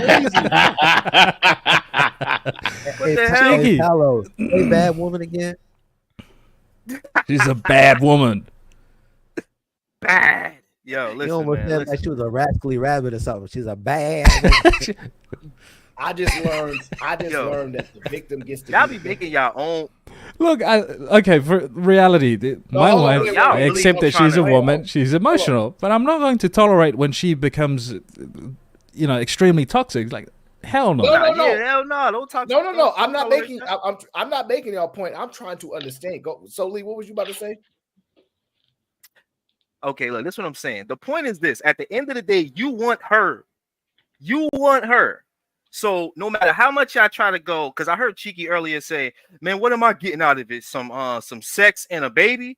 You just spoke of legacy, and you just spoke of the greatest feeling on the planet Earth, as if they were trinkets, small trinkets. No, like you guys are ridiculous. A guy will raise up and raise hell right in your face for that box, and y'all gonna sit here. And y'all gonna act like, no, yeah, no, they won't. Yes, he Listen. will. Oh, so no, Happens wait. all So the time, wait. man. Okay, so you're proving Cheeky's point because she got the box. Y'all just accept. I haven't even finished my point though.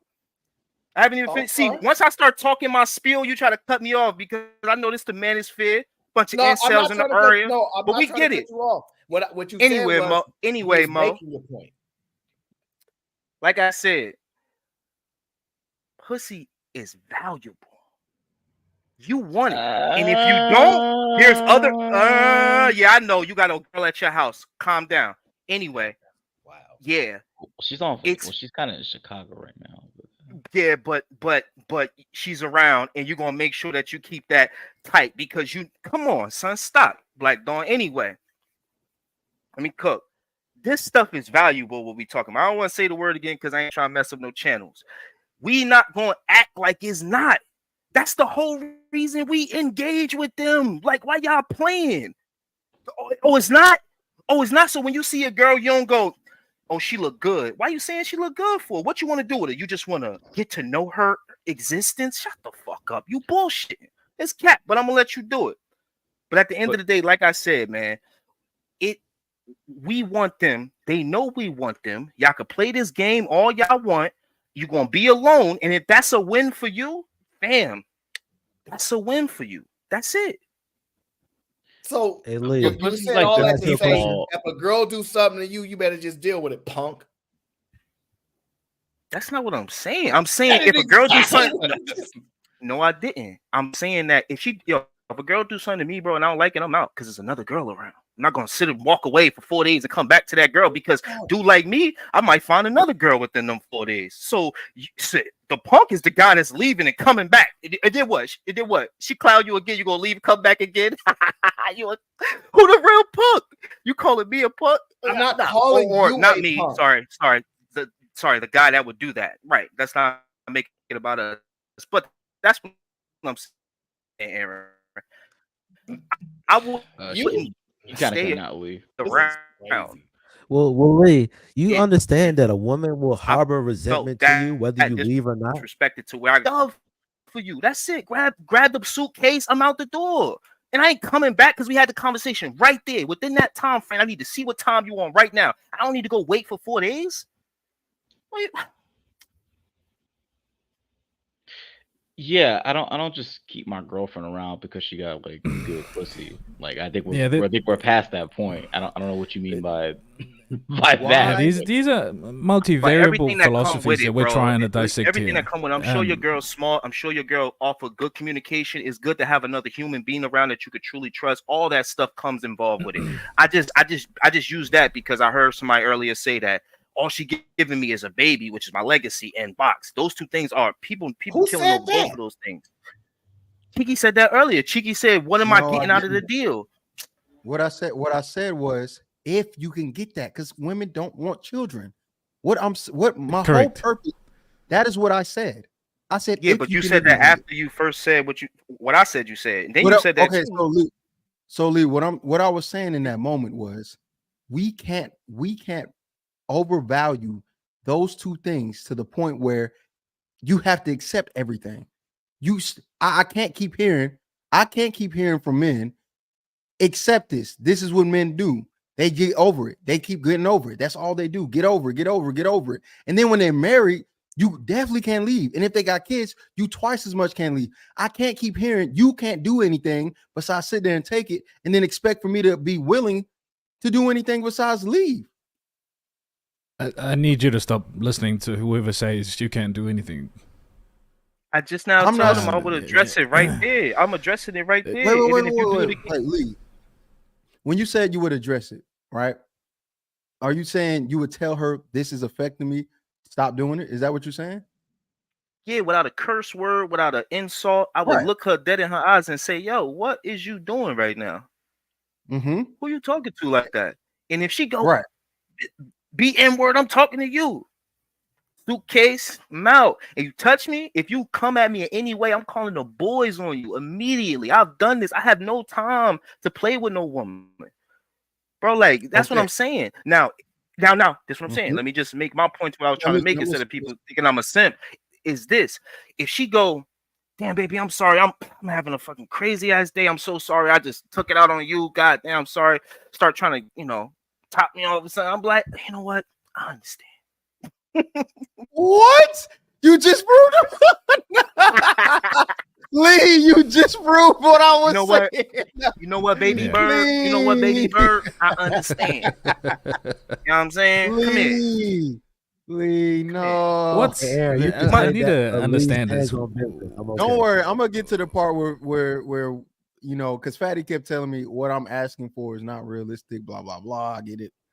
We're gonna get to the part of what reality is for men. Well, Cheeky, the way we deal with the woman throwing shots at us that kind of hurt us. For example, me and my wife are in the conversation. She's emotionally mad, so she throws a dagger to me to actually hurt me. There's nothing to do with the conversation in that. It's just for her to actually hurt me. And the beginning sense of the conversation was Cheeky was. I see Sean over there macking. That nigga too happy over there. Leaving. I don't care for 4 hours, 3 days, 4. Look at him. Hazel brown eyes talking to an old girl. Sean, turn your camera off next time, nigga. Damn. 4 days. He was leaving to assess whatever he had to assess until he comes back. And my point of contention with me and Little Black Book was, it might not be the intention to retaliate, but I'm being facetious. But what I'm saying in a sense is, what I'm saying is we have to stop doing this thing where we think women aren't limited to where they can't change their behavior. Feels unloved, has a tendency to be disrespectful towards the person that he said that. I said that. So based on this idea that women just become and all the kids around for long as necessary or never coming back, then that's fine. I've established the boundary and I'm sticking to what I said I was going to do. You accepted it. You continued on dating me. So when you cross it, it shouldn't be out of line for you to go, whoa, you're leaving without talking to me. Wonderful. If it's already been established, then why did you do what you did? Yeah, so this is where I agree with you saying that our perspective. Dang, give them that.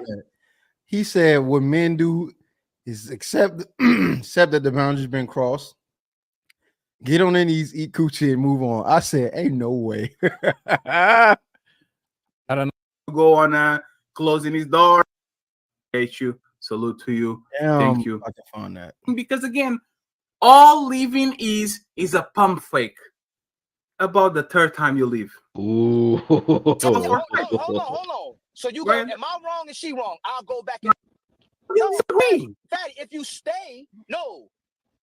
You put the boundary, the woman steps on the boundary, and 3 days later you talk with her, okay, don't do that shit again, and you keep moving. That's what most marriages are. I will guarantee you, probably 40% of men get it cheated on, which is the biggest boundary on your fucking relationship, and they fucking stay. That's the reality. Why do we keep talking about that? So that's true. That was part of it. I was looking. That part right there. He's saying this is reality. I'm not disagreeing. This is reality. But it always takes somebody to realize reality, that this reality is wrong, to change it. Well, we've literally done this throughout history. How did women get the right to vote? Their reality was you can't vote, you're a woman. How did they get the right to work? The reality was you can't work, you're a woman. What did they do? They observed reality and said it's time for some level of change. So this counter to my statement, which is, hey, men need to stop doing this and stand on business. Your counter, this is reality, is not a genuine, it's not a genuine answer to anything. It's just saying it is what it is. Okay, congratulations. It's time to change that. Things are already changing. Go ahead, Lee. What was you saying? Listen, man, I get you, right? I understand what you're trying to do, but this business is fragile. This bro, listen, this floor is fragile. You said it already. If you don't do it, just like Goku said, if I don't, who will? Somebody else gonna do it. Another guy gonna do it, regardless. So regardless of the situation of how you trying to spin this, if you're going to not give up out, you're going to try to find a perfect woman, you're going to do this, you're going to do that. At the end of the day, if you don't, somebody else will. So yeah, but it's not going to be you though. Hold on, wait. Pause. Hey, look. But look, most women are starting to be more vocal in their relationships and starting to demand what they want. So this is where it's going. It's going that way. This is becoming not get no relationships. It's not becoming bro. You're first of all, look, listen. You keep with this. They're not getting no relationships. Look, a woman. The average woman has had a better life than you, and you got more money than her. Right, so she has been around more humans in a loving manner. When they look at you, they probably ain't like you. Probably can't even make friends the way she can make friends. You ain't out there. You ain't getting the free boat rides. Not because of a dude, because of another girl put her on. You feel me? Like dudes don't even live the same life as women. So when you say they not getting relationships, yeah, they might not. They might not even want them. They might not want no smelly man in their house all the time. Right? They might not want these things. You leaving your drawers around, you not washing dishes because you don't do it, right? You don't want to wash them, right? So why the fuck would she even want you around? Like keep it 100 with yourself. We got beards and mustache. Why the fuck was she like, bro? Y'all be saying that like it mattered. Talk about life experiences and moments, and you don't have a win when it comes to women. Women have had way more life experience. Men sick, bro. Y'all call team incel. What are you talking about? Y'all sit on panels all day. Bro, do we really see women? I think you're talking to the wrong crowd, on Lee. Panels, or do we see men? Yeah, like, I know I'm talking to the wrong crowd, but you understand what I'm talking about, though. At the end of the day, no, because this is always the argument is that they not getting relationships. What does that mean? They get way more attention. They get all the attention that they want to the point where they could pick the guy that they want, and they be choosing to say no. So it's like to say that is pointless.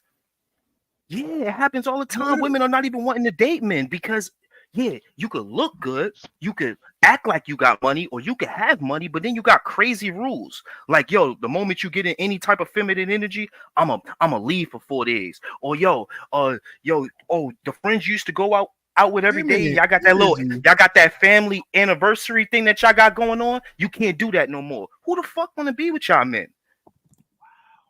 Y'all set up so many rules. It sounds crazy. That's why y'all single. Checkmate. Because if this was the way, then why don't y'all single too? Y'all ain't got no woman on y'all. Y'all ain't got no woman on y'all program either. And that's it ain't kicking nothing. that is a with good y'all thing either. from what I'm hearing. You're just proving the point towards Chicky. I have made my stance in these spaces very clear. I don't give a damn what the standard of a woman is. I don't give a damn what she does. If you're attractive to me and you're coachable, and those things are dependent on your history, by the way. I don't have to look past beyond certain things.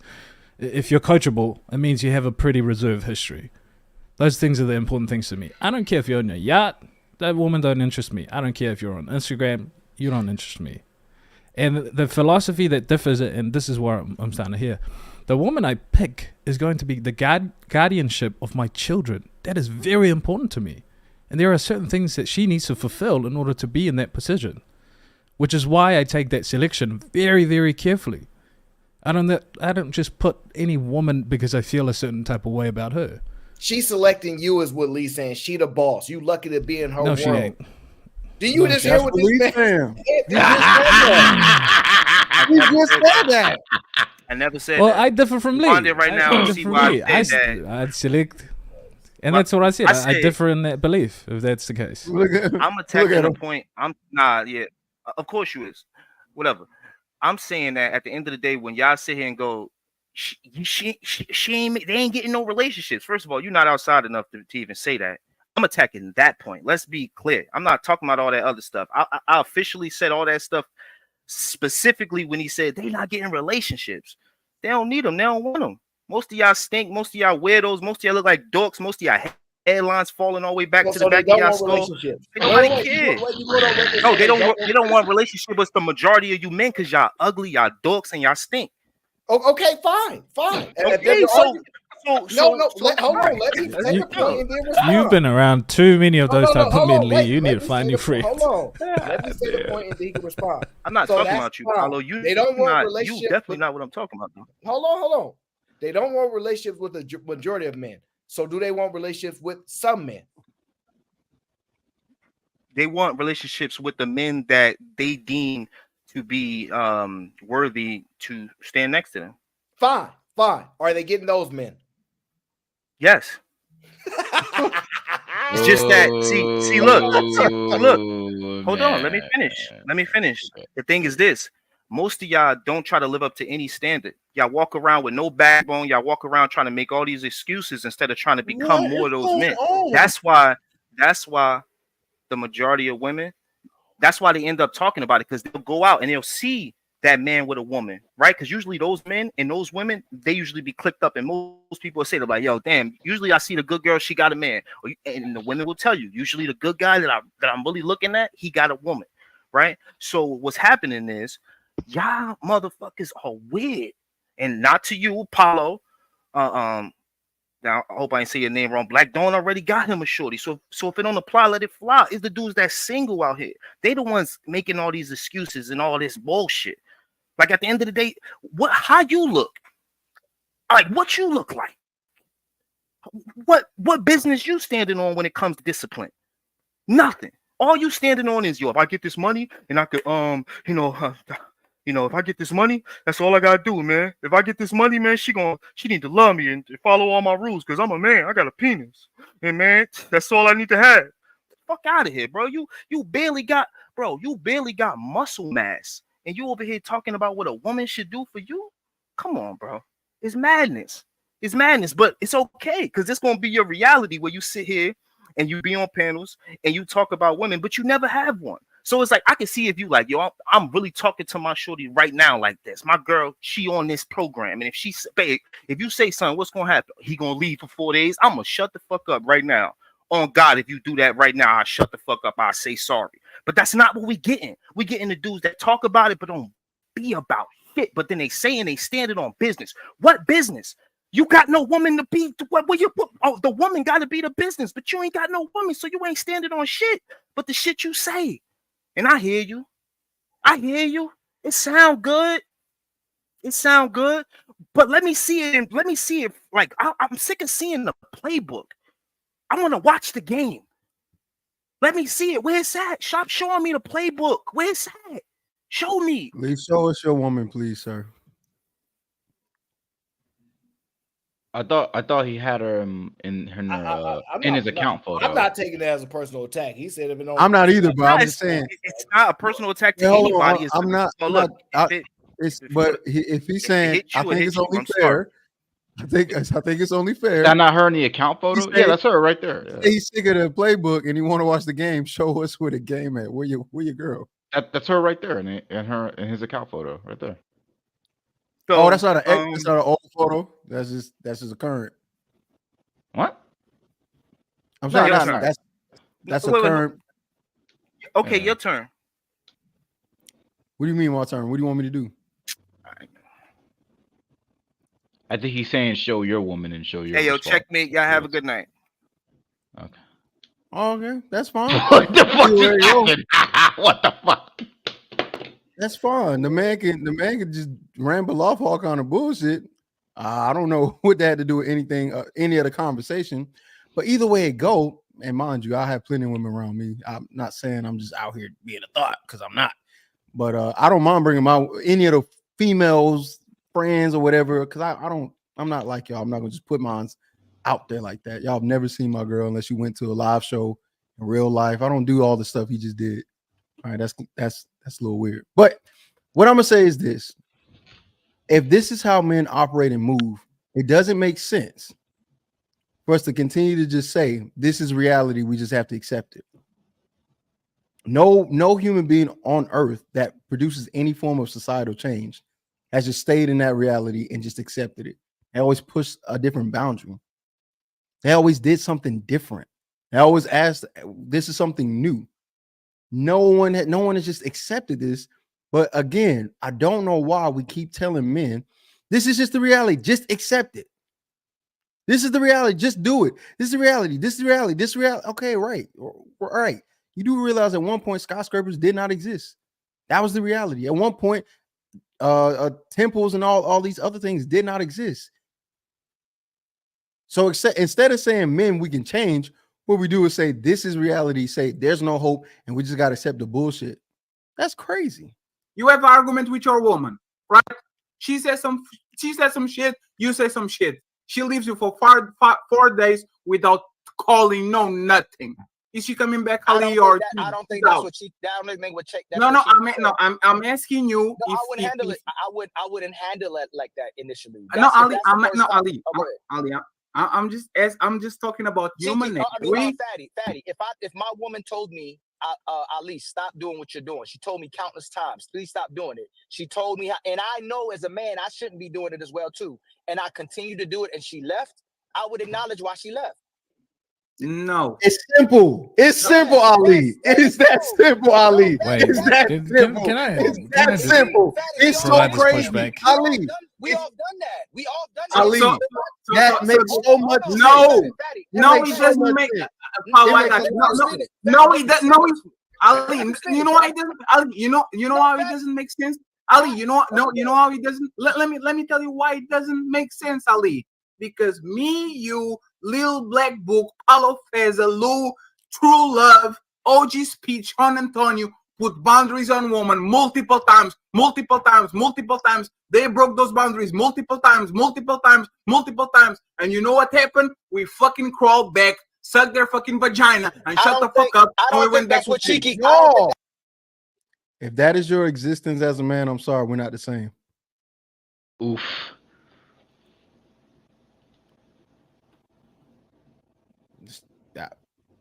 Like if that's what you accept, if that's the reality and you accept that, good for you.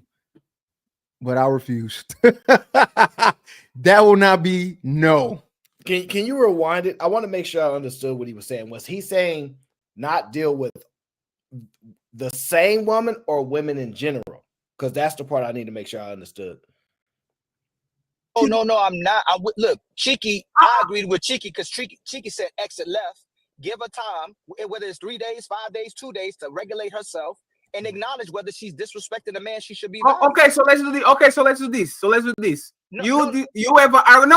to ask you a question. You have an argument with your woman, right? She says some shit. You say some shit. She leaves you for 4 days without calling, no nothing. Is she coming back, I Ali, or don't think she's that's out? what she. I don't think what check. That's No, what no, she said. I'm asking you No, if I wouldn't handle if, it. I wouldn't handle it like that initially. no, That's, if Ali, that's the I'm first no time. Ali, Oh, go ahead. Ali. I'm just talking about human nature. Fatty. If my woman told me, Ali, stop doing what you're doing. She told me countless times, please stop doing it. She told me, and I know as a man, I shouldn't be doing it as well too. And I continue to do it, and she left. I would acknowledge why she left. No, it's simple. It's simple, Ali. It's that simple, Ali. Wait, It's that simple. It's that simple. It's so provide this crazy, pushback? Ali. We all done that. We all done that. Ali, that makes so much sense. No. Yeah, I'm with Ali right now. I'm confused. You said what now? I'm with Ali. I don't know why Fatty disagreed with what he said. How are you guys doing? Because that's real life. That's real life. And Chiki said, if that's the case, we are not different. I actually mentioned something very specific. We crawl back and we go back and lick their vaginas. When there's kids involved, which actually implies sex involved, when there's sex involved, when you're dealing with a woman on a sexual way, we a lot of times forgive shit because that's our woman. That's what we do usually. That's real life. Cheeky, unfortunately, this is what I was saying. Only, and again, I'm not doing purity tests saying, oh, you are a virgin, you know what I'm talking about.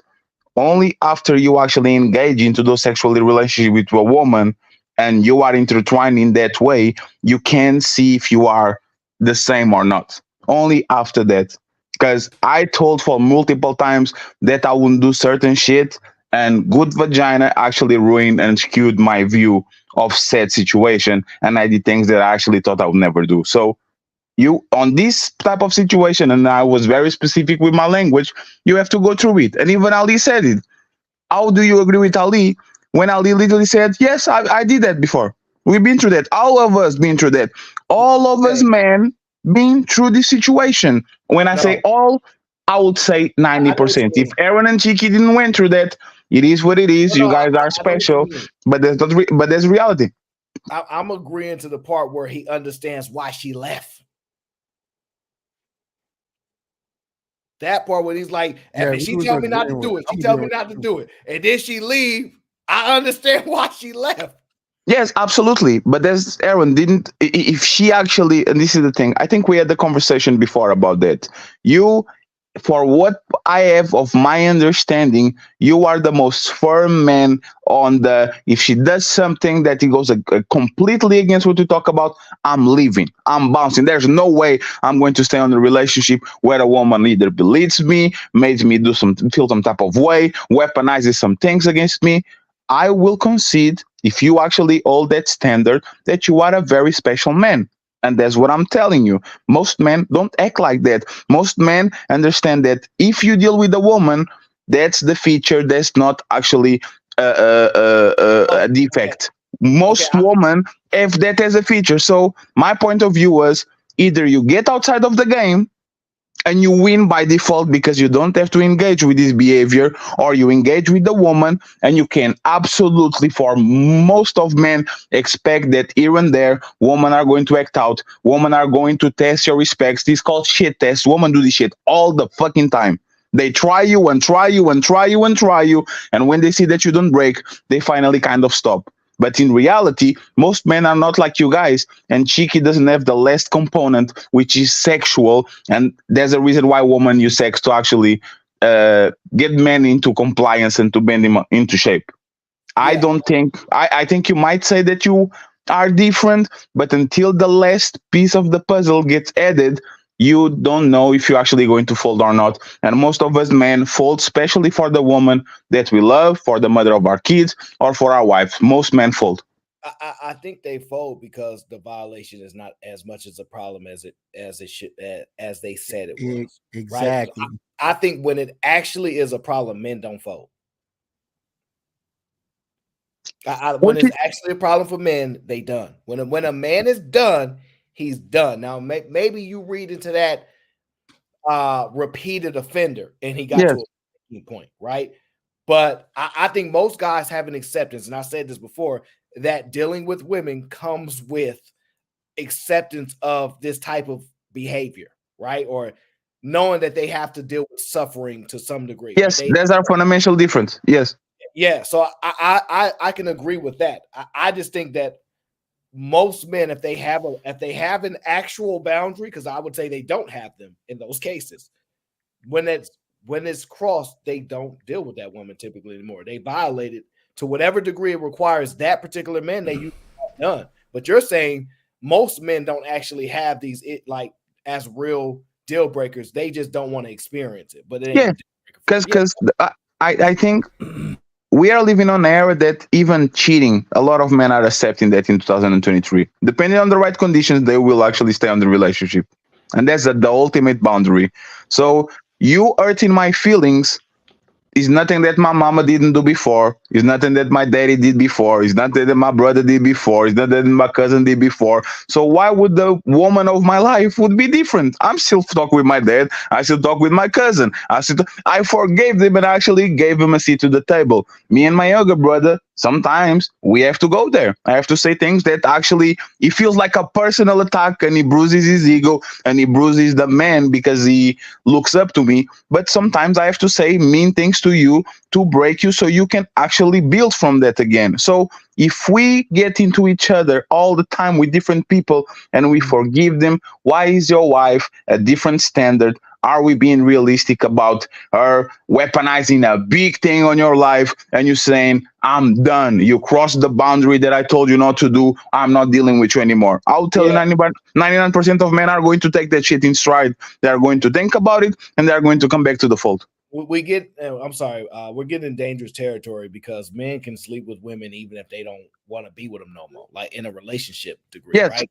Because there's the mental checkout that men mostly do in comparison to like women, right? So I think that it's funny that the way you describe it, which I agree with, most guys gonna fold, but I think it's because it's not really their actual major, like that's not really the line. They can take more. You see what I'm saying? Yes. And the reason why is I wasn't actually planning on diving into this particular clip, but I actually have a clip where they actually discuss what you're speaking about to now, and the difference about me and Cheeky, where I don't think we actually have the problem that most men have, and most men have this problem. Most men have a problem. You don't know how to break up with women. That's a fact. You know, and I had to learn that. And that was me being pussy. For sure. I had to learn that. That was me being pussy. I like this. That was me being pussy. I like. Oh, now you like podcasts. I know. I like this one. I love it. And I don't even need to play the whole clip. Men don't know how to break up with women very well. That's not their skill. So, and I think you're more speaking to that, Fatty, as far as men don't really break up with women. Yeah, I'm not gonna lie. That shit but that's the thing. If that's the case for most men, why are we pretending that as soon as a woman breaks her boundary that way, that we are going to stand on that shit and we are going to say, hey, you broke the contract? Not. Me and you have said the women are the de facto leaders, to hide in disguise. Me and you've agreed on a lot of this. That's why what Cheeky said, what he gonna do, he like what I'm not, is very, very clear. And it's pretty consistent with behaviors and whatnot. Now, if you said, are most men gonna cave? Absolutely. And in I like it's my confusion is if you talk about marriage being duty, and then you are going to put your feelings over duty because somebody says something that hurt your feelings when you've been through that for hundreds of times since you are a kid until the time that you get married, have kids and all that. We saw that video yesterday about actually people going over boundaries and trying to either emasculate, like the mother's emasculating the kids, the mother's kind of like, you see what I'm saying? We've been through this multiple times. So, and this is a question for Cheeky, right? Is there any, I remember when woman broke my boundaries. I remember like this is what, like 10 years ago. My girlfriend was always saying, I said, hey, no matter what happened, I'm not laughing at your pain, you don't laugh at mine. There's the rule, we don't do that over here. I am always considerate about whatever is happening with you. Be considerate with me. And there was one point of time that she was determined to actually break me. And she would get into these arguments just to see if I get pissed off. But I had like a lot of stress. I finished college. I didn't know what to do. I was all over the place. And in one discussion, I just sit down and I started crying. And I look up at her and she's smiling. I got him.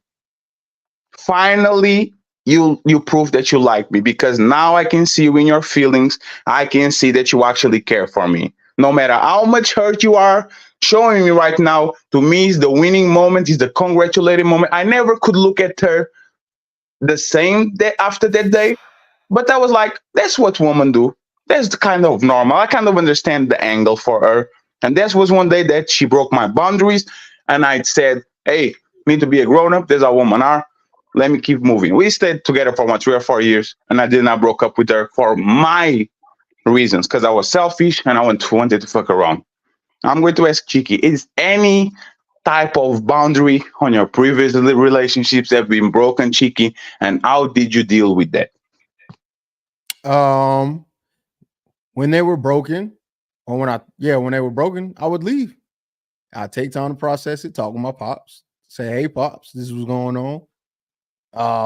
What do you think? What do you think about the situation? Do you think I'm overreacting? Do you think I would ask him, this is what I'm thinking, this is what I'm feeling. You let me know what you let me know what you think about the situation. And he would play devil's advocate. And then he would go, hey, look at it from this perspective, look at it from this perspective. And then I would go, okay, cool. And then I'd go back because the boundary I was crossing didn't require 4 days at the time. But then we go back and have a conversation. And then after that, that same boundary wasn't crossed. Yeah, but can you give me an example? I give you a practical, and see if it's too personal, just ignore it, right? But I give you a clear, practical example of a boundary that I thought was overstepped, right? Like, can you give me an example? Because the gravity, a lot of times, like when you say, like when men come on this place and they say, oh, I never been through this, right? They might have been through this, but on a lowest level, right? The woman might not cheated on them, but they might flirted. Do you see what I'm saying? Go ahead. Yeah, so mine wasn't like no drastic, at least not in that moment. That wasn't a drastic thing. It was an ideological difference, like how we viewed something, and especially when it came to like spirituality at the time. And she said something that was like, oh, okay, well, we need to rethink this. There's something I can't talk to you right now, all right? Because you're saying this thing, we're totally on a line. And while you're saying this, you're crossing over into a territory that I don't think you're trying to do. And because I'm trying not to hurt you, I'm just gonna leave. Or I just left. And then I called my pops and like, hey, this is what's going on. And then we had a conversation the day after. That was a 24-hour period type deal. Like, but that's an example. For me, it was ideological. It didn't get crazy, to be honest with you, until after I'd already broke up. So it was like, it is what it is. We're already not together, so it don't matter. But when you stay with somebody and the lease is not up yet, you can't just leave yet. And not unless you don't mind fucking them over a little bit. Yeah. But outside of that, yeah, no. All right, I'm back. Chill out. I just had to take a call. I was joking. But that's the thing. And when you said that, I didn't take it personally. I didn't take it personally when you said we are not the same, right? But this is where, like, I think you only know you are when you're tested. You know, when we're talking about women and we say, I don't care when you are happy. Your personality, I don't care when you actually, let me give an example. Robbie is a perfect example, right? Robbie is pretty nice to me, hyper nice to me, right? Yeah, but sure. I judge her for when she's heated. I judge my mom when she's heated. I judge my dad when he's heated, because when people are happy, when people are normal, they will treat you right for most part. But the part that scares me at Robbie is when she's mad, she becomes the devourer of worlds, right? So when we're judging a woman, I think that you only can know if you actually are built like that when you see that woman acting that way, when she is actually on a path of destruction, when she's pushing your buttons, when she's actually trying to get a reaction out of you. And for most part, you don't seem like you've been through that. Like, again, I'm not trying to do a purity test, but my mom has been on good behavior for 40 years. There was 1 year when I was a teenager, she was picking fights left and fucking right. And that's when I saw actually how my dad was built.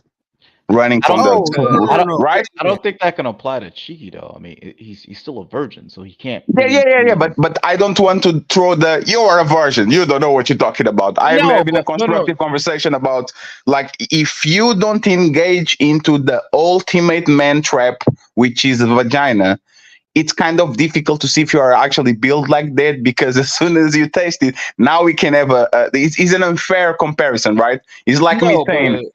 but this is my assumption though. Like he's been in many situations where he could have easily like. No, you're missing the point, Black Dawn. I was talking about these stressful situations, these come to Jesus moments when it comes to woman. You dealing with a woman, right? Cheeky is not about the sex. For the most part, he's never described a personal situation where actually a woman tests his patience, tests his manhood. Oh no. Yeah. Nah, that's happened, but that was the end of the relationship. I cut it off.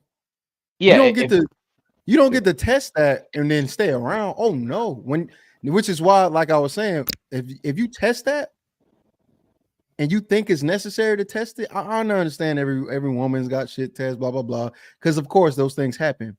But when you test something, and I keep telling, hey, this is unnecessary, don't do that, and you still want to do it, that's your ass. That's why I broke up, because I decided you're doing something that's well beyond your reach, that well beyond my patience level and everything else. You're trying to play a game, and I see it, and I've already told you I'm not trying to play this game. Stop. So it's over. So yeah, I will never get to the point where no woman in their right mind will hear me say stop and not do it unless they just don't want to be in my life, which is fine. Yeah, if he could resist like doing sexual intercourse up until now, what makes you think he doesn't have that same discipline when it comes to interpersonal stuff like that? Because sex fucks up everything. Sex is a drug. Sex is like alcohol. Is you being impaired. You are going. A lot of times, sex make you drunk, especially when you're younger and when you're on the first, actually on your first experience. You understand how actually sex make you feel. So you need to have a level of experience or a time lapse when sex actually doesn't phase you anymore. So I want to see, then this is actually a general assessment, how a man reacts when somebody tries to put a pussy on your face, right? Because we on this space all the time, men talking all the good things. And again, but see, the thing is, I understand the reasoning behind that. Because what if you smash, but you still not gonna be with her? It's the same thing. Like, but no, it's not the same thing. No. It's the same thing. Like I told you, it's the same. It's the same sentiment. It's just a different degree, right? Sex gets you intoxicated even on a casual relationship. We talk about people catching feelings towards sex. They kind of don't like the person. They have sex and they start to catch feelings. I would say that when you have a wife or a kid involved or your spouse, it's the same sentiment, but to an ultimate degree. It's the same thing. It's just on a way higher level. You don't give the same benefits. So like the reason why the girl is normally sleeping with you is because she want the relationship benefits that come with being around you. Now, if she want to say, come on, just let me one more time, and you think, no, I'm Mr. Disciplined, you might mob and say, go ahead, but you're wasting your time. Yeah, but Aaron, never happened to you, woman literally trying to sabotage your life with sex. They fuck you. Oh, you have to go to work. Oh, stay here a little bit with me. Oh, you have an exam with more. Oh, no, stay here. Like, women do this shit all the time. Yes. Every time. They try to control you and try to weaponize sex to get you to comply to whatever they want. And most men fall for it. Yes, I understand what you're saying, but are you saying that men value women more than they value themselves? Yes. Yes. Okay, so you're speaking from the perspective of that. On a cellular level. Okay. Men put women on the pedestal without them even asking for. Men will go to wars for women. Men will gladly be a useful idiot and go into battle with the rival just because they want to appease their woman. Men will like, you see what I'm saying? That's what men do. But I think what the women are complaining about is men are saying we quit. We don't want to do this. Right. Yes, but that's the thing. The quitting, Cheeky said he broke a lease, right? So he lost something. Like he No, was on the problem. I didn't break the lease. No, not break the lease, but you had to stay with the like you. Then everybody went their part separate ways and all that, right? Okay, go. So it's a level of investment that is there. You guys are building something together, or at least residing together and doing something together. And there's something that you're going to lose just because you decided not to deal with that woman, right? For a lot of times, that is the difference between having a house and being homeless. Is I don't have nobody to actually be with the lease with me. I don't have enough money. So maybe I'll just stay because there's a good investment that I made here and I don't want to lose it. So I'm going to let her push my boundaries a little bit. We talked about this yesterday. When you put a wife and kids or a marriage on it, that is 10, 100-fold now. There's the biggest investment of your life. And now, that's when I say that we are going to test everybody gangster. Oh, I'm leaving if she cheats on me. I'm leaving it. Now I want to see if Fatty actually leaves when he wants to stay with his two kids and she cheats by the year 8 and I'm not interested in sex anymore. I'm looking around. You see what I'm saying? Yeah. So you're saying like everything looks good on paper, but when you actually go through that, emotions. Or I know people in real life that are in relationships mainly for the kids. like, and if they get through the roughest times, fine, and they might make it to some, but a lot I see the stand for the kids part, and especially if you're married, you got stuff to risk. The mental checkout is real though with men, because there's a level of commitment that a man will no longer have for a woman if she violates certain things. He may still be around physically, he may do things, but there's something that still can become missing from women. I think they lose something that they can't gain back, depending on what severity of the violation is. Yep. And there's the thing. There's for example, let me throw a shot real quick. For example, Mr. Statistics, Mr. JJ Carver, right? He always talks about statistics and all that shit, but then when he saw Angela Knight, he literally lost his mind, went to his channel and listened to the biggest bullshit that he ever did. He talks shit about all what we say because we don't have statistics, data, and all that shit. And then that wretched Asian woman that doesn't have statistics too and talks the shit the same way we talk. He went there and he seated there like a little boy and he listened quietly. That's what vagina does for you. The same rational person that is always saying, you guys don't have statistics. You guys talk out of your mouth. You guys don't know what you're talking. For an Asian woman with a pretty face, now he accepts it. Now he sits there pretty, becomes a member, supports it, defends her, and all that shit. And this is internet pussy that this man will never smell. So what do you think is going to happen when real life pussy actually sits on his lap? That's what I'm talking about. Is these standards that people develop for themselves and for the surrounding men around them, always criticize them and saying data. And as soon as a beautiful woman that they deem actually sexually attractive does exactly the same thing on a wretched way with flip-flopping ways and all that shit, they take all the rationality out of their all the good plans that they have on the board. They go out of the window because they want to smell it. That's what I'm talking about. Now put that shit on real life. Shout out to JJ. Cry baby.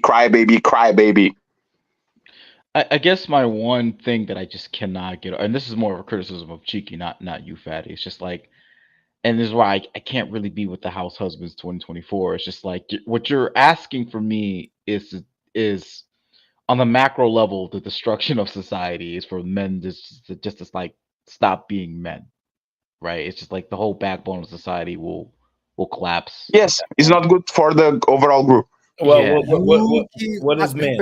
What is a man? I know it sucks because it's like you got to No. Answer that question. Like, Answer Aaron's question.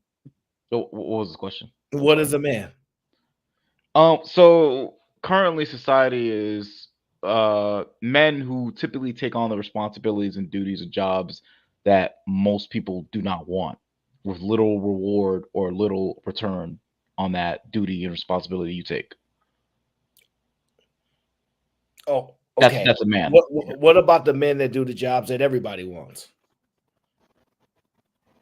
They do the job that everybody wants. Because you spoke to usually taking the jobs that nobody else wants, so only the men doing them. What about the other, I guess, non-men that do the jobs that everybody else wants as well? They're a man too. I guess they could fit underneath that definition too. They'll still be a man. Yeah, finding a man is kind of hard.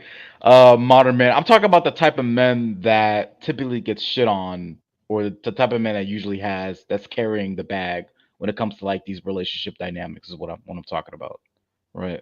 So it's kind of hard to just sort of just like disregard those responsibilities because like Fatty has a good point on this. It's like if men just stop being men, everything kind of just goes to shit, Yeah, right?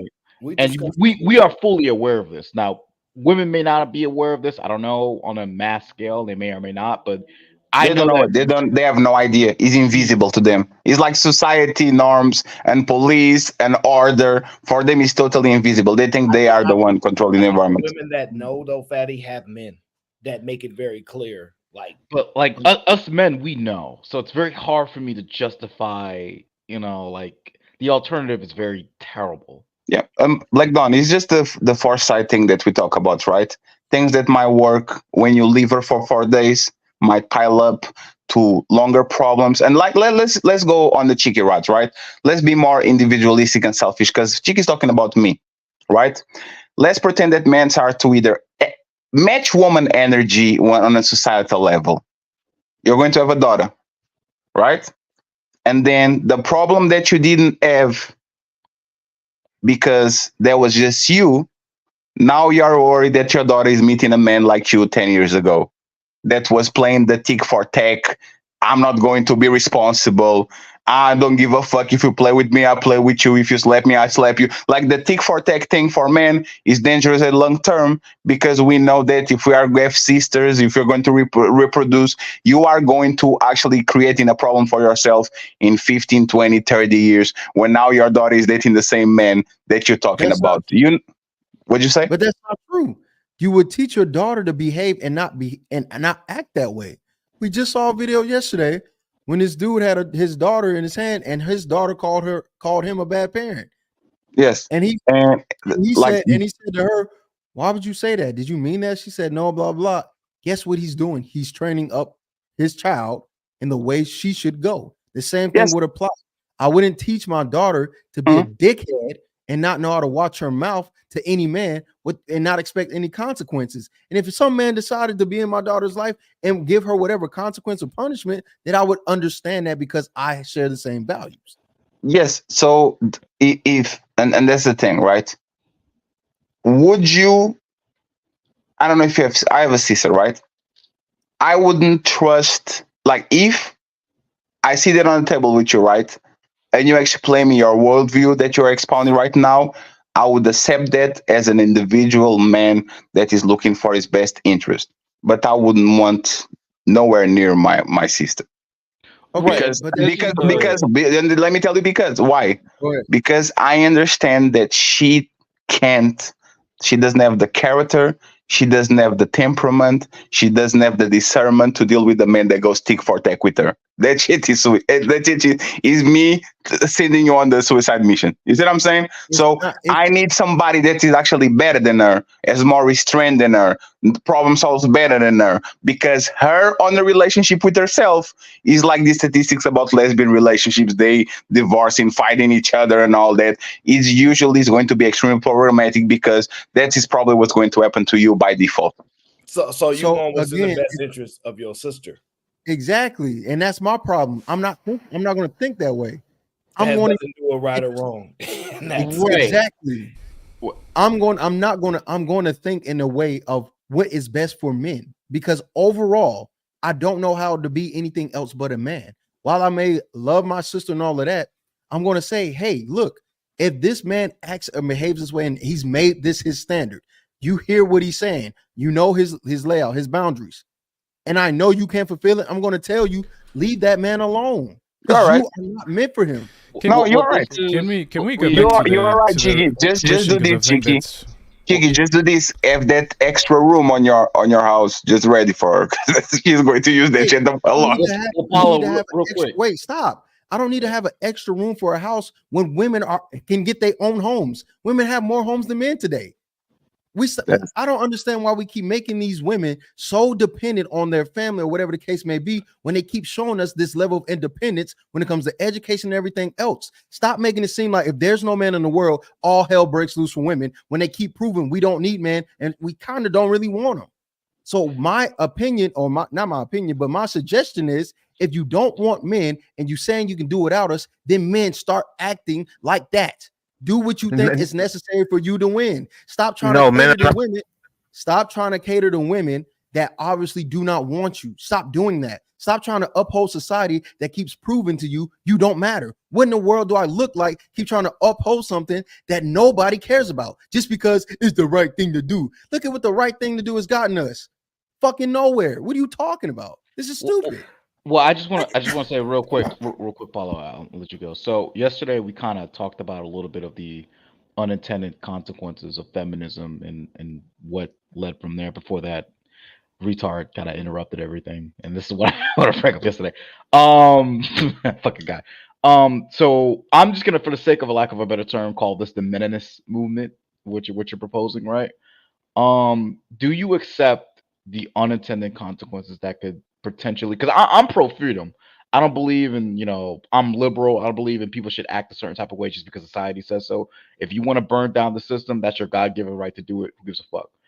Right? But my question to you, Cheeky, is do you accept the unintended consequences of what may come of that? We don't know the unintended consequences. It hasn't happened. You can try to use foresight, but you don't know what is going to happen when women start making more than men. There's already consequences if you have children. These are one of the things. And conservatives are plagued with this. There are already consequences of when good men don't stand in regards to these ideals that we have as principles and traditional values, right? Is that we're getting injection into school system, academic systems of children being confused. That's one of the biggest byproduct of this.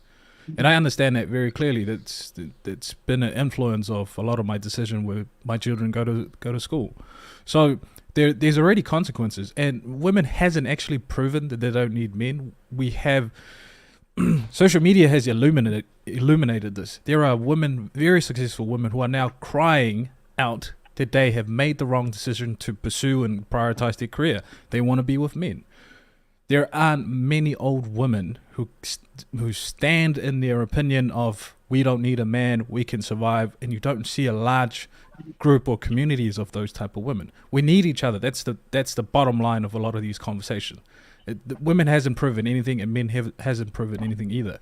What we have proven is that when men take their foot off the gas and stand aside and allow the injections of men who don't hold principles and women who are delusional, society is crumbling, and I'm seeing it in the influences of my children. You're saying society is not going to crumble. Y'all got to relax. I don't think society is going to crumble, but there will be some, like, for example, like I said before, like the feminist movement. Like it's already happening. The birth rate will crash in like 30 years. There will be no more social security. The population will be 50-70% older than actually we should. Like, it's already crumbling because men are not fucking women and having kids at the same rate. It's already happening. There's the foresight. If we don't do nothing, like, for example, all the countries in Europe, in 2050, if the birth rate doesn't change, they will be in a biggest trouble that they ever been, because there's not enough actually working people to sustain the older population. It's already happening. It is already happening. And guess what? They're going to have to make or produce some type of measurements to where they include men. So yes. I'd much rather see that downfall happen a lot quicker than prolong this extended period that's already going to happen, so we don't end up like China. When they got the one kid policy, they ruined it because they got more males than females. Now, when it comes down to what they have to accept and who has the power, it's the women, because they kept neglecting one side of it, and they need women in order for the society to work and thrive. And the same thing has to work for Western society that is continuously neglecting men. Well, Yeah, well, but no, that's what Black Dawn is asking you. Patty, but here's the key. That was Black Dawn. Black Dawn, weren't you? Wasn't that the question that you asked him? Because you are putting this shit in overdrive. And are you willing to take the responsibility for putting the system in overdrive? Real quick, Patty. Are you willing? Here's the key ahead, variable that you're missing. Yeah. So I'll be real quick about it. I'm sorry, I didn't mean to. All right. But here's the key variable that you're missing in comparison to China, right? In China, everything is done for the collective.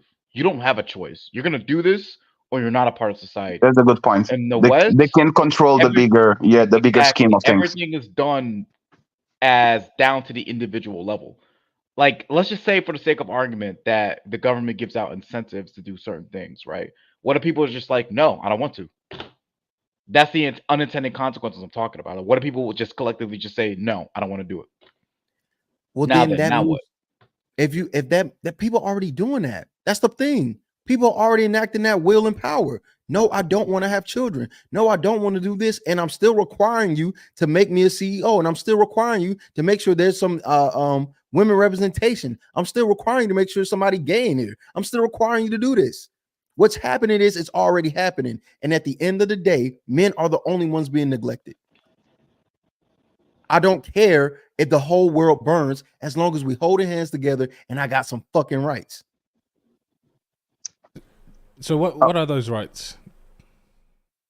Those rights would be acknowledgement. Those rights would be to realize men aren't being well represented in education, which affects the income, which affects the economy, which affects what we can do when it comes to relationship. All these things correlate and touch points into how we move and operate as a society. And if men keep being neglected in that way, we're stuck. We're screwed.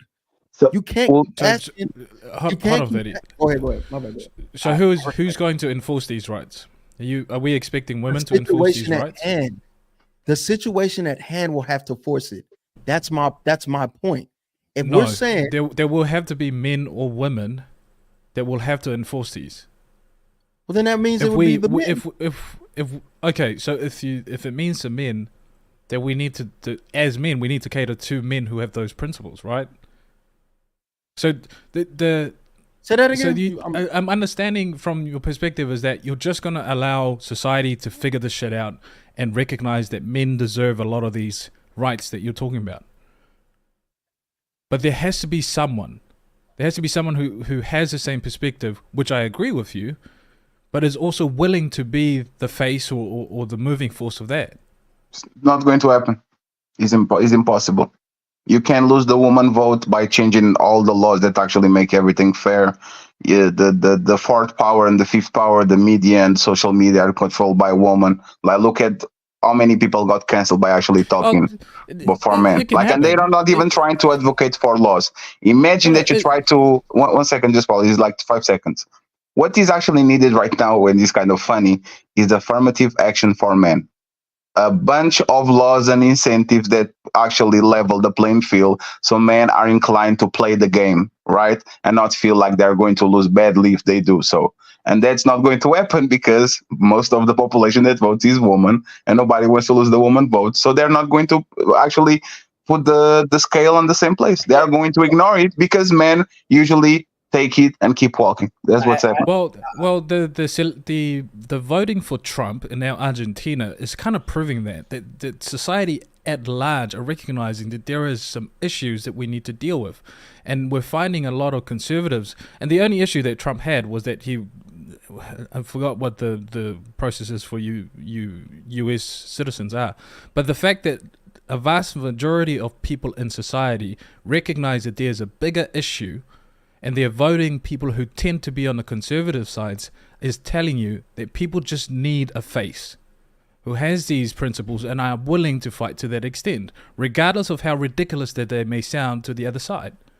So conservatives pander to women too. That's the traditional view of housewife and all that, like we trade cons use that shit all the time to actually get the woman vote. Let's go back to the traditional family so you can stay at home, marry, and your husband works and he's sole provider. I'm not trying to get that far. I'm trying to touch on what Cheeky was talking about. So people like Cheeky, in your perspective, is correct. I align with a lot of the things that you speak about. The legal system is absolutely on one-sided, especially in the US.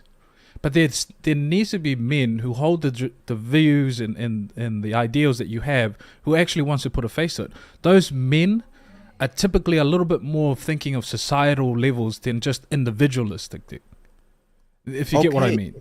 I get what you're saying, and I agree. They would think that way. But there comes a point in time where one section of society, if it's too downtrodden, there's two things that typically happen: some level of revolt or revolution, or some type of economic downtrodden to where things are getting so out of hand, you have to address it. These things have been happening for years. These things have been happening silently for years. And now that it's not even peaking, but it's rising at a level that's so exponential, it is causing people to pay attention. You guys may not know, but they are looking at getting some type of affirmative action or some way to address little boys in education. They are doing that currently. Like, well, if you go ahead. Well, we're a little behind in the super chats. I gotta catch us up, bro. Okay, cool. Shout out to Chicago. Really says powerful bill, gentlemen. Great dialogue. I imagine this is how Aristotle and Plato and Socrates used to kick it at the Pantheon or the Parthenon. Yes, and Zeus too. Zeus was there too. Socrates and GBG gang. Shout out to him. Gurkha the Legend says great show. A.O. Cheeky. And Timeout says, hey, it sounds like GBG is speaking all the facts. Choose any social media platform and you'll find skits, spouses giving each other the silent treatment for days in their own home. Imitating real life. Kids see this behavior. Yeah, I believe in the silent treatment. Red Pill Ranger says a world with no men will be the hell for women because they only making it because of the services and protection we provide. Power, water, logistics, suffering. Make sure you add that suffering in there because they really don't understand the suffering that men go through at all. And I want to say you guys have to understand that they were moving college degrees as requirements for a lot of jobs because they're realizing guys ain't participating now. We're going to find ways around it. So you're seeing little subtle things slowly kind of creep in little by little, but ultimately, I think we're gonna have more pain before we get to a better side of it. But they still control the five powers down. The laws are in their favor. The cops are in their favor. The media is in their favor. Social media is in their favor. If you look at every single component of society, you won't find one place where actually men are put first, or men are at least put on the same level when it comes.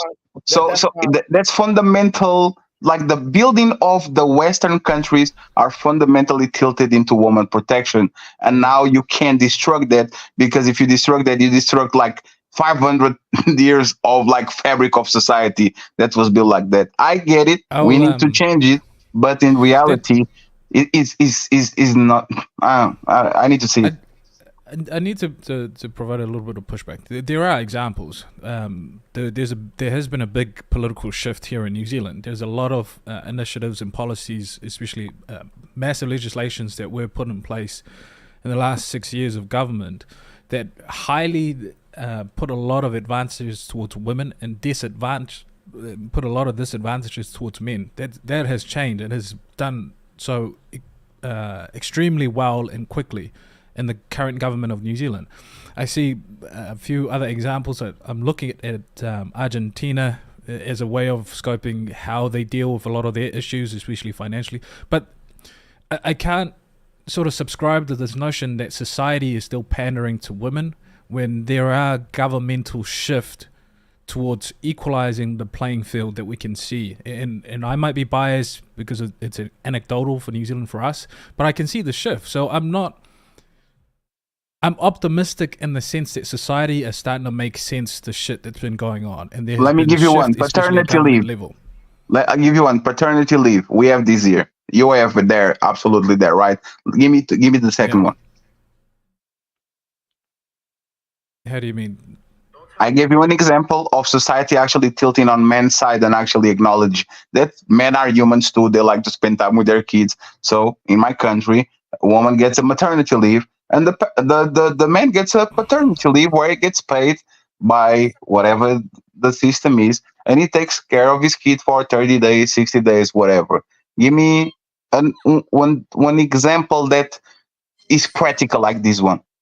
That's not really for There's been men. a That's more for the child, by the way. No, that's for the man. There's a man's right. There's not a child right. The child is not going to remember the dad at home. The mom is still there. My contract sorry, is I don't want to be. my contract is the same as women. I get the same 6 months as women if I have a child. Yes, we get 3 years. Okay, Other so you have 3 yes, years. but other than we that, have like 6 this months. is a practical example, right? Can you give me more examples that you see in the West where actually we're tilting on the way we're trying to make it more fair for men so they can participate in the process and not just bounce and leave society like they're trying to do lately? This is very specific to us. So our biggest GDP contribution is our farmers, which are typically mostly men, right? Our farmers and our tradies. So there was a big inquiry into the wage gap between the sexes, and it was found what we all know, that women will always be below men in terms of wage gap. A part of the policy that was driven to equalize that or provide equity was that there was a bill to introduce taxes for those in those sectors. And those bills took taxes from men who were predominantly in those sectors. That has been squashed in the 2 weeks that the new government has been in. So it's an indirect, I guess, cause and effect to what you're speaking on. And I can't provide a direct example like paternity leave. But that has been the narrative that we've driven under the wage gap here, was that men are earning way too much more than women. Let's tax the sector that men occupy the most so that we can at least equalize the disparity between the wages. So that's where I can see there's some shift in my government. Go ahead, Bogdan. I think we don't have the same. Yeah, we don't have the same laws in terms. So this is where I can at least a little bit reserved in my bias, where I understand the Americans have way different laws, especially when it comes to paternal rights, than I do here. So I don't want to get too much into the semantics of it, but I think how paternity leave is done, it's for the interest of the child. It's not really something that's I would personally list or consider under men rights or something like that. So postpartum was heavily included in that as part of the reason why maternal and paternal leave was a thing for companies. It's not just a child; it's also postpartum. Yeah, so that's for the men, because weren't you guys discussing about men having postpartum depression too, like a couple of minutes ago? That's for the men. And the thing is, I don't know if you actually noticed, right? When they do these laws, they usually don't take from the woman plate. Okay, go get your paternity thing. But if they come with a law and saying instead of the woman staying 1 year with the kid, now is 7 months and the man sees 5 months, watch what happens. And this is why, like the court, the general court, the general laws, the paternity laws, when if one parent wins a lot, the other probably going to lose a lot. Like that's why they don't tilt that shit, because as soon as you start to take things from the woman plate to put on the man plate, that's not what men do. You should tough it up. Hey, deal with it. Cry in the car. I'll give you a better example. So the other one is, and we've had a big uproar, was we had a fair pay legislation that was introduced, and it wasn't introduced in the sense of it's for employers to provide better wages for their employees. It was introduced to equalize minorities, especially women and Pacific Islanders. That has been scrapped. And it's been scrapped for the same idea that productivity is not going to increase if you're going to go under affirmative action direction. So that's taking away from women's plate, in a sense, indirectly. So I guess, again, my optimism for a lot of the changes comes from examples of government making shifts, and not just New Zealand government, but I'm seeing it sort of all across the world to some degree. But I can concede to the idea that I don't agree with that. robust enough. I think the future of the West is what's happening in Japan and South Korea. People becoming more isolated, less kids, more computers, more isolation, more prostitution, more pay to play and let me leave, more people deleting themselves, like a bunch of, like, society is breaking on a level where, like, the last 100 to 200 years saw tremendous amount of technological advancements, but in terms of societal norms, we broke 10,000, 100,000 years of, like, pattern of behavior socially. I'm talking like New Zealand. Look at Paulo. I'm from Portugal.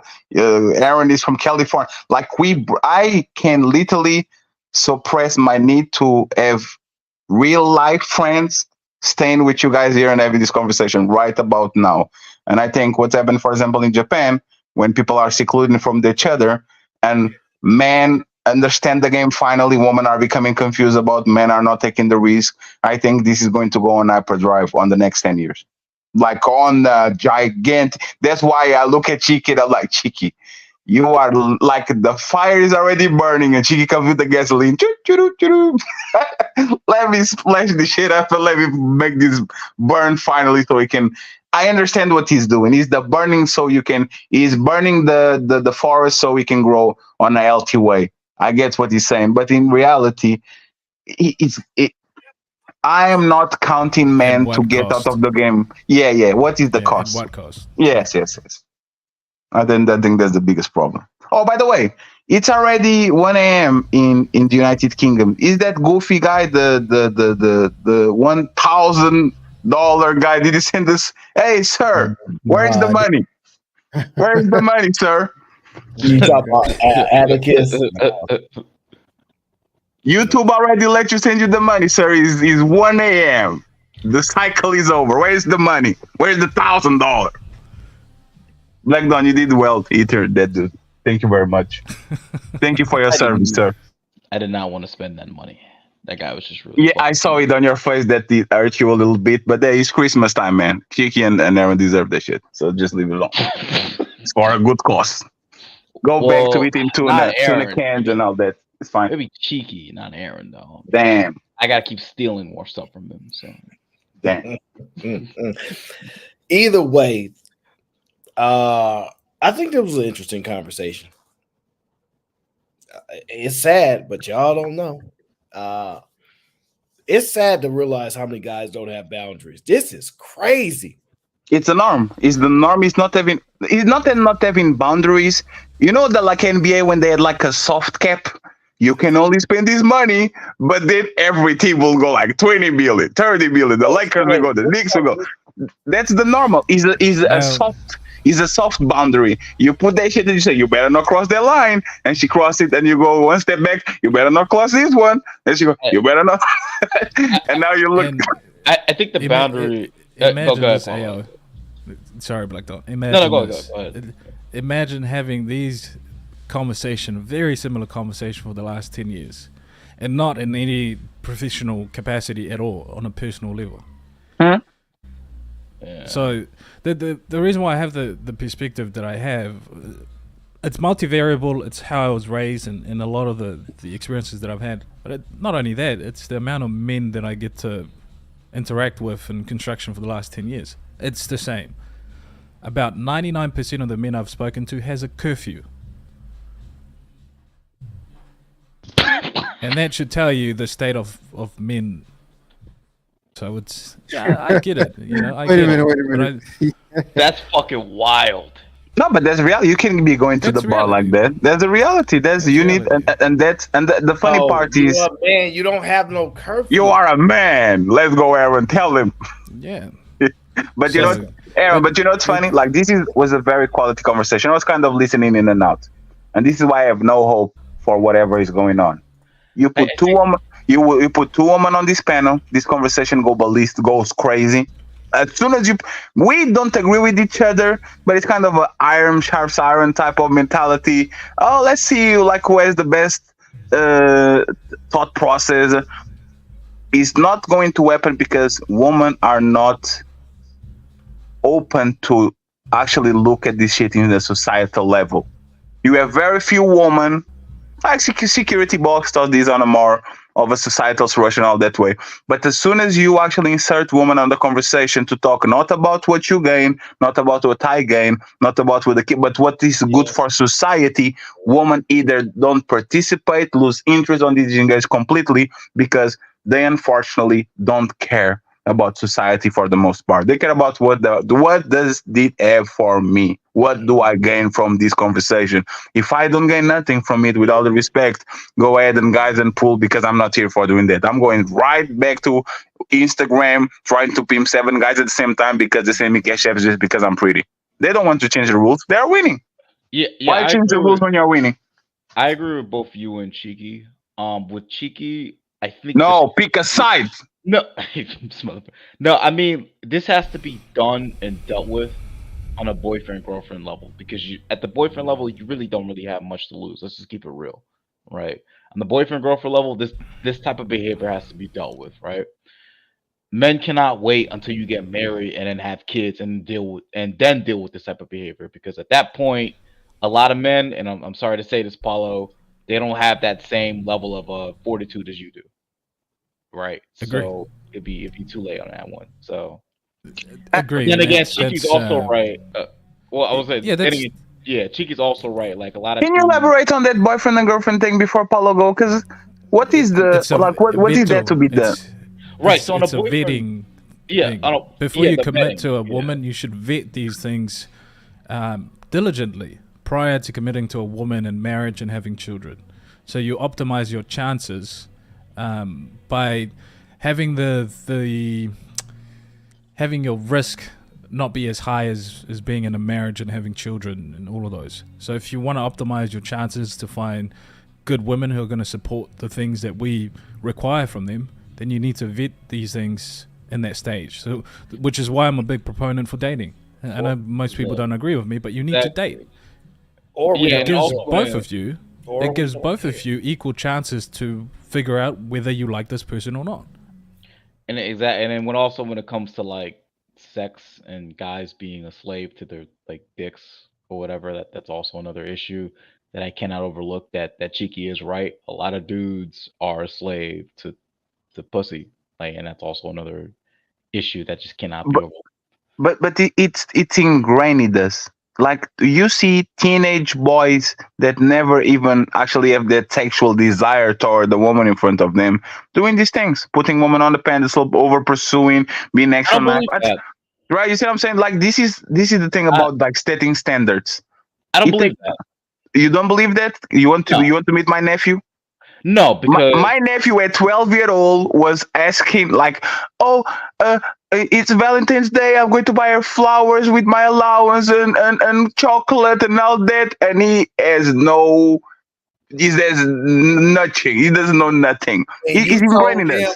I'm Uncle Fatty Red Pill. Yeah. What's going on over here? Exactly. You guys missed a very... I agree this is a very important thing that we missed in Cheeky's explanation of what he used to do. He went to his father. Yeah, exactly. And he consulted with his father. This is a very important element that needs to be included in a lot of these conversations. I didn't have the privilege that Cheeky had to walk away for 4 days and speak to my father because we were in different countries. But that's a very important factor. And what you're saying, Fatty, is realistic in the sense that oftentimes we as men act in ways that are detriment to the ways that our children develops. It's not the act of being endearing towards someone you love. It's not communicating why we do these things, and it's not a sense of I'm just doing this because I feel a certain way. It's a action to show gratitude to a woman who has supported me through whatever it has been. So these things, I get it that men are simps, but at the same time, we have to acknowledge that also these men don't have good models. And that's what I appreciate in hearing what Cheeky had to say about, okay, I'm leaving for 4 days. Example, 4 days is not a number I'm going to say 4 days, but I'm going to go to my father and consult him and provide at least some devil's advocate and at least present me different perspective, which is what we're missing. But you created the paradox. But you kind of created the Black Dawn. You kind of created the paradox. If men are simps, and I'm asking advice to my father, he's probably a simp, right? And this is the fact. This is no. Let me actually iron this point, right? The fallacy of using Cheeky as example is because most adults are incompetent, men and women. They don't know nothing about their own life. They give terrible example. They are very superficial level type of thinkers. You go into somebody that is older than you, either your father, your uncle, or something that might have some more experience. They will give you probably a shitty advice so you can go just back into normalcy, because what I saw around me was people pushing you to be in bad relationships, pushing you to keep the family together, pushing you to actually bite the bullet. They want to maintain the status quo so bad that if you go to your grandma and say, grandma, what I should do, she's doing this and this and this, you should stay for your kids and you should do this and you should do that. Most people push for normalcy. Don't lose your job, fatty. Don't go ahead and try to do it. Go back to that cubicle and shut the fuck up. So the fallacy is we pretend like these people that you are searching for advice are actually better than us, and in reality most of them are extremely incompetent, and we kind of need like 30 years to figure it out on this world. Either you actually do it or you don't. Guidance is good, but a lot of us don't have that guidance that Cheeky had on his father. Real quick follow. Does this like back to Cheeky's claim like this is a social construct, right? Because if we were able to socially construct men to not accept that type of bullshit, have strong fathers as a sort of bulwark against that type of like female fuckery, then what will happen to society at large? No, I don't agree with that. I agree in the sense that what I've seen so far in my deduction of this is that of course society move in a construct, but it's typically made in optimization of the nature of the sexes, right? So there's a level of influence there, but it's still to optimize what we're best at, what we have an affinity towards, which is why men go to war, because we have an affinity towards violence. Yeah, we're not going to war like that no more. Well, okay, I'll leave that point out. But the thing that I wanted to touch on is the older generation aren't typically better. It's just to provide perspective. And it is up to us to make that deduction ourselves and apply it to what's current. This is what part of evolving is people is that we go towards who face similar experiences and at least gather information, and we derive what's best for what is currently happening in our era. The same thing for me in my children. They will come to me in 10, 20 years time and ask me for advice, and I will give them. But I will always be biased by the current situation that I experience those things with. I'm providing perspective. And now that we have more time to at least consider a lot of these things at a deeper level, we're now finding that we're making conclusions that, that might have been well for a society to survive, but I don't want to survive. I want to at least minimize suffering, because I have now the time to actually consider, wait a minute, I'm suffering. I don't want to suffer anymore. Whereas previously, most of our ancestors didn't have the time to consider, oh shit, I'm suffering. That's actually a good point. You know how a life without pain feels like. So I don't want to go back into a situation that actually can inflict me a tremendous amount of pain. I actually think I stand there. This is why people say kind of I'm on a negative. It's not that I'm afraid of marriage. I'm afraid of the tremendous amount of damage that a divorce can cause to my life. You see what I'm saying? So if after experience peace for 5 years, it's very difficult for you to insert yourself on a situation with somebody that you think that might jeopidize the set piece that you acquire. So let me read my work in progress. Real quick. Hold on, real quick. Red Pill Ranger said, at the end of the day, as long as a 14-year-old boy can whoop the average grown woman's any power women have is because we let them. Red Pill, why are you always going down the violent range? Why you always want to go to the... This man said, bring back the Scarlet Letter. Yeah, man. Let's go. I don't get you. Yo, First Aaron, thing- did you see the video I put in the back chat of that first wave feminist? That crazy. No, I haven't watched Bro, it. You're she talking about actually the advocates for you're talking about the whatever girl, the right? The whatever girl. podcast. Yeah, that was Bro, she actually crazy, man. advocates for men to beat women if it's justified. That shit Yeah, is she's wild. Yeah, I she's don't out know. there.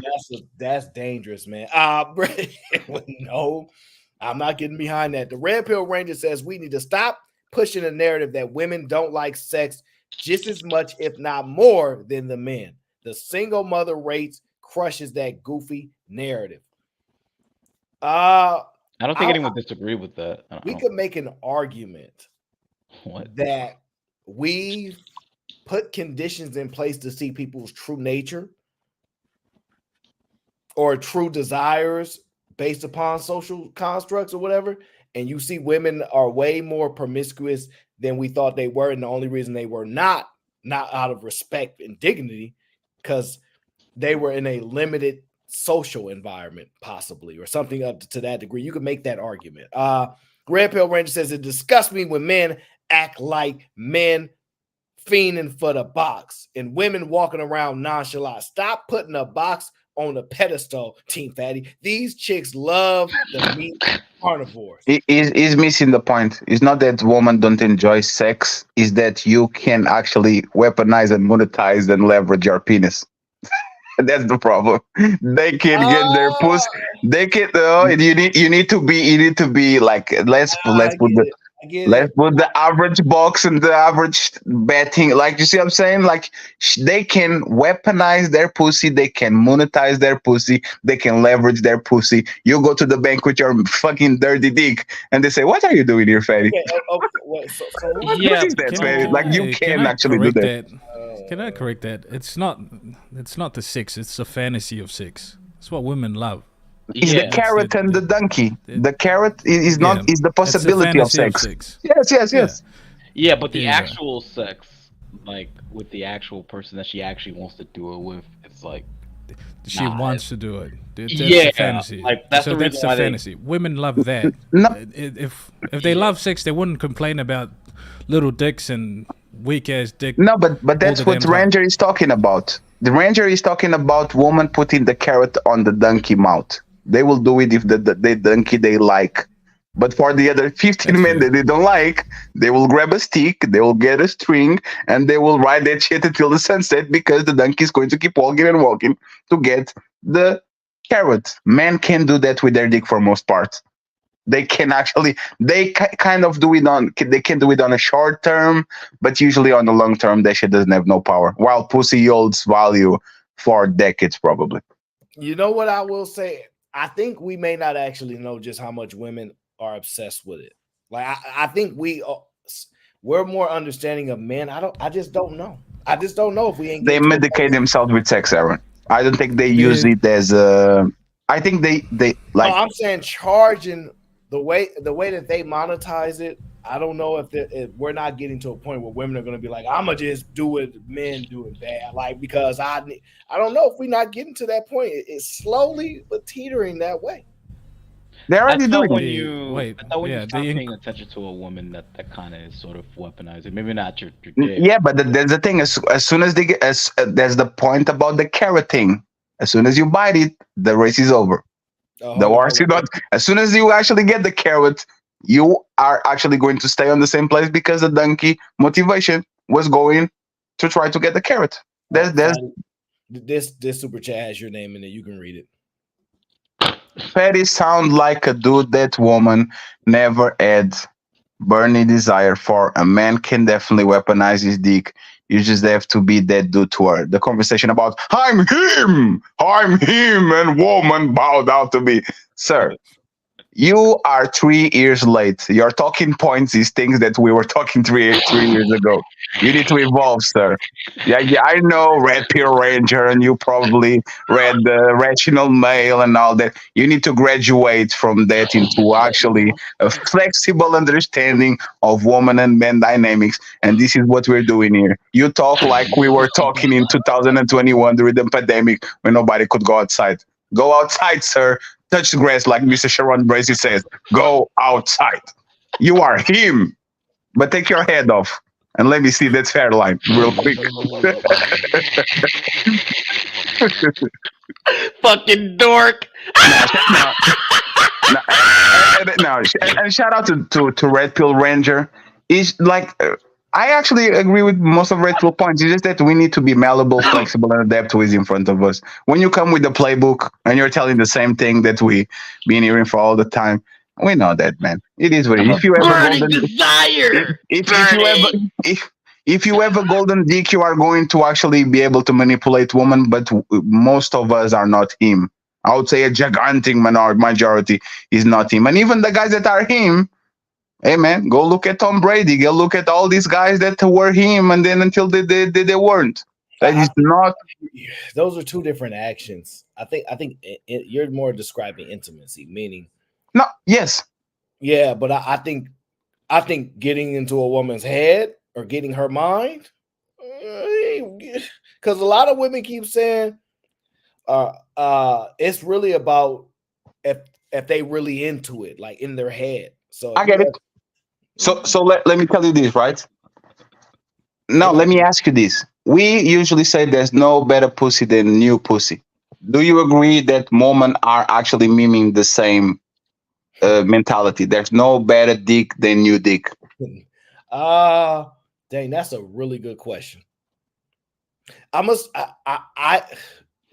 don't know if we have enough data or time to allow women to showcase that they probably are almost exactly like men with small differences. Do you see what I'm talking about? And there's the thing: exciting dick, risky dick, mailman dick, pool man dick will outweigh Kobe Bryant and Tom Brady dick, because there's regular boring dick that they get for 10 years. And even if you are him, if you become secure enough and boring enough, a fucking man with 1/10 of your actually status and money can take it from her. And that's the Tom Brady example. That man is the king of the world, and he lost his wife for a jiu-jitsu instructor. But you are him. I just you are him. I just want to focus on the name of the Red Pill Ranger. It's actually a clever name. If you don't have a YouTube page and you don't want to be banned or shadow banned because of that name. Red Pill Ranger. Yes. What if he was the Green Pill Ranger because he deleted himself because of a woman? Oh, okay. I apologize. I can't do dark jokes anymore. Last time I did dark jokes. That's the Black Pill Ranger, you know. No. The Green Power Ranger deleted himself because of his wife. She cheated on him and left him. That's why it's kind of. I was saying the Red Pill Ranger is kind of suited. The green. If he was the Green Pill Ranger, I'll be a little bit more upset. Whenever he plays with Megazords, still. Rest in peace, Tommy. Rest in peace. Cruel people. Go Power Rangers. I just wanted the guy with the $1,000 to come here today. The money man, the guy with property. You tether while he's black in the United Kingdom. That shit made no fucking bro. You're an African. You are an immigrant. You are too. Congratulations. We are. Congratulations, sir. Yeah, I don't know. I don't know what happened. He decided he wanted to fight. I don't know where that stuff came out of. That's between. He's just Simon with the credit card. That's what he is. That's all it is. When the January 1st bill comes through, he's going to regret that shit. I want to see the $1,000. ICE gave me a call today, actually. They thought that you were. Yep. Yeah. I got one of those once. Yeah, they said some retard from the UK was complaining or some shit. I was just like, what the fuck are you talking about? Wait, what? Yeah. They're like some retard from the UK. It's like, yo, you're an immigrant or some shit. They need you to get you out of here. I was just like, oh, I thought it was your bank saying, hey, sir, has somebody stole your credit card? Something going on in your account, sir. This is like large amounts of money being spent. Well, low key, they sent me a text message. The fucking Bank of America. They were like, Well, in this video, Fatty, what is you about to say? You look real passionate right now. Yeah, in this specific frame, you look really passionate. Yeah, because me and Ali talked about this before. Like usually we talk after the show so we can understand better without the crowd being there, right? And he kind of agreed with me because he missed the beginning of the show. But our biggest difference in like our biggest gripes against each other is like the ideology versus actually the practicality of something. And if we propose that we are solution based, if we propose a lot of times, man, the old men are leaders, we need to solve problems and all that, you engaging into a situation that might actually put everything overall worst is not something that I thought it was like saying men should actually. Word besides leader, can we get sufferer or something like that? Because honestly, when I'm listening, the reason women are because you said earlier, women, if they don't see any gain, I forgot your exact words, but if they don't see any advantage, They don't engage. Yeah, they don't engage. Right? Yes. So if they don't want to be leaders, isn't it fair to say they ain't gaining nothing out of it? Right? No, absolutely. They are weaponizing the word leadership. Absolutely. Like if you go look at these pink pills and all these and these like girls that are trying to teach women to trick men into relationships, that's what they say. Feel their ego. Go to them and say, oh my God, you change tires so well. Oh my God, you are the leader. Like feel their ego into them making your dreams come true. Because that way your life is going to be easier and they have to carry more weight and they'll be proudful idiots. That's what women have a basic understanding about us that most of us will never have about women. And it starts so early that is kind of, they don't understand. Actually, I word that wrong, right? I think they understand us on the basic level on how to game us. They don't understand on the basic level actually how to comprehend us. Like comprehend our feelings, how we move, how we do things. They actually don't develop that. But for let me actually get the best of you. They know that game better than any man probably on this planet. That's because we're naturally trustful of women. There's like you ain't scared of no woman. You ain't never walked down the street and had like size. You never. There's a natural. It's just a woman. So your levels of security drop like so far when you're dealing with women. Yeah, exactly. It would never drop with men, and I think that's when we start waking men up and giving them insight. They be like, oh, that's why this happened. They like, thank you for giving me an ability to defend myself when I'm driving my car. And that's what I think happens more so because they understand men not very well at all. But you're right, the basic part. Go ahead. Yep. No, I actually noticed that on my way of dealing. For example, if I get into it with the man on this space, I always have my eye for him, like I'm looking at him kind of.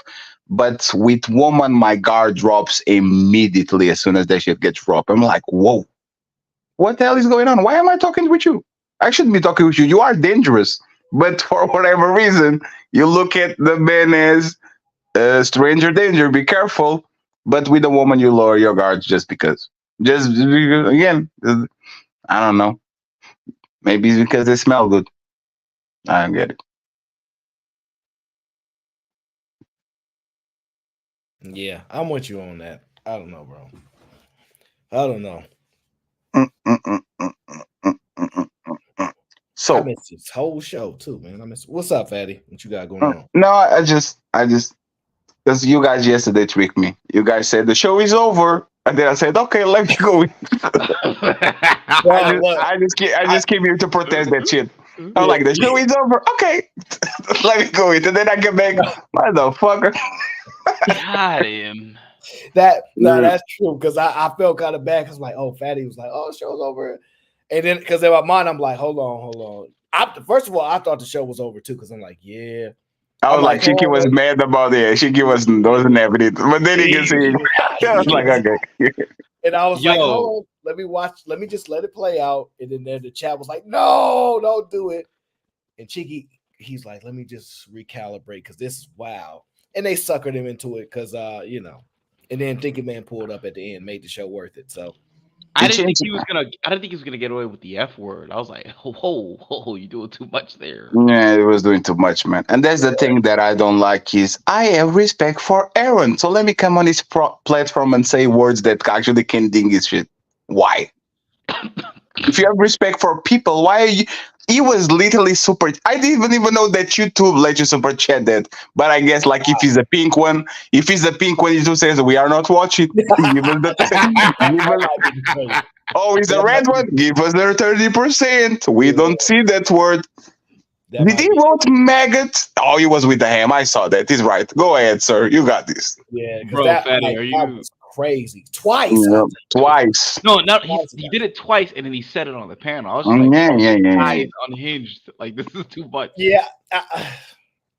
Yeah, but Fatty, are you gonna review like that whatever clip, bro? That shit broke my psyche. I have on my save things to review, but I'm more interested in talking about the man saying that we should let Asian women raise black women so they can come up to standard. That's the one that I am that's the one that I have my eyes on because man, oh man, either man.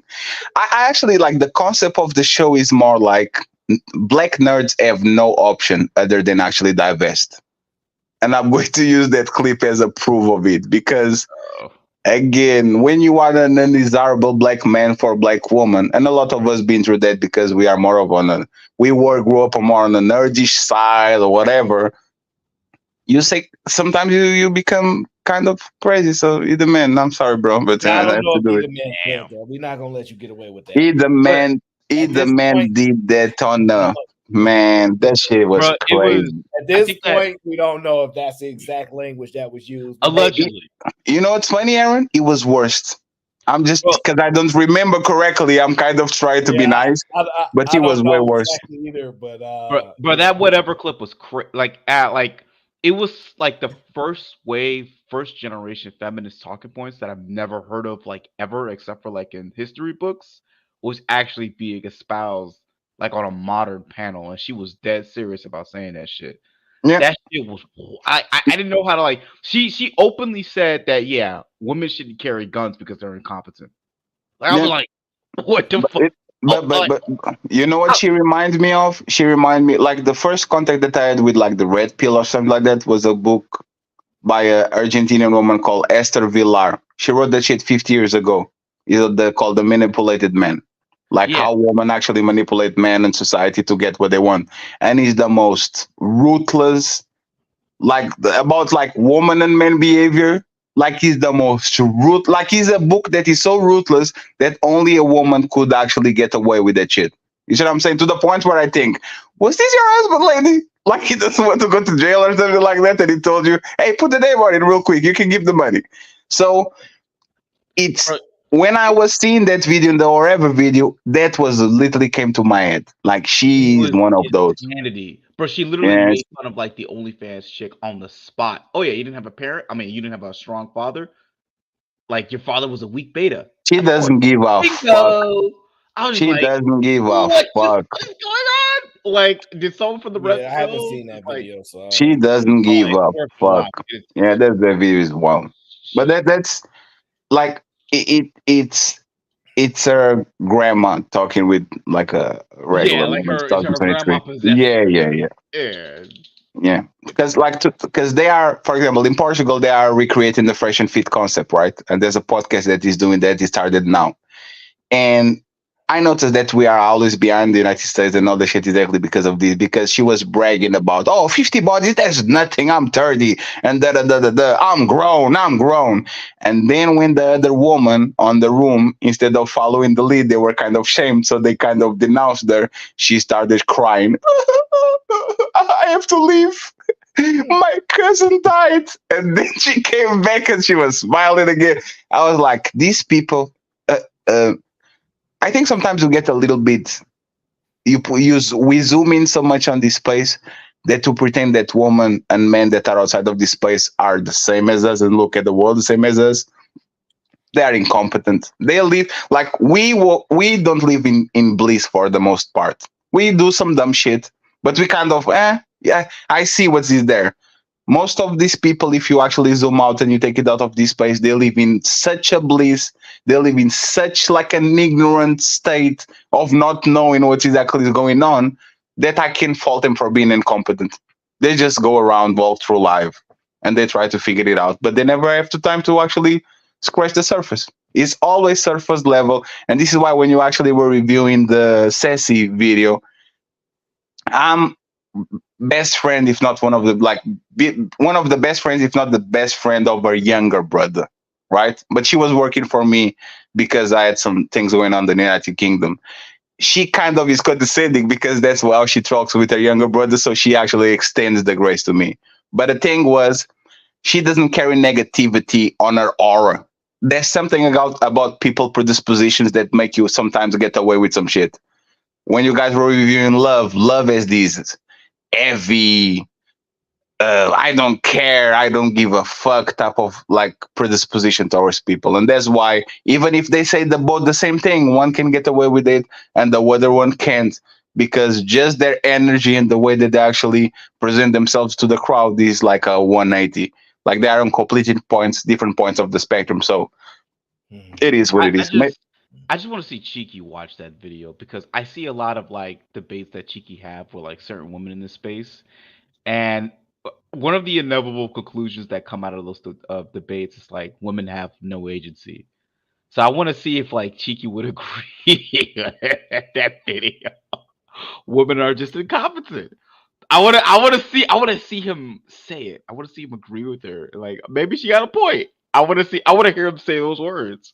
I'm legitimately they don't think they don't think things through. Like that video was horrifying because he's a prize fighter fighting a civilian. Like, oh, you want to fight? Like they have no, like they couldn't get, man. That was just a massacre. But that's it. It gets to the point where we kind of extrapolate. Oh, this is only these OnlyFans girls that think like this. No. Nah. And this is why I think is it for when Chigi says, let's be like them. Like, are you sure, bro? I didn't say this was like them. I know. And that's a simplification of what you said, right? But let's actually go ahead. We're gonna play that game. Do what's best for y'all, is what I said. Men do what's best. Hey man, I know there's very dangerous people that their biggest weapon is their stupidity, right?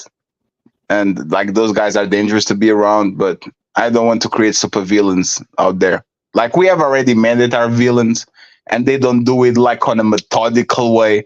They kind of sling their dick around and live for themselves and all that. When you create super villains, like men that have intentions, that know exactly what they do and how they maneuver the field, and instead of using that to use for building families and all that, they're actually using to do whatever is best for them. I don't know if I get it, because I'm one of those. I don't feel comfortable with the fact that there's a bunch of men like me walking around.